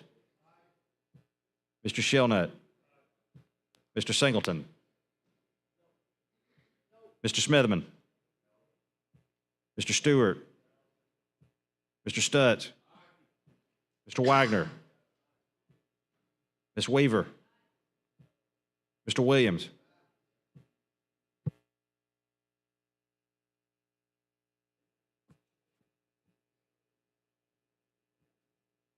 $26 ayes, 5 nays. Senate Bill 5 passes. Thank you, Senator Elliott. Secretary, call the next bill.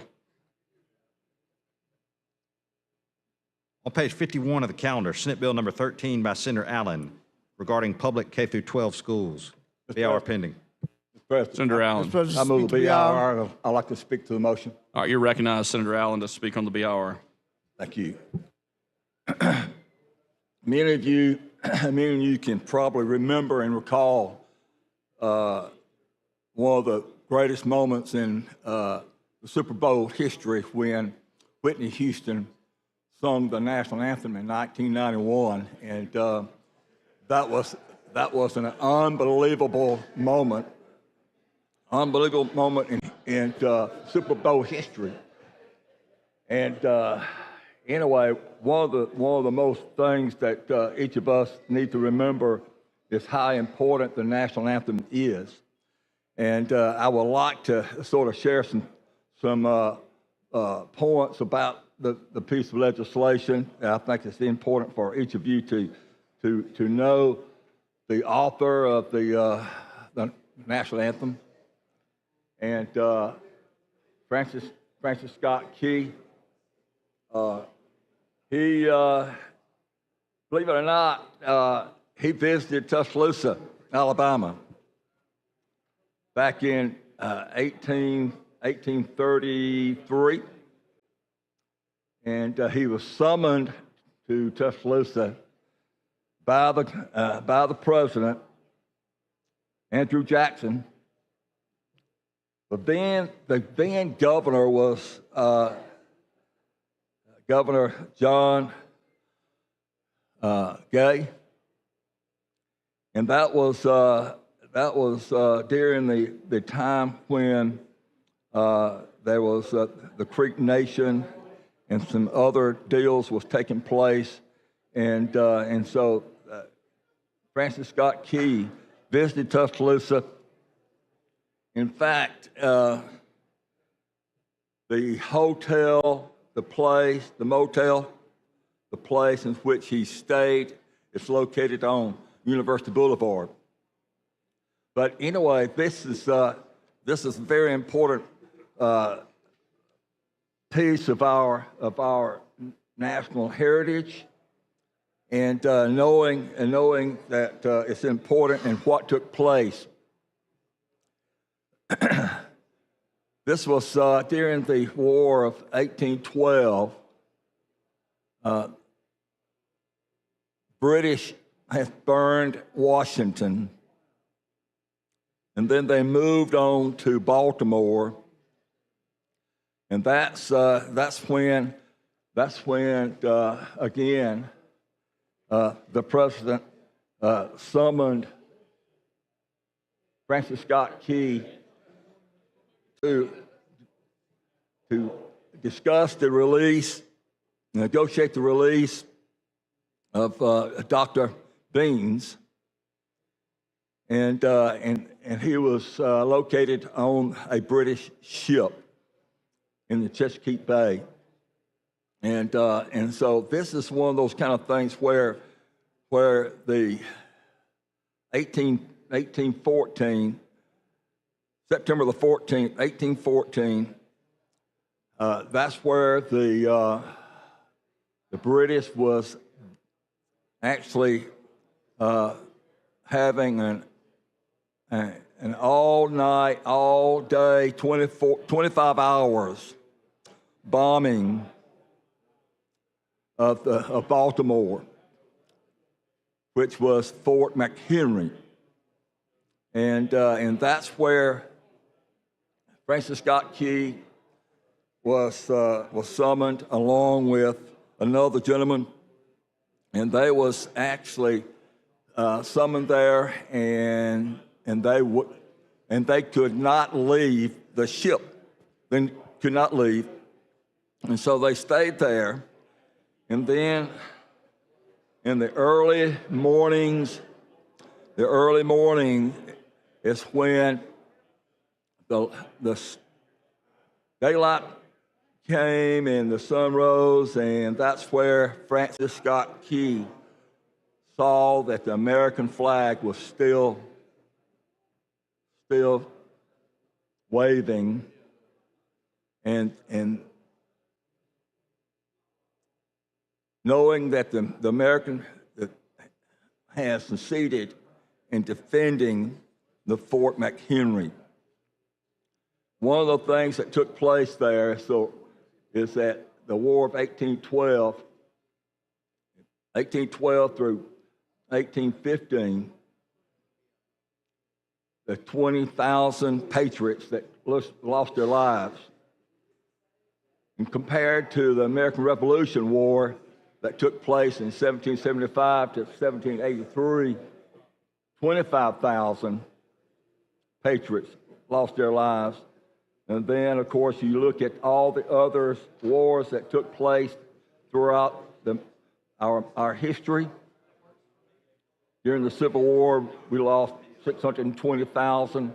The Spanish-American War, we lost 2,450. World War I, we lost 116,500. World War II, which was 1939 through 1945, we lost 405,400. The Korean War, 1950 through 1953, in which the total number was 36,500. In Vietnam, 1965 through 1973 was 58,200. The Gulf War was 1990-91, is 260. Then the War on Terror, which took place in 2001, was 7,100. Total Americans that lost their lives defending this great country is 1,190,000 men and women who lost their lives. And so on that morning, in September the 14th, 1814, is when Francis Scott Key was inspired to write the national anthem, which is called the Star-Spangled Banner, which was recognized. And of course, it was recognized in 1916 by President Woodrow Wilson, ordered that the anthem, which has been used and renamed the Star-Spangled Banner, be played at military and naval occasions. Then on March the 3rd, 1931, President Herbert Hoover signed a resolution of Congress that officially designated the Star-Spangled Banner as the national anthem of the United States. So, for over 100 years, the Star-Spangled Banner has served to inspire generations of patriots and all Americans. And it's one that we feel like it's one that every American will love to hear. One of the things that it's important when you look back at Francis Scott Key. Francis Scott Key, he passed away, died in 1843. Died at the home of his daughter, and of course there's a monument to recognize him, and the monument in Baltimore, Maryland, and then, as you recall, there's 2 bridges was named after Key's honor. One is in Arlington County, Virginia, and Georgetown in Washington. And the other bridge is located, which is on the Baltimore Beltway, crossing the outer harbor of Baltimore, which many of you know the news and what took place there because a cargo ship collided with the bridge. So Francis Scott Key has been recognized many, many times. St. John's College from which he graduated. They named the auditorium after him. All right, Senator Allen, the time's up on the BR. Our Secretary, call the long roll. Mr. Albritton. Mr. Allen. Aye. Mr. Barfoot. Mr. Beasley. Mr. Bell. Mr. Butler. Mr. Carnley. Mr. Chambliss. Mr. Chasteen. Ms. Coleman. Ms. Coleman Madison. Mr. Elliott. Ms. Figures. Mr. Gavan. Mr. Gudger. Mr. Hatcher. Mr. Hovey. Mr. Jones. Mr. Kelly. Mr. Kitchens. Mr. Livingston. Mr. Melson. Mr. Orr. Mr. Price. Mr. Roberts. Mr. Sessions. Mr. Shelnut. Mr. Singleton. Mr. Smitherman. Mr. Stewart. Mr. Stutz. Mr. Wagner. Ms. Weaver. Mr. Williams. 26 ayes, 4 nays. The BR is adopted. Senator Allen. Yes, sir. Let me go ahead and give you some more information about the bill itself. This is a constitutional amendment, and it's one that I think is going to be looked at very carefully by the citizens of this great state. And what this bill does is very simple. Each local board of education will meet and discuss and develop a policy on this as well. But this All right, we have a report from Committee on Rules. From the Committee on Rules, petition to close Mr. debate. President, we won't recognize. With the undersigned members of the Senate Rules Proper time, Committee, I'd like to petition the recognize. Senate pursuant to Senate Rule 20 that debate on the pending measure, Senate Bill number 13, shall cease at 5:48 o'clock on April 17th, 2025. At the proper time, All right, I'd like to be Senator Allen, recognized. you're Proper recognized. time to be recognized. So this piece of legislation that's we're discussing is that it will be required by all public schools in Alabama to play the national anthem at least once a week, and there's many ways that this program and this anthem can be displayed. For instance, a local board of education may adopt a policy allowing during school hours for the performance of the first stanza of the Star Spangled Banner. And from sheet music, it can go to the archives within the Library of Congress, look at the availability of different national anthem songs you can go with. And but this is it's a school-sanctioned band program as well, chorus program, voice groups, vocalists. So there's many ways that this can be accomplished within the school at least once a week. So going back to the background on Francis Scott Key, he did an enormous job in putting together a piece that everyone recognized throughout the world. And one of the things that I would like to do at this time is to share with each of you.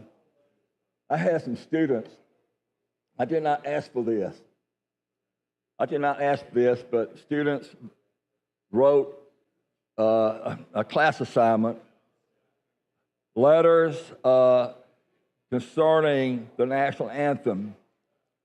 And I'd just like to share a few of these with you. And this is good information, and I like for you to hear a few of these.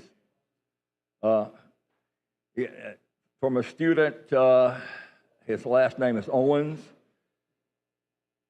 But it says, yes, I think that every school should play the national anthem once a week because the importance of our country matters.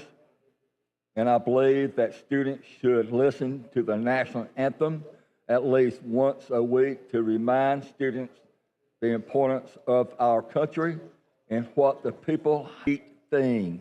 It gives people a chance to be reminded themselves how nice this country is and how it is being blessed to live here. Another student says, yes, I agree because it will show our love for the U.S. by playing the national anthem. Another one says, let's see, there's so many of them here. Let me just get yes, I agree that the national anthem should be played once a week because it shows how we earned and how freedom from fighting the wars for our freedom. So this student here knows how important that is because of men and women who gave their lives. So it's again, it says that this student says, yes, we should cause that the Americans, and I think that we all need to learn it at least and hear it at least once a week. Personally, I think it should be played every single day. That's what the student said, this one student. Then it goes on to talk about another student here. Yes, because I think that it would honor our country. And since my dad was in the Army, I feel like he would want me to say that. That's good. Many of you, like myself, for instance, I've got two cousins that's sitting on the Arizona.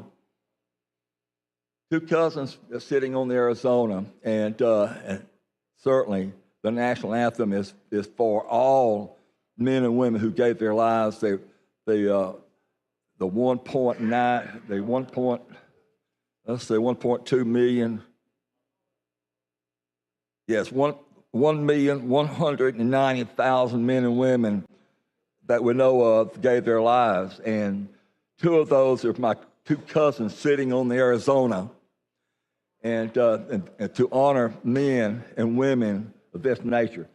But moving on here and talking about these letters from these students, it says, yes, I agree that they should play the national anthem on the announcements once a week because it reminds us what our country is all about, and that's good. Another one is a short one, yes, because it is a good reminder that we live in a free country. So teaching our students how important it is to know history, to understand how important history is, and to become and develop good American citizens, and by teaching good history in our history classes, and to understand how vital and how important that is to ingrain, because our students it's very important for us to be able to let them learn what this country is all about. So as far as these others, another student here, I personally think it's a very good idea. It shows these kids to respect the country more. I think that's a great point. And another student says, I feel like they should start playing the national anthem in schools across America. And I feel this way because it would teach the young elementary kids the importance of the national anthem to this country. So, I know this is it's not a hypothetical question to each of you, but how many of you can remember and recall hearing the national anthem when you was in elementary school? How many of you can remember hearing the national anthem even when you was a teenager in school? Now, many of you guys and can understand this. I was in the field house. I was in the field house when they was playing the national anthem when I was playing high school football, and did not ever participate in that, but it was played. And one of the things that's important about the national anthem being played once a week is the fact that not all children is exposed to Friday night, Thursday night football games or an afternoon baseball game at the high school. So that's why it's important that all our children will have the opportunity to hear the national anthem at least once a week. And so another student says here, I think it's a good thing.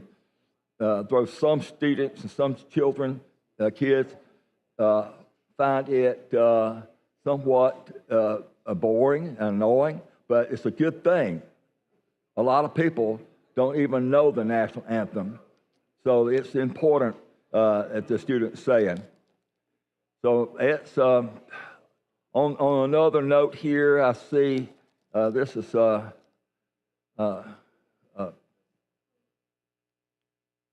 I tell you what. Let me move on here and share a couple things here. This bill was introduced, and I think it should get passed. This is what one of the students is saying. It's the national anthem is something that I think should be involved in school.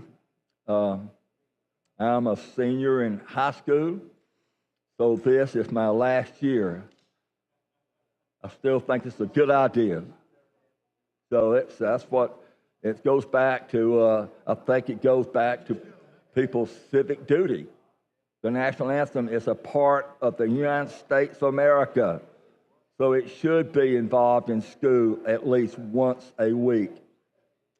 And so instill patriotism into kids in school at a young age. So this young guy got it right here, making sure that all the students is exposed to the national anthem and they understand by going to class and going to history class, and they're hearing all the background and the foundation in which our founding fathers put this great country together. And then of course, we encounter the wars, and of course, Francis Scott Key was at a place in history where he witnessed something that he was inspired, and that's when he wrote the national anthem. So that's one of the things I think is so important to know is that we had a true American who stood up and was inspired by doing what he did. And again, Francis Scott Key was one of those kind of men that loved America, loved what he did. At the same time, he was one that he did a huge favor for America by putting together those words for the national anthem. There again, when you look at the legislation, as I mentioned before, it is a national anthem piece which is going to be required to constitutional amendment. Let me read it to you. proposing an amendment to the Constitution of Alabama of 2022 to require local boards of education to adopt policies requiring each K through 12 public schools to broadcast or sanction the performance of the first stanzas of the Star-Spangled Banner at least once a week during school hours. Now, many of you probably have sung the national anthem yourself. I have not. You don't want to hear me sing the national anthem, but it is one that once you hear it and hear the words of it, it's one that inspires you to know how blessed each of us have been to know that we are living in the greatest country in the world, and to know that's a blessing to each of us. And when you look at all the things that Francis Scott Key was involved in, he had the background, and he did some things that's unbelievable. When you look, and he was summoned, as I mentioned earlier, he was summoned to Tuscaloosa by Andrew Jackson, and one of the things that's fascinating to me is that many of you have been to the Smithsonian. You've been to the Smithsonian, and you probably have witnessed seeing the flag itself, and what I think is seen is that the flag itself was commissioned by Major George Armstead, the commander of Fort McHenry. All right, so the original the size of the flag was 30 feet by 42. And so when Francis Scott Key, when the sun came up and Francis saw the flag still waving, he knew that the Patriots has won. But one of the things that has taken place thereafter is the American flag. There was artifacts, there was pieces of the flag was taken from this huge flag as people who wanted pieces of the American flag that was flown over Fort McHenry.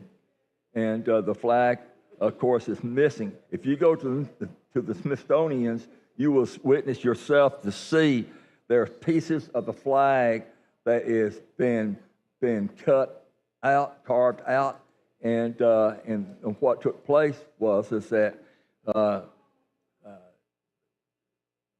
someone purchased those pieces, and so anyway, give you a little background of that. The size of the flag, as I mentioned, was 30 feet by 34, 15 stars, 15 stripes, raised over Fort Henry on the morning of September 14th. And so what happened was that flag was given, of course, belonged to Armstead, Major George Armstead, and to preserve by the Armstead family as a prize for them. So they saved that flag. So that was a kind of the thing that took place there that morning on that morning of September the 14th, 1814, that took place after a severe thunderstorm that took place that night as well. But it was so the flag is in the Smithsonian, and you can see that flag that was flown on that September the 14th, 1814.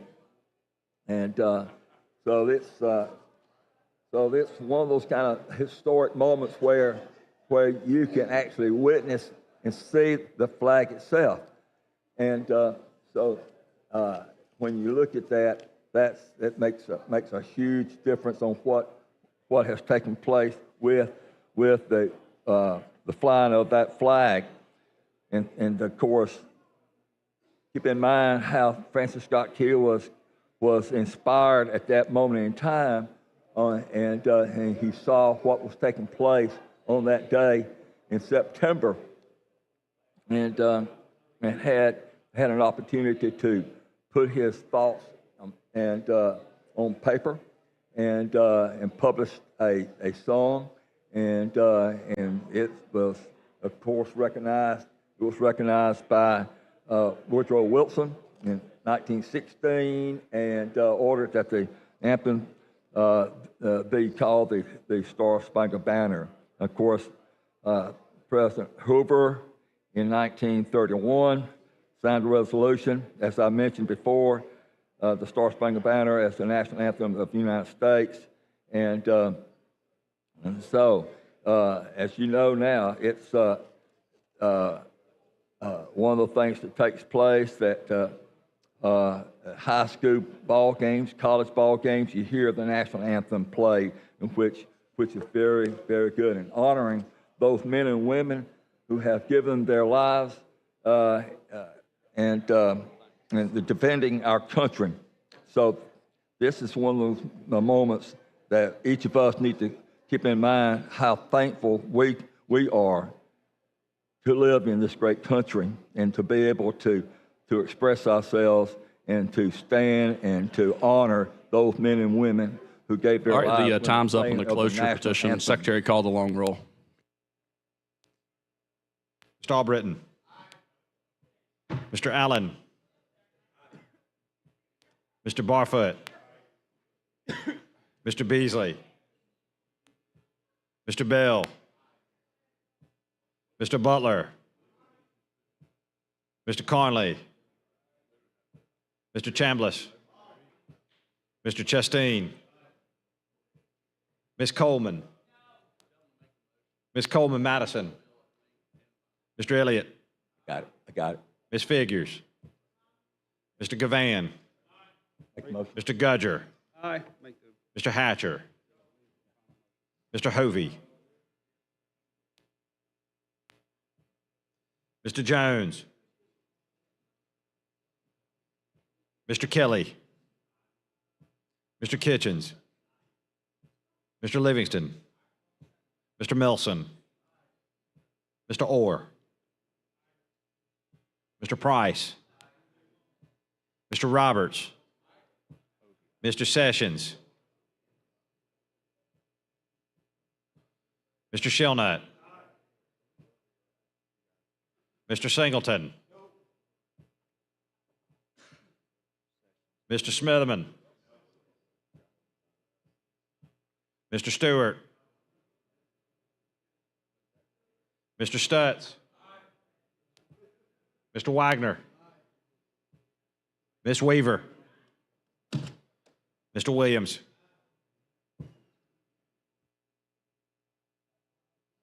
Twenty-six ayes, 5 nays. The cloture petition is adopted. Senator Allen. Mr. President, I move passing the bill and read the bill at length, please. All right, Secretary, read the bill, and after that, call the long roll. The legislature finds and declares the following. Proposing amendment to the Constitution of Alabama of 2022 to require local boards of education to adopt policy requiring each K-12 public school to broadcast or sanction the performance of the first stanza of the Star-Spangled Banner at least once per week during school hours. Section 1, the legislature finds and declares the following. During the Battle of Baltimore of the War of 1812, Francis Scott Key visited the British fleet in the Chesapeake Bay on September 7, 1814, to secure the release of Dr. William Beans, who had been captured after the British burned Washington, D.C. 2, the release of Dr. Beans was secured, but Key and Beans were held by the British during the shelling of Fort McHenry, one of the forts defending Baltimore. 3, on the morning of September 14, 1814, after the 25-hour British bombardment of Fort McHenry, Key peered through the clearing smoke to see a 42-foot by 30-foot American flag flying proudly atop the fort. He was so inspired to see the enormous flag still flying over the fort that he began penning a song, which he named the defense of Fort McHenry to commemorate the occasion, and he included a note that it should be sung to the tune of the popular British melody to Anacreon in Heaven. In 1916, President Woodrow Wilson ordered that the anthem, which had been popularly renamed the Star-Spangled Banner, be played at military and naval occasions. On March 3, 1931, President Herbert Hoover signed a resolution of Congress that officially designated the Star-Spangled Banner as the national anthem of the United States. For over 100 years, the Star-Spangled Banner has served to inspire generations of patriotic Americans, and it is imperative that students have exposure to this history and inspiration. The following amendment to the Constitution of Alabama of 2022 is proposed.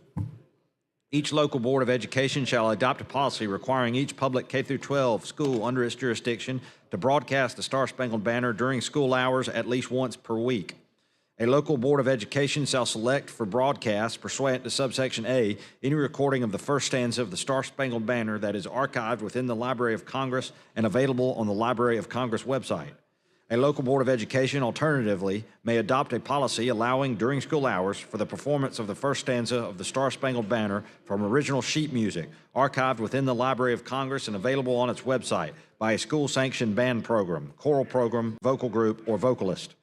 Upon ratification of this constitutional amendment, the Code Commissioner shall number and place this amendment as appropriate in the Constitution, omitting this instructional paragraph, and may make the following non-substantive revisions: change capitalization, hierarchy, spelling, and punctuation for purposes of style and uniformity, correct manifest, grammatical, clerical, and typographical errors, revise internal or external citations, and cross-reference, harmonize language, and translate effective dates. Section 3, an election upon the proposed amendment shall be held in accordance with Section 284 and 285 of the Constitution of Alabama and the election laws of this state. The appropriate election official shall assign a ballot number for the proposed constitutional amendment on the election ballot and shall set forth the following description of the substance or subject matter of the proposed constitutional amendment. Proposing an amendment to the Constitution of 2022 to require local boards of education to adopt policies requiring each K-12 public school to broadcast or sanction the performance of the first stanza of the Star-Spangled Banner at least once per week during school hours.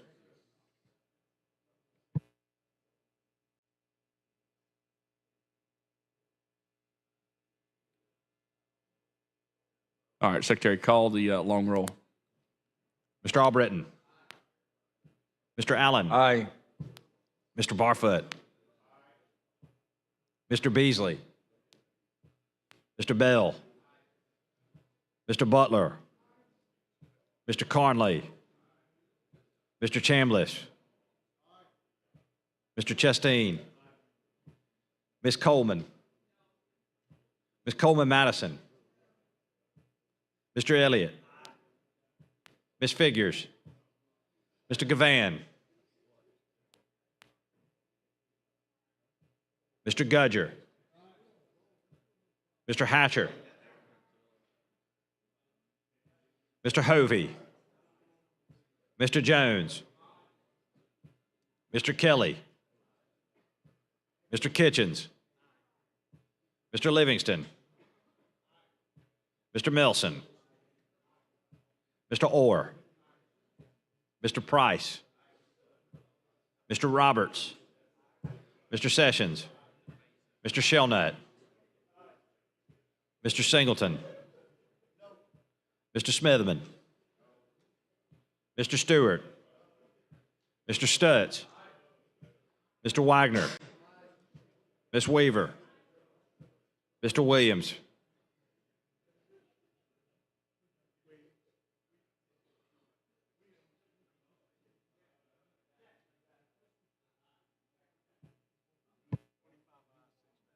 All right, 25 ayes, 6 nays. Senate Bill 13 passes. Thanks, Senator Allen. Secretary, call the next bill.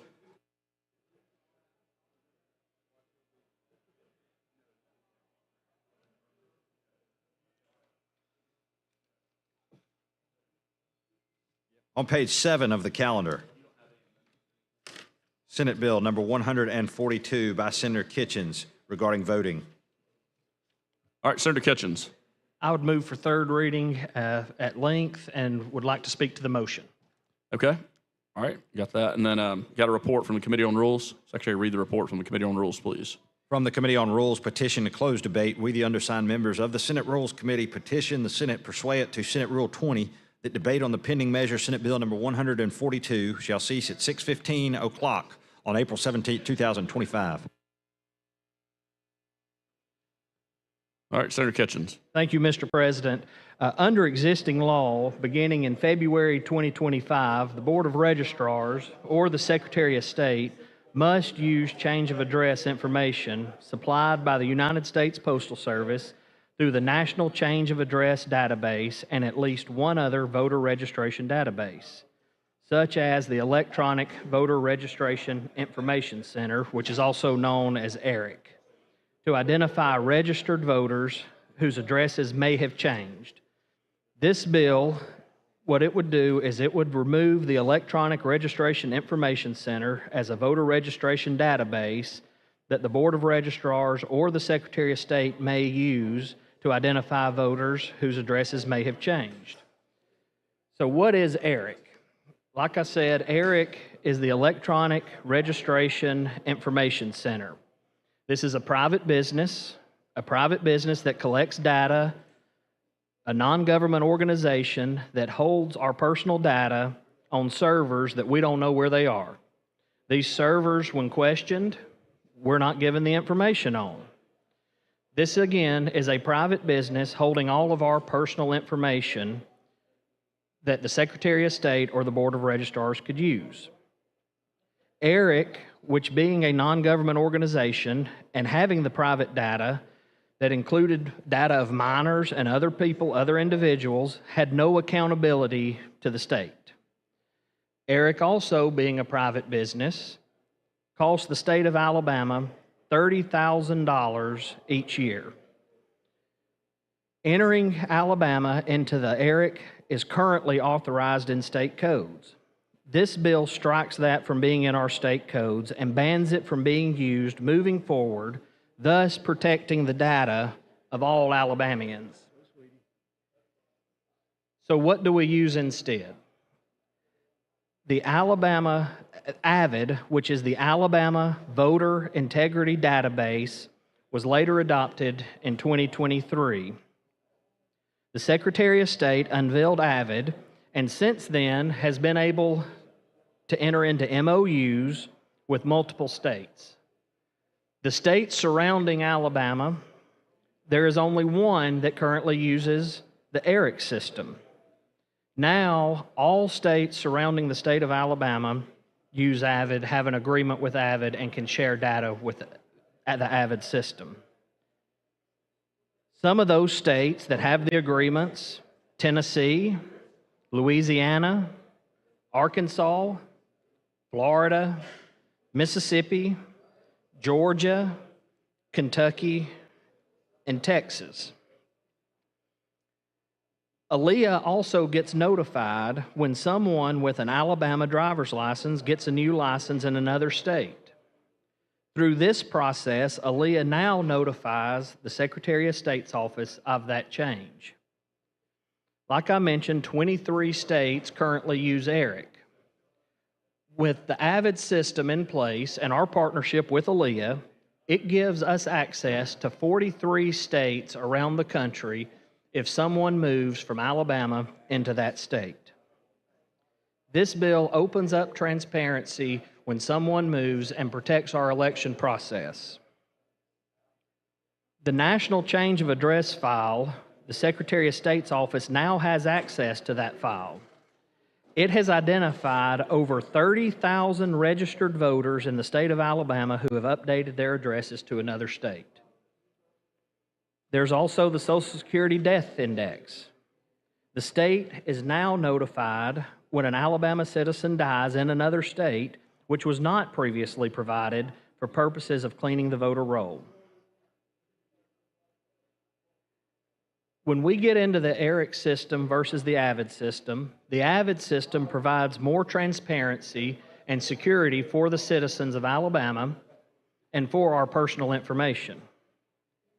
Our personal information now is housed on servers located here in the state of Alabama on state servers.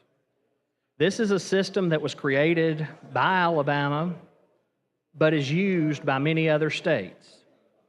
It truly is cutting-edge technology that the Secretary of State has been able to move forward with. Talking about some of the states, I mentioned Louisiana earlier.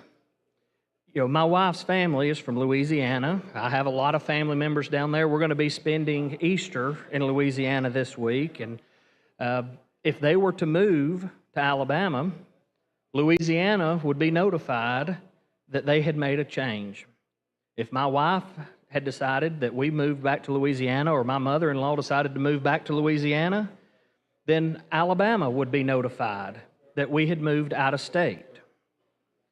You know, Louisiana does a lot of things differently than Alabama. Talking about some of the things, and when you get down there, we got crawfish in Louisiana. I know we've got some good crawfish in the state of Alabama too, but this Easter, when we're going to be spending it with my in-laws down in Louisiana, we're going to be eating crawfish for Easter. I'm used to an Easter ham. I'm used to eating ham on Easter, but I guess when in Louisiana, you just go ahead and dig in. We might have a little boudin. I heard some boudin back there. Boudin's good. It's getting to dinner time. Gumbo. Now, my wife's grandfather made some of the best gumbo you would ever imagine, and the only person in the family that he taught how to make it was my father-in-law. My father-in-law's passed that down, and while it's not true Louisiana gumbo, it's close. So, you know, if I was ever to move to Louisiana, maybe I could fit in, but again, this bill would notify the Secretary of State that I made that move. So I feel like that is something that's really protective. If somebody decides that they wanted to go to Louisiana, try their gumbo making skills, see if they could fit in with everybody else, at least we would know that they're no longer a citizen of Alabama, and we could remove them from the voter rolls. Some other states, I mentioned Tennessee. We all like football here in the state of Alabama. I think we can agree that at least in the past almost 2 decades, Alabama's been first when it comes to the football field. I think with this bill, it puts Alabama first. They agreed with it, they joined us, and they entered that MOU with us. So not only are we number one on the football field, we're also number one when it comes to voter integrity and the avid voter system. Some of the other states, I guess since we're talking about food, we now have a MOU with Texas. I like some Texas barbecue. Texas barbecue is really good, but if somebody moved from Alabama to Texas just because of that barbecue, now we have everything in place that would notify the Secretary of State and allow the Secretary of State to remove them from the voter rolls. So a couple of frequently asked questions. Why should you vote? Voting is a fundamental constitutional republic, and it guarantees that you have your voice heard. You can go to the Secretary of State's website to register to vote and to update your voter registration. So what if you've turned in a voter registration application? Are you automatically registered to vote? What is that process? Just because you've turned that registration in does not necessarily mean that you're registered to vote. There's a whole process in place in registering to vote. Once that application has been processed by your local board of registrars, which each county has, you should receive acknowledgement from the registrars indicating the status of your application. This acknowledgement is usually in the form of a voter identification card confirming you are registered to vote. However, if your application was incomplete, if you left something off of it, maybe you left your address, maybe you didn't leave your full name on there. If your application is incomplete for any reason, you may receive a letter requesting additional information to complete your application. If you're unsure on whether your application was submitted and processed, you can always go to the Board of Registrars, or you can visit a polling place and the registration status page on the Secretary of State's website. I thought this one was a little interesting. I remember growing up, when my parents would go to vote, they wanted me to know the importance of voting. When I was young, I would always go. My parents were both educators, so as soon as we would get out of school, as soon as they would pick us up from school, we would go vote. It was usually around 3 o'clock, 3:30, maybe 4 o'clock. They got out about 3 o'clock every day, and we would go vote. And I remember growing up from the time I was, well, really as long as I can remember, getting that I voted sticker.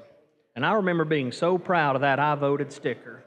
And I couldn't wait till I turned 18 where I could actually cast my vote and I could have my voice heard as well. So this question got brought up. What if you turn 18 after the voter registration deadline but before the election? Can you still vote in the election? The answer to that is yes. As long as you turn 18 on or before Election Day, even if your birthday is after the voter registration deadline, you can still apply for voter registration and participate in that election, as long as you meet the other voter qualifications. But you still have to turn your voter registration application in before the 14-day close for voter registration.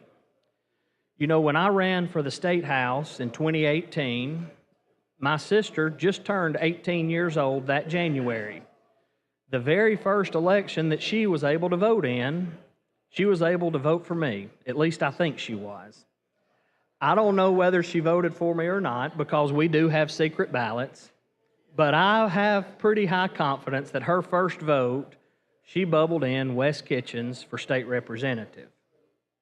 Fast forward a few years to this past election. I was elected just over a year ago in the special election to serve District 9 in the Alabama Senate. And my sister-in-law, who had just turned 18, had not been able to vote in an election yet. So her very first time, again, like I said, I think she bubbled Wes Kitchens in for state senate. You know, I didn't have that opportunity to bubble my name in the first time I voted, but I still remember the excitement that I felt. I still remember being able to go to the polls and for that first time being able to bubble names in and to walk away with an I voted sticker that really meant I voted. So what happens if you've moved from one part of the country to another and you want to vote? What do you need to do? Well, again, you must contact the Board of Registrars and submit an update to your voter registration record. Remember, where you live determines who represents you, and you should be sure that you're voting in the correct district for the correct candidates that's important to you in the right precinct. I know that we've had things in Marshall County, which is one of the 3 counties I serve. I serve Marshall, I serve a portion of Blount County, northern Blount County. Some of the towns in Blount County are Blountsville and Susan Moore, Sneed, that area. All of Marshall County, and even serve some of southern Madison County. And each year, precincts can change. So it's important not only to confirm that you're registered to vote, but also make sure you know where your precinct is. In Arab, my hometown, we used to go through and have 2 precincts that served our entire community. Now we're down to 1. They've combined both, and we vote at the Arab Senior Center, and sometimes there can be some longer lines, especially in presidential election cycles.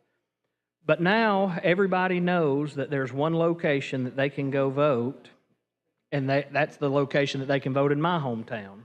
So not only should you check your registration, you can do that online. You can check your voter registration online using your information. But you can also make sure you check who represents you. You can check to see what House district you're in, what Senate district you're in.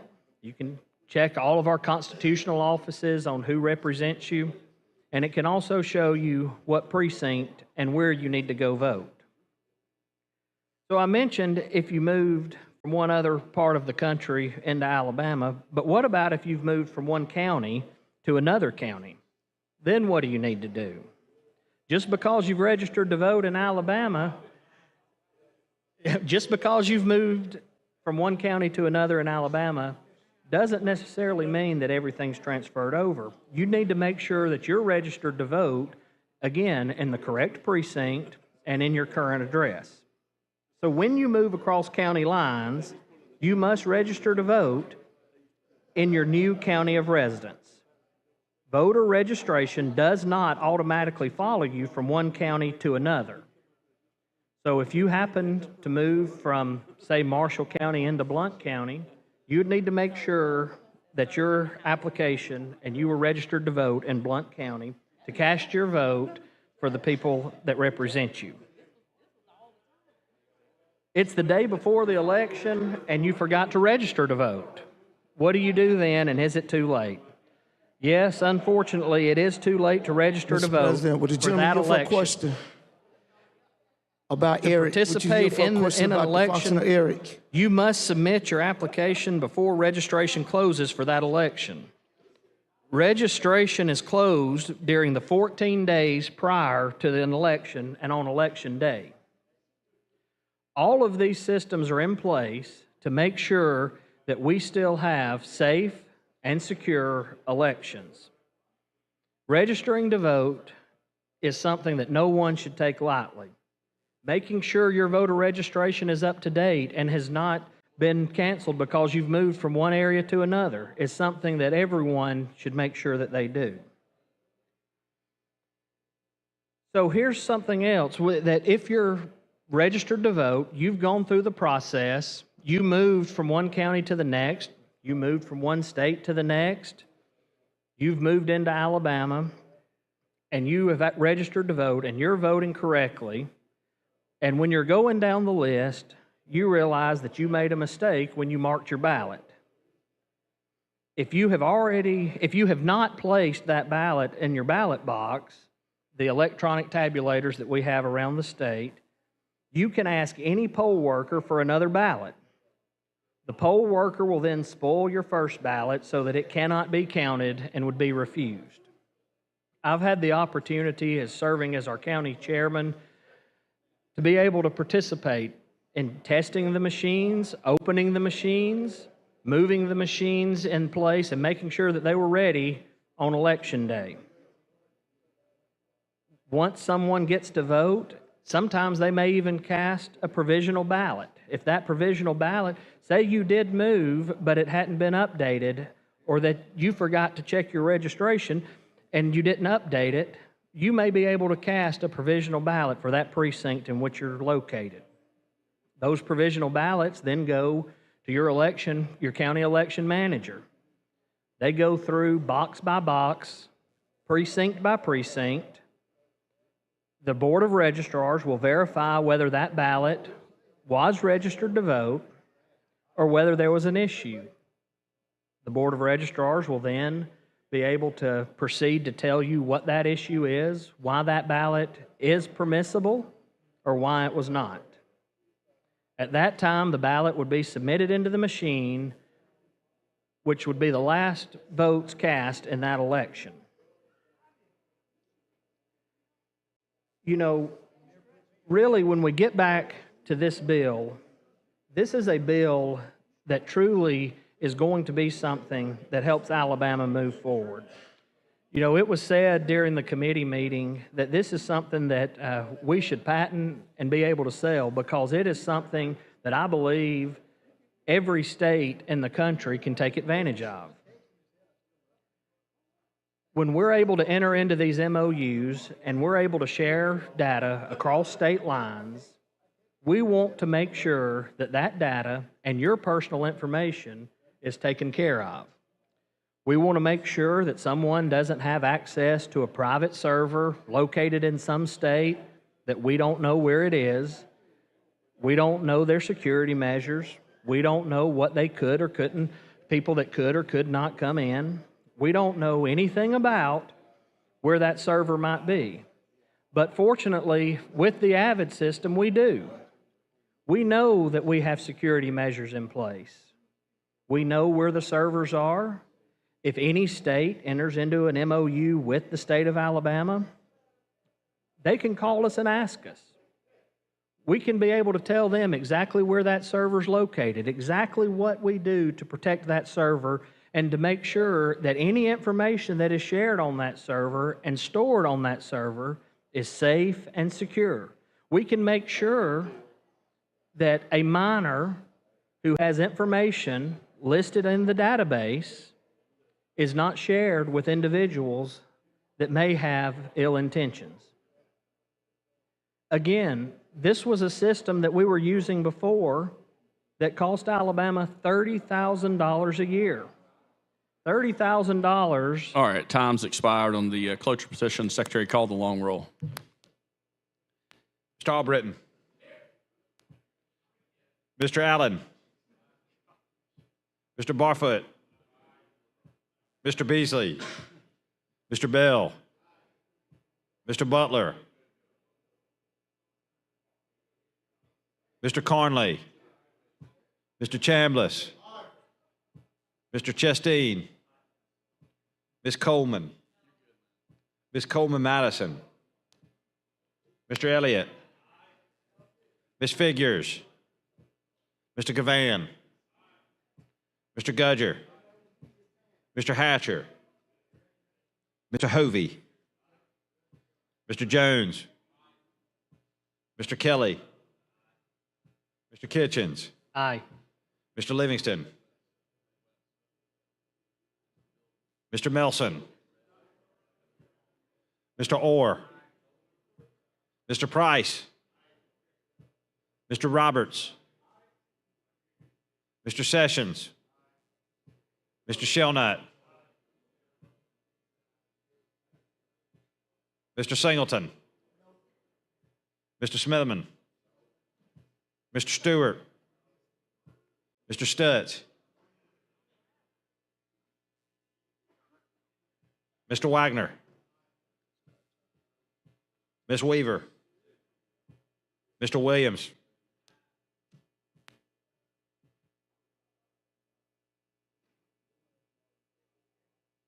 $25 ayes, 5 nays. Cloture petition's adopted. All right, Senator Kitchens. Thank you, Mr. President. I would move for third reading at length and then adoption using the long roll. All right, you want the bill read? Read at length. All right, Secretary, read the bill, and after that, call the long roll. Senate Bill 142, relating to voters and voting, to amend Section 17430, Code of Alabama, to remove the Electronic Registration Information Center as a voter registration database that the Board of Registrars or the Secretary of State may use to identify voters whose addresses may have changed. Section 1, Section 17430, Code of Alabama, is amended to read as follows. Section 17430, beginning in February 2025 and in February of every fourth year thereafter, the Board of Registrars or the Secretary of State, if acting as the Board's agent pursuant to subsection 8, shall use the change of address information supplied by the United States Postal Service through the National Change of Address Database and by at least one other voter registration database, including but not limited to the National Voter Registration Act designated agency to identify registered voters whose address may have changed.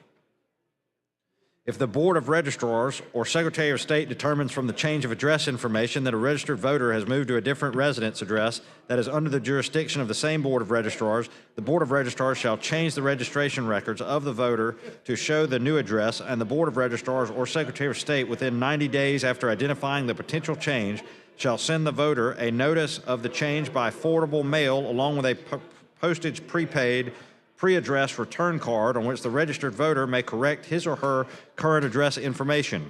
The notice shall inform the voter that if the voter did not change his or her residence, he or she required to return the pre-addressed card no later than the last day to register to vote before an election. If the Board of Registrars or Secretary of State determines from the change of address information that a registered voter has moved to a different residence address that is under the jurisdiction of a different Board of Registrars or to a residence address outside of the state, the Board of Registrars or Secretary of State within 90 days after identifying the potential change shall send the voter a notice of the change by forwardable mail along with a postage prepaid pre-addressed return card on which the registered voter may verify or correct his or her current address information. The notice shall include both of the following: a statement informing the voter that if the pre-addressed card is not returned within the same time specified in the notice, the voter will be permitted to vote in that same jurisdiction during the period from the date the notice was mailed and ending on the day after the date of the second general election for federal office. provided the voter completes a voter registration update form. If the voter does not update his or her voter registration record or vote during the period ending on the day after the date of the second general election for federal office, the voter's name shall be removed from the list of eligible voters. Information concerning how the voter may continue his or her eligibility to vote in another jurisdiction if the voter has changed his or her residence to an address outside of the jurisdiction of the Board of Registrars under which he or she is then registered.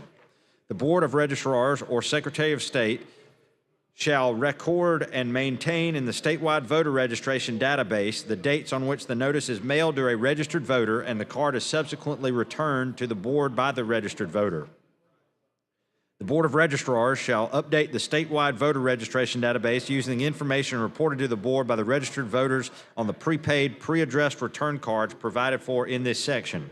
If the registered voter does not respond to the notice provided in this section within 90 days of the date on which the notice was mailed, or if the notice is returned to the Board of Registrars as undeliverable, the Board of Registrars or its agent shall change the status of the voter to inactive and indicate in the statewide voter registration database the date the change is recorded and that the voter did not respond to the mailing or that the mailing was returned as undeliverable in a manner provided by rule by the Secretary of State.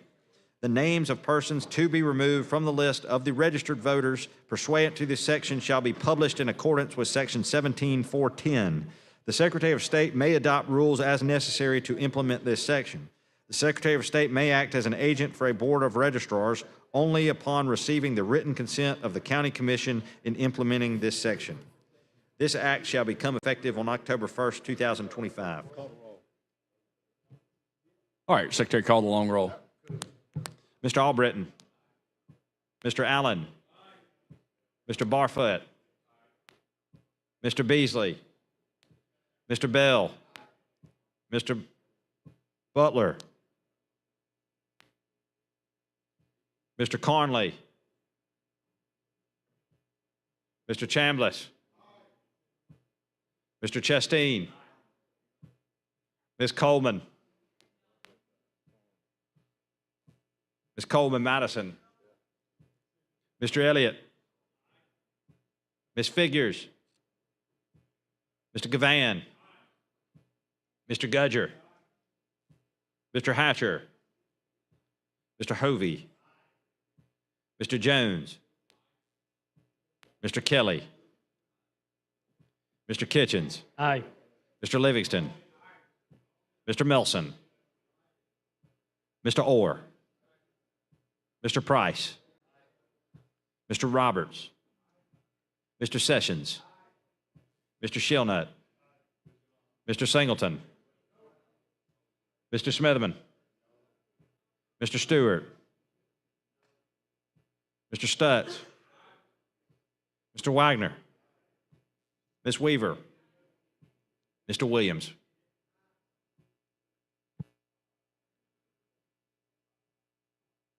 All right, 25 ayes, 5 nays. Senate Bill 142 passes. Thank you, Senator Kitchens. All right, Secretary, call the next bill in the calendar. On page 7 of the calendar, Senate Bill number 158 by Senator Barfoot regarding driver's licenses. Mr. President. Senator Barfoot. I'd move for final passage using the long roll, and I'd like to speak to the motion. Motion, please. All right. Thank you. Senator Wagner. All right, Mr. hold on one second, Senator Barfoot. We've got a report from the Committee on Rules.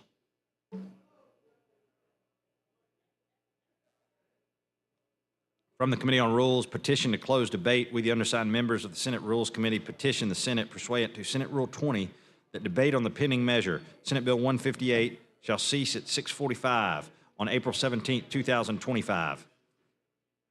Mr. President. Senator Barfoot. Thank you for the recognition. Y'all, this is a bill that you may remember in committee. I actually, when we adopted the BIR, I actually came to the microphone here on the floor and cured something that I'd said inadvertently that was wrong in committee, and that was dealing with the foreign national driver's licenses. And I'm going to go back over some of that and give you an idea of what this bill actually does. Under existing law, the state of Alabama existing law, ALEA, the Alabama State Law Enforcement Agency, which, as you know, used to be the troopers, issues driver's license to foreign nationals. This is from the synopsis, and I wanted to point out what a foreign national is.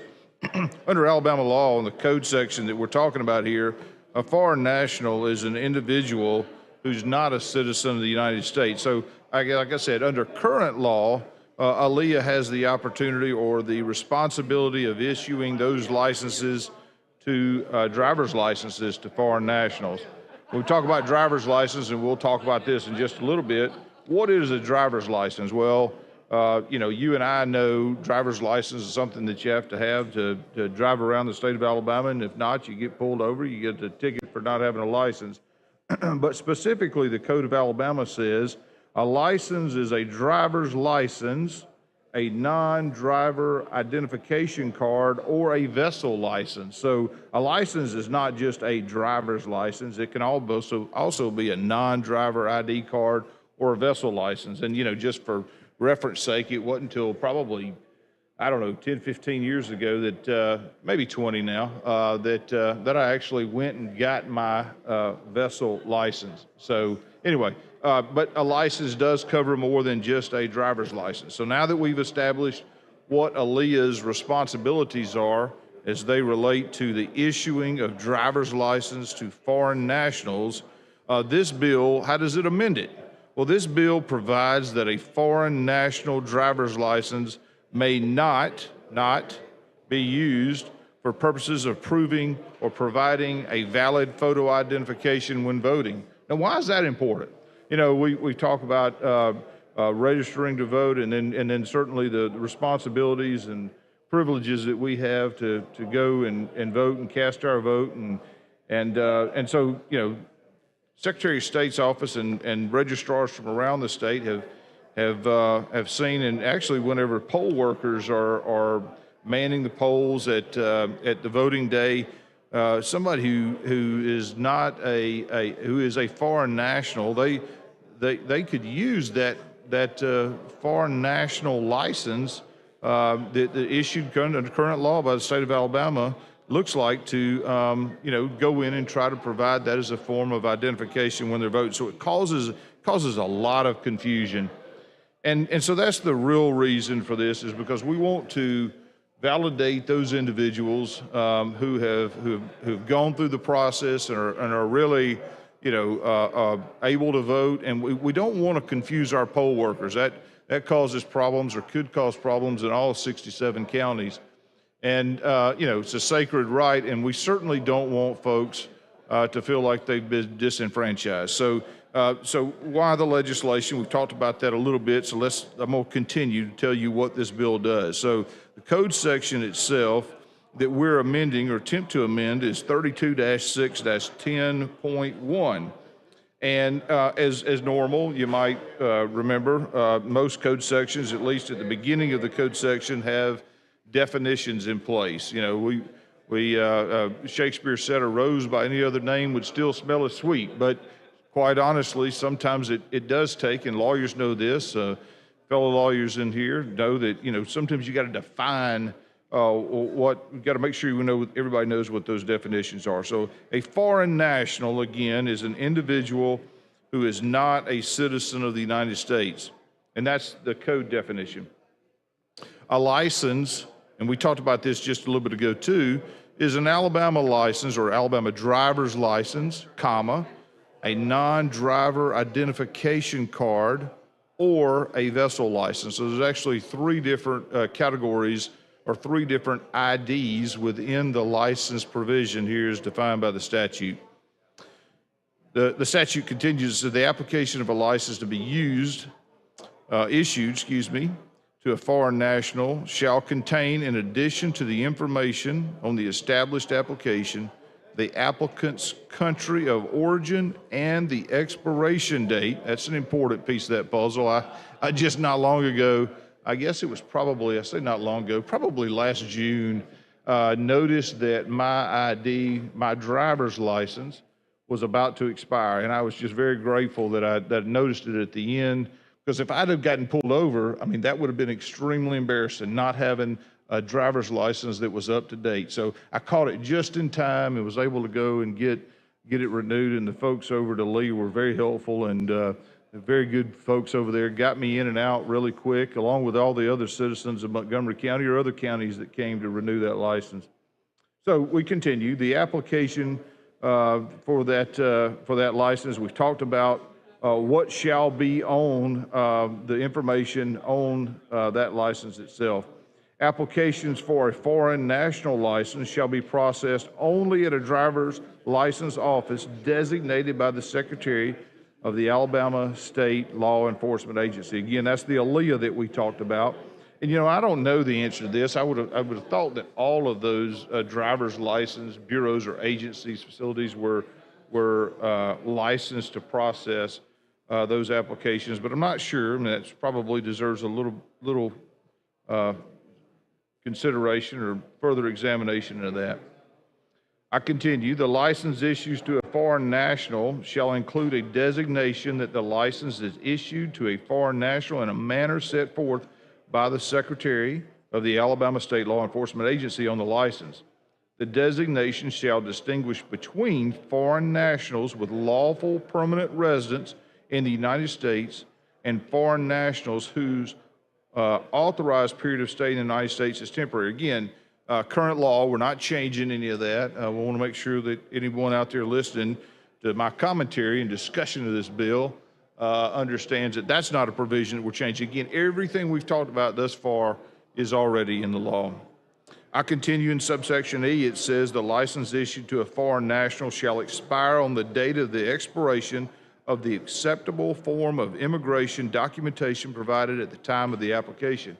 Again, it's important, there's an expiration date. That's already current law, and that pertains to not only United States citizens, but also those foreign nationals as well. In order for this is subsection F. In order for a foreign national to renew his or her license, the applicant must reinitiate the licensing process in the same manner as a first-time applicant. So the process that we've talked about applies not only to first-time applicants for foreign national licenses, but it also applies if you are attempting to reinitiate that application. In other words, to have another application in place. And then G, under no circumstances shall the agency issue a license for a period of less than 30 days. So current law, again, we put a time frame on there where those 30 days, there's a period, and we don't want, we don't want to issue a foreign national driver's license for a week or 10 days or 2 weeks. The current law is that it is a minimum, a floor of 30 days. So here's where it gets interesting, though, because everything that we've just discussed is, as I said, current law. So how do we amend this bill? Well, we amend it by adding subparagraph or subsection H. And let me listen closely, ladies and gentlemen, because this is important. I know you're interested in it. Subsection H, which we are amending to this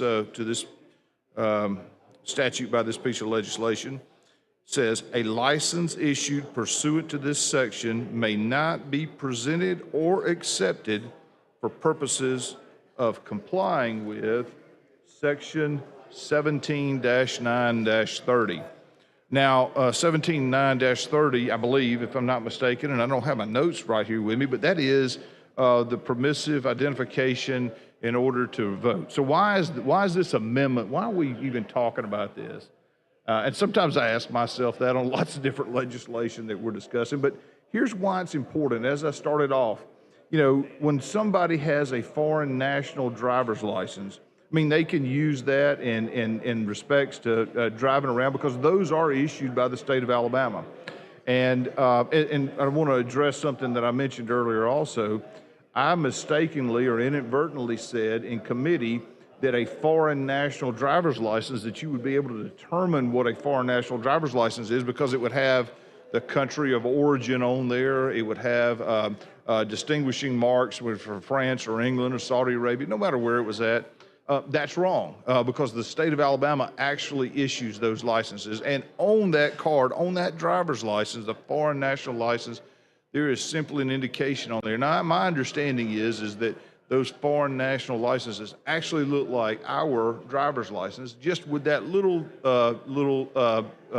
notation on there that it's a foreign national driver's license. So again, why is it important? Why does this bill have the importance that it has to the citizens of the state of Alabama? Is because, you know what, there's confusion with poll workers. So when a person becomes a naturalized citizen, in other words, they maybe here as a foreign individual to begin with, but they become a naturalized citizen through the process that's set in place at the federal level, but still possesses a foreign national driver's license, there's no requirement that they must update that license until its expiration date, which could be actually 5+ years. Now think about that. You've come here as a foreign national, you've maintained a foreign national driver's license, you've gone through the legalized process of becoming a United States citizen, and you still continue to carry your foreign national license with you. And the day comes when you're a proud American and you're going to go vote, and you show up at the poll place and you have a foreign national license, and that poll worker, and the poll workers in any of the 67 counties may look at that and say, hey, wait just a minute now.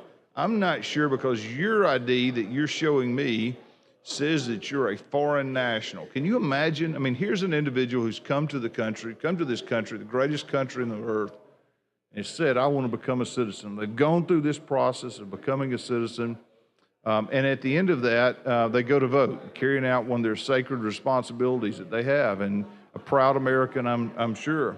And when they get to their polling location, the poll workers say, wait just a second, Mr. Ainsworth, you may not, your ID says foreign national on there, and you say, no, but I'm a naturalized citizen. Well, can you imagine what that would make that individual feel like if they've been rejected or maybe even forced to vote with a provisional type ballot? So this helps not only the poll workers to be able to distinguish what is a valid ID. It also helps those individuals who intent on carrying out their responsibilities and obligations and rights as an American citizen at that point. Secondly, as it relates to confusion for poll workers, if a recent naturalized citizen, and I discussed this a little bit, registers to vote using a Social Security card, then they may go to their polling location to vote only having a foreign national license. Again, kind of what I talked about before. You don't want to disenfranchise or make someone feel like they're being disenfranchised when questioned by a poll worker about really their ability to vote. And as I said, poll workers do a great job, and we've had some discussions about poll workers here and the obligation they have for continuing education. And but again, when you see one of those foreign national licenses, it's easy to get confused. So what do we want? What are we trying to accomplish? Well, we want all Alabamians to have confidence that only legal citizens are voting in our election. This certainly ensures that, because the antithesis of what I just spoke about was if a foreign national who is not a naturalized citizen in some locations carrying that license, again, that looks somewhat similar to an Alabama license, goes to a polling location, the poll workers might get confused and might accept that as a valid form of ID and allow that individual to vote. And we certainly don't want that. We want those folks who are naturalized citizens who have registered to vote to be able to carry out their God-given and constitutional rights to exercise that right to vote. But we also want to make sure that our elections are fair and clean, and that only those who are registered to vote are actually casting a ballot. So there's a two-form part of that equation, right? And I think this bill certainly clears up some of that. So again, it's important when somebody becomes a U.S. citizen. As I said before, when they've gone through that process, I mean, it is not an easy process, and so they've expended time and energy and money, and they're excited, and they want the ability to vote, just like anybody, any of us. I mean, we certainly want that ability to vote, and we cherish that ability. So once they receive official documentation stating they're here as a permanent resident of the country. But because there is no current provision in Alabama law which says that you have to renew or have to get a valid Alabama license, well then sometimes those folks hold those foreign driver's license like we talked about, for 5 years, and that's a potential problem. So, you know, one of the things I think that we always consider, or should always consider, certainly is the cost. There is, in most bills, as you know, there's a cost associated with just about anything we do. I mean, in this building, any piece of legislation, we have a fiscal report on there, and the folks do a good job of trying to estimate what that monetary impact is. And actually, I have a fiscal note on here, and the fiscal note for Senate Bill 158 says it would not directly affect state or local funding. So that's good news. That's good news for the taxpayers of the state of Alabama. So delve into the cost a little bit more. There's no requirement in the bill that forces recent naturalized citizens to acquire a new driver's license solely for voting purposes. So we don't mandate that. There's nothing in the law, current law, or in the amendment that mandates that somebody go and get a license. Secondly, numerous other forms of voting identification are acceptable at the polls, including the free voter identification that offices use, so that the Secretary of State has. So that is an amazing thing because, again, we want to encourage folks to go and get an ID to be able to register to vote. Anyway, that's kind of a summary of the bill. And again, I think the important thing here is that it cuts both ways. We're trying to encourage those individuals who have done the right thing, who have become naturalized citizen, again, through a long, tedious process, time-consuming process, and certainly with an expenditure on their part to follow the proper steps to become a naturalized citizen. We want to make sure that when they go to the polling place, that when they show up, that they're not in any way that feel like their vote doesn't count because a poll worker questions the identification they have. And again, the conversely, or the opposite of that is that, you know, when an individual may show up with a foreign national license who's not a naturalized citizen, we want to make sure that the poll workers who are there, who are examining those documents that are needed to cast a vote, that they understand that you know, even though it may look like an Alabama's driver's license, if it says foreign national on there, that they shouldn't be able to vote. So this encourages those foreign nationals who are naturalized citizens to go ahead and get a state of Alabama issued ID. And again, we talked a little bit, I want to refresh the members' memory. We talked a little bit about what those licenses is, because in terms we talk about a license, not everybody wants to drive, should drive.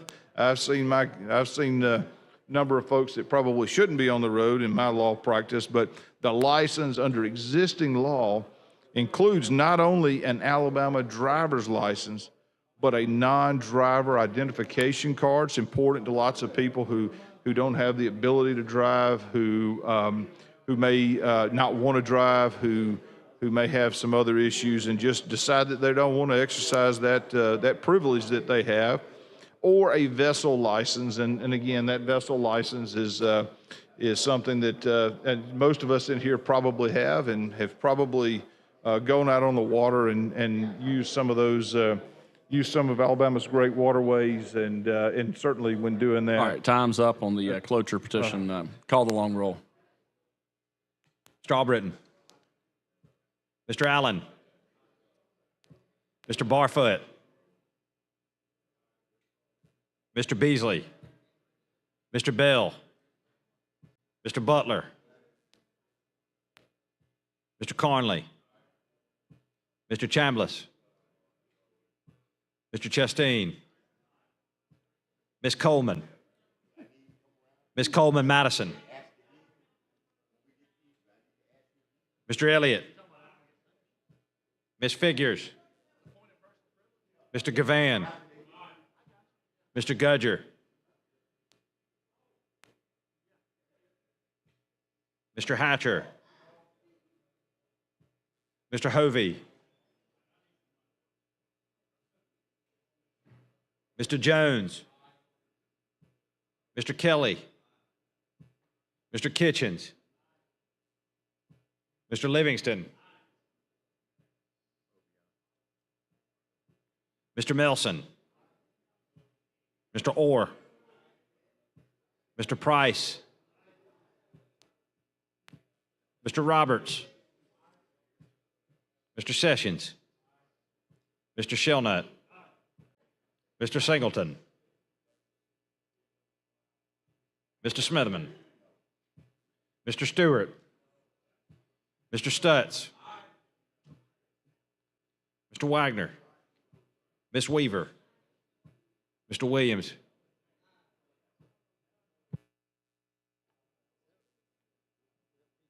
All right, 25 ayes, 5 nays. The cloture petition is adopted. Thank you, Mr. President. I'd renew my motion for final passage using long roll. I'd ask the bill be read at length. All right, Secretary, read the bill, then call the long roll, please. Senate Bill number 158 relating to foreign national driver licenses. To amend Section 32.6.10.1 Code of Alabama to provide that foreign national driver's licenses may not be used as a photo identification for voting purposes. Be it enacted by the Legislature of Alabama, Section 1, Section 32.6.10.1 Code of Alabama 1975 is amended to read as follows. Section 32.6.10.1.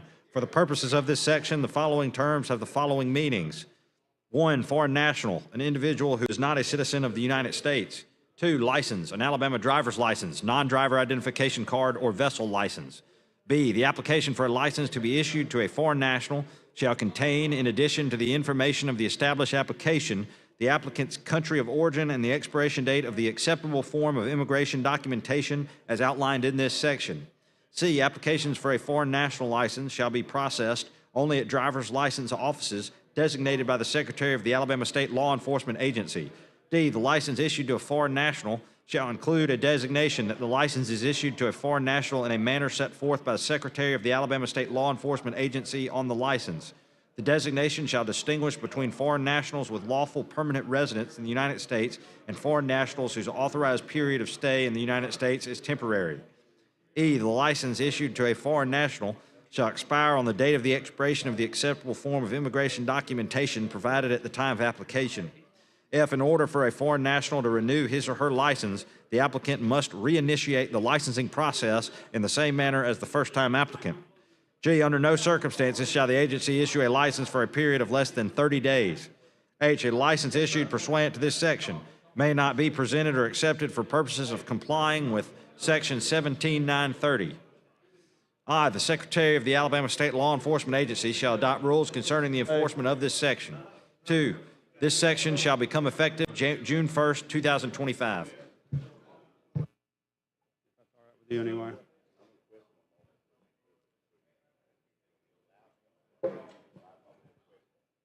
Mr. Albritton.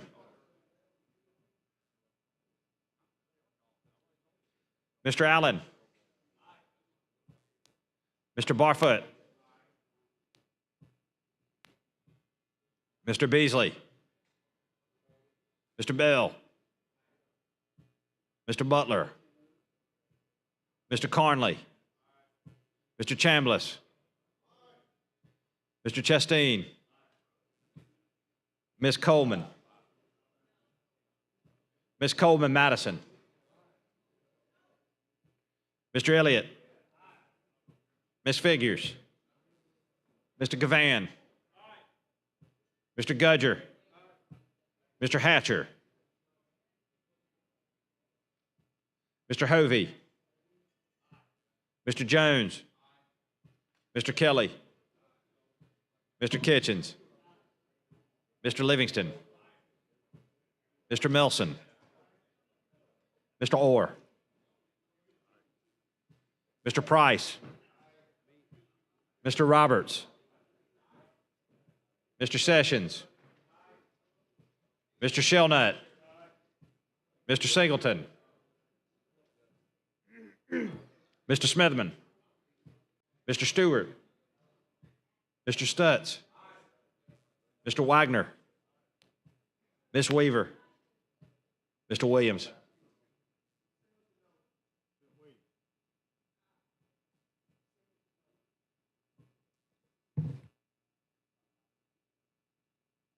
$25 ayes, 6 nays. Senate Bill 158 passes. Thanks, Senator Barfoot.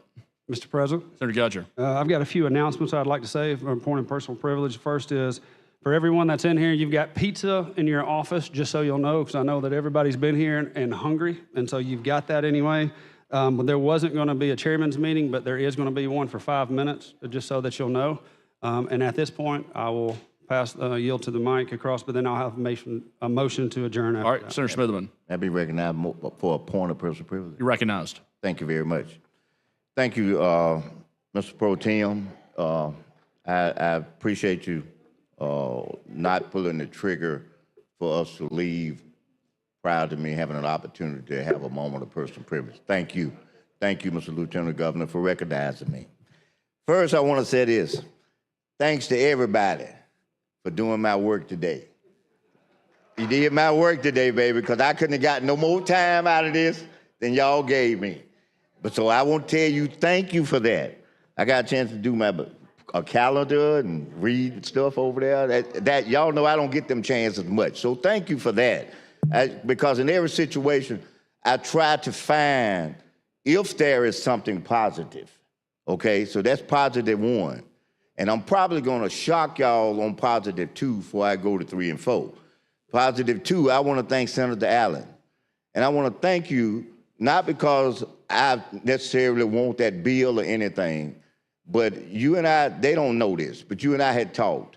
And I appreciate you limiting that to the first stanza, okay? See, I appreciate that because at least you gave me directly the sensitivity of what we talked about. And you know, and I should give you your flowers for it. Regardless of what I think about the bill and all that, you reacted to the sensitivity of and whether you knew it or not, but it's for 1.5 million people in this state. And I appreciate that very much. I stand for them at this moment. Okay, I wanted to say that to you, and I appreciate that very, very much.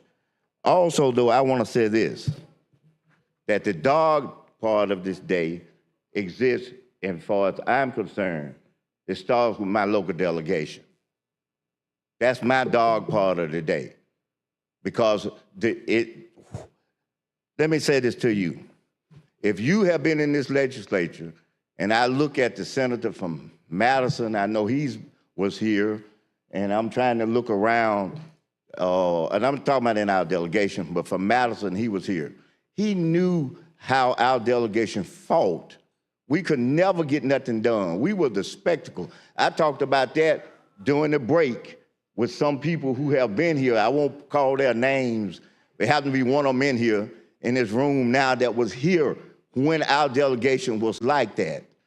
And for 20 years, the rules chair and I worked to get our delegation to work together, to try to be harmonious enough that we wouldn't be the thing that stopped this whole body. We stopped the fighting between our delegation, stopped you all from being able to do anything in this legislature. Okay, so we worked 20 years for that. And today, that 20 years was just almost just like opened up and thrown out the window, because that was not right. That was a person in my delegation that ain't did diddly crap to say to me about the situation, and y'all know what I'm talking about. That's in Senate District 18. And the person who is the rules chair and that person will tell you that we give local respect and consideration for the cities that we represent. When Briarwood wanted a police force, didn't nobody object or say anything. If Vestavia wants something, then nobody in our delegation said anything because that person represented it. I represent Birmingham. I represent Birmingham. And that's really what made me so disappointed in my delegation today. And I'm talking about the senator from District 15 in particular. No, we don't call names, but we can call districts. And I'm talking about the one who represents 15. You know, and we've gone through this. And the last thing is this. In this body, you can talk to any one of y'all when you leave out of here. It's not a one of y'all can say when Smithman gave his word that I went back on it. Not a one of y'all. I can't say the same thing. I can't say the same thing about my delegation. Twice we dealt with this issue. When Dale Marshall was the pro tem and when Senator Reed, they'll tell you we sit in there. We said that these issues should be over if we agree to what we did. And they said yes. And now we back dealing with this same stuff again. Word don't mean nothing. So our delegation has been set back 20 years by this kind of behavior. And that's the saddest part. Because Senator, we got 1.5 million people. 20 seconds left. Thank you. We got 1.5 million people that's going to be affected by this kind of behavior in our delegation. So that's the sad part. But the good part, again, as I leave, once again, thank y'all for helping me with my work today. I appreciate that. And if y'all want to help me a little more, if you put 12, just double the time that it took to do the 6. All right, thank you. Thanks, Senator Smithman. You ain't gonna give me a couple more seconds? I can't. You gonna hold me All to right. this line like that? I'll let you go over a little bit. Okay. Appreciate you. All right. Well, All right. I thank you all very much for listening to me. Y'all have a safe weekend, and I'll see you Tuesday. Thanks, Senator Smithman. Mr. All right, Senator President. Gudger. Thank you, Mr. President. I want to make sure that we thank you, Senator Smithman, for leaving us on a positive note and how there are actions and consequences on both sides of the aisle for when things don't go your particular way, and we understand that, and obviously I think y'all saw that today. So having said that, I'll take a motion to stand adjourned until 2 p.m. on Tuesday, April 22nd. All right, you heard the motion. All those in favor say aye. Any opposed? We stand adjourned.